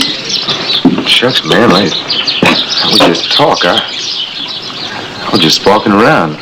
You didn't mean it? Need any help, Billy? It was nothing, Frank. I'll be right in. Afraid I'm gonna beat your time, Billy boy? I said it was nothing, Frank. Hey, this is her. Yeah, now beat it. What's she doing here? None of your business. Why, Billy boy, this sounds serious. Look, Frank, don't push me too far. Okay, Billy, I'm sorry. Okay.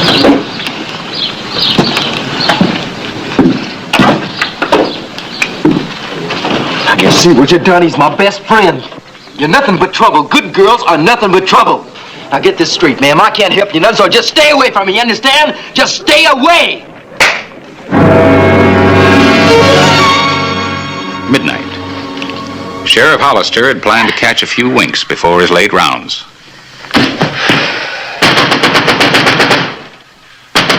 That's what he had planned.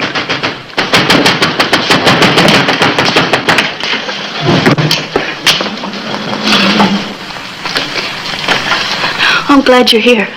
I was so frightened. All right, what's the trouble? I thought he liked me, You thought who liked you? but Billy Clanton.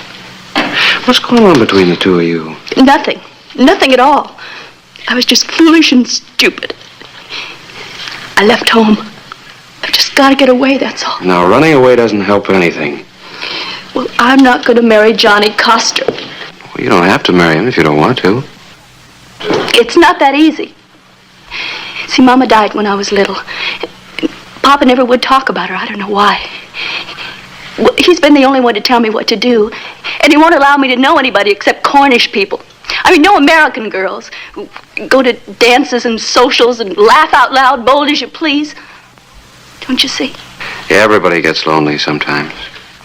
And now I've been promised to Johnny Coster, just like they do in the old country.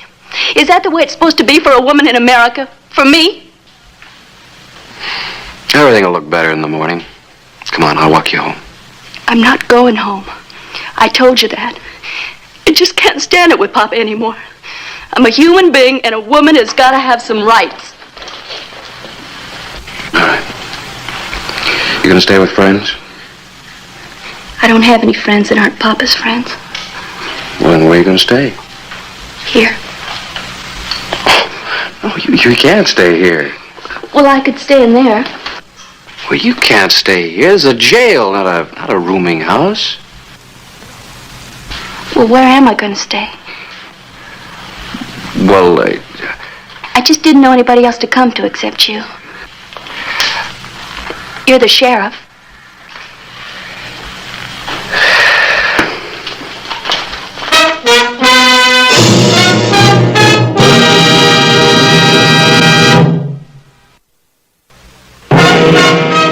The morning of May 13, 1880. Johnny Coster was a troubled young man. Lisa's run off, Sheriff. Bed wasn't slept in all night. Old Caruth's fit to be tied. Now, take it easy, Johnny. Have some? Thank you, no. I know it don't mean much to you, Sheriff, but I'm fond of Lisa.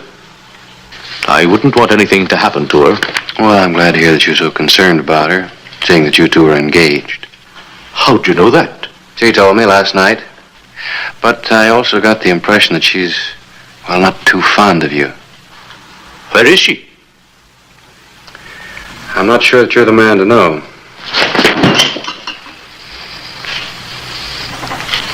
This is family, Mr. Hollister. You've no right to meddle. Now, you listen to me, John. Frightened girl came in here last night looking for protection. I'm not about to throw her to the wolves, even if her father is one of them. Understand this, Mr. Hollister. Lisa's happiness is my only concern. It's all right, Lisa. Come on in. Miss Carew spent the night at the Palace Hotel, courtesy of the sheriff's office. I'm not going home, John. I'll do anything, but I'm not going. Well, what you do now, Lisa, is between you and your pa. But there's something else. Something you told Mr. Hollister that's between you and me. Well, now, look, I'm not very good at peacemaking, but Answer me straightly. Did you run away because I asked your pa for you to marry me? Yes. Don't you like me, Lisa? Oh, it isn't that. I like you, John. Well, what is it then? Well, it's just that you were always Papa's friend. You seem like my uncle. I mean, like my brother. You never even looked at me. You never once told me that you liked me. Well, then I'm telling you now. I like you. I can't ever think about a woman, but it's you that I'm thinking of. I want you for my wife. You're just saying that to get me to come home. No, I swear what I'm telling you is the truth. Come now. I'll take you home to your pa. No. I have to be sure. If I went home now, I'd never be sure of you, or of myself, or of anything.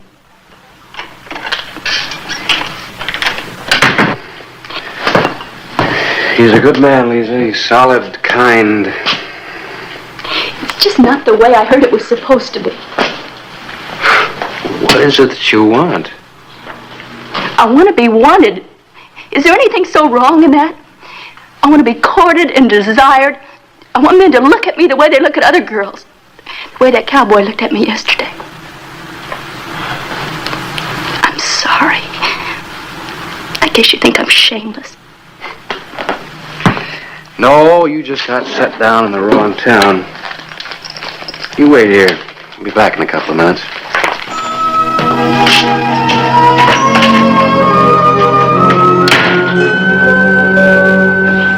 Billy? Want a word with you. Don't let him buffalo you.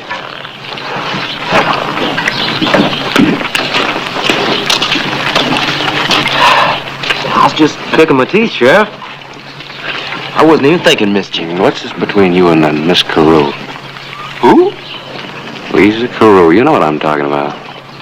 Why, nothing, Sheriff. I never laid eyes on her until yesterday. Pretty powerful eyes, if you ask me. You're giving her notions. Notions? Like what? Like getting married. You just right for marriage. Now, hold on a minute, Clay. You got the wrong man. I don't go much for barnyard hens. I like my chicks wild and gamey. Marriage would do you good. Might tame you down before you got that fool head blown off. Oh, Mr. Carew, you looking for me? I see you, Hollister. You and this barroom stew bum with your heads together. There's no place to talk. I don't want words with you. I want my daughter. I believe you and this cowboy know where she is. Look, you buzzard, I've had just about as much out of you as I can take. Don't be yelling at me, you scum. I'll settle with you in court. That's it. That's enough. Billy, you and Frank go inside.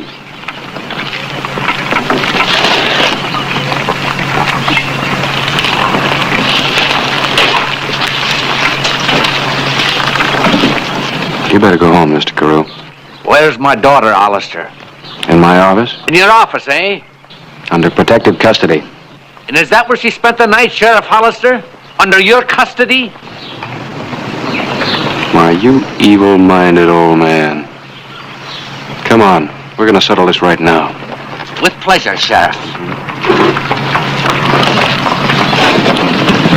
Well, you don't carry a gun. What am I supposed to do? There's many ways, Billy, if you got a mind for it. Well, I got a mind. Just don't see how. Drink up, friend. You want to get the picture real clear.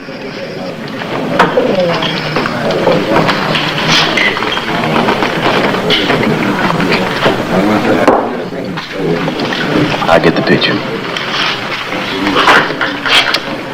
Real clear.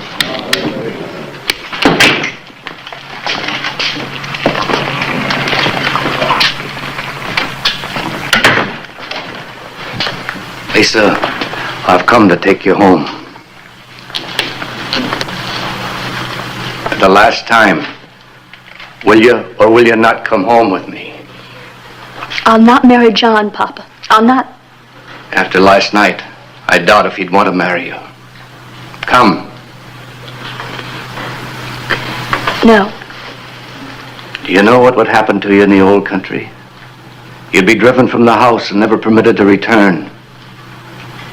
I'm giving you this second chance, your last chance. Are you coming? I've always been good, Papa, and obedient. Don't you care what I want? Don't you care about me? Care about you? The only thing I have in this world. Come home, Lisa. I'm afraid to go home. Afraid not to. What? I'm afraid I'd end up hating you. Hating me.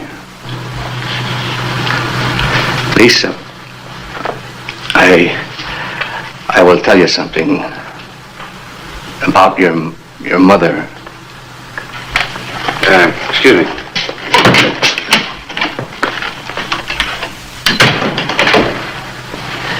You remember your mother, Lisa? Yes, a little bit.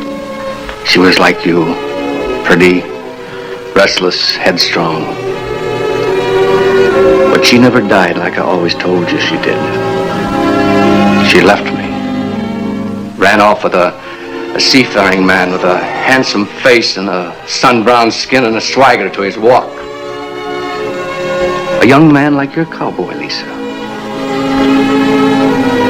Yes, I have been strict with you. But I wanted to raise you so you wouldn't turn out like her. Maybe that's where I was wrong. If I have made a mistake, I pray the good Lord will forgive me.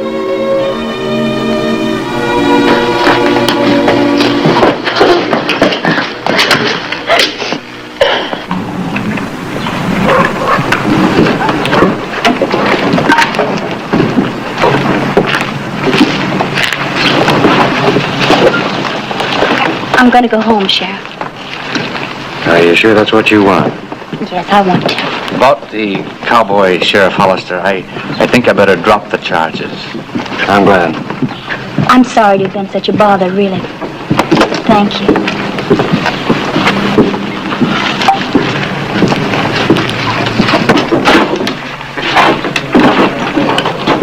Hey, how about my bottle?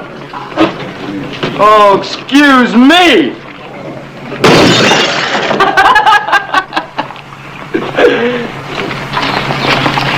You sure get the picture real clear? Mr. Carew! Wait here, Lisa.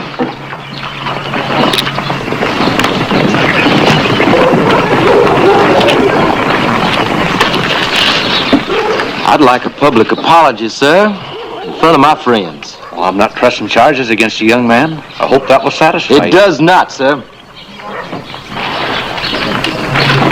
You linked my name in a scandalous fashion with your daughter. And I'm not about to sink so low as to have truck with minors. Or minors' daughters.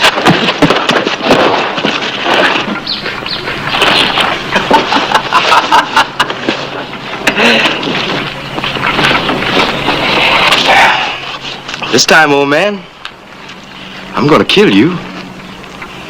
Better go get yourself a gun. I've never used a gun in my life, but I'd like to get my fingers around your living throat. You better learn how to use one quick. Let him alone. You're drunk, and he's an old man. Off the battlefield, miner, or make your fight mine. Johnny, take Lisa home. I'll not be leaving you for dead, Mr. Carew.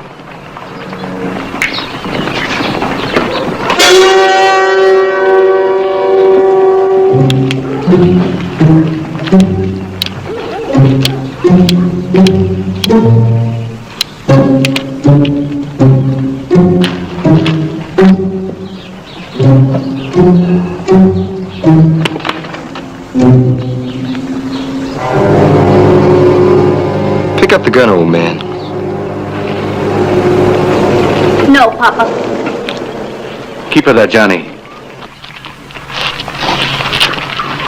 I'm giving you more than a fair chance, old man.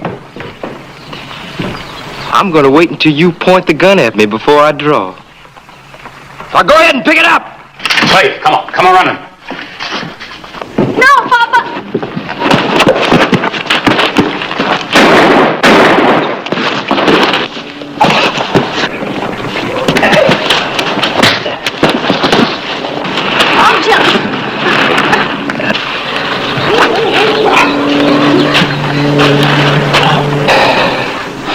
I had hopes for you, Billy. But you're nothing but a worthless troublemaker. You almost killed a man. If you ever make trouble in Tombstone again, I'll stop you again. So help me, I'll stop you good.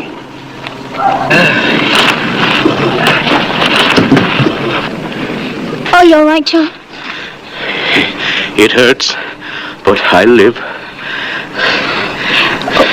John, I'm sorry.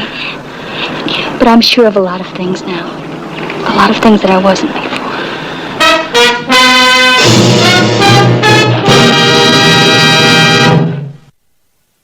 May 20, 1880. An important event was about to take place in the Carew home. So, folk, we're late. I gotta wear a tie. Oh, all duded up. How does it feel to be best man at a wedding? Too close for comfort? Funny, wasn't it? What is it? Lisa couldn't even see Johnny until he picked up that gun. Then, all of a sudden, he's her kind of man. Oh, what women do, I don't even try to reason out. Next time I go to be a peacemaker between a man and his woman, grab me over the coattails, will you? You better get down to Rosie's place, Clay. She just took a shot at her new man. Oh! Have you forgotten already? Is he hurt bad? No, just a scratch. But he's holed up in the Baptist church and don't dast to come out. You tell him to stay there until after Johnny Coster's wedding is over. How's that?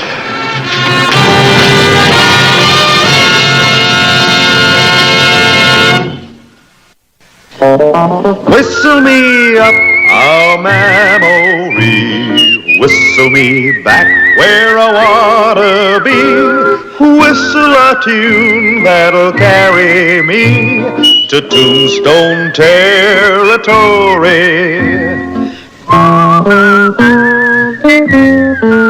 If your past has run afoul of the law, it's a handy place to be, 'cause your future's just as good as your draw in Tombstone territory. Whistle me up a memory, whistle me back where I wanna be, whistle a tune that'll carry me to Tombstone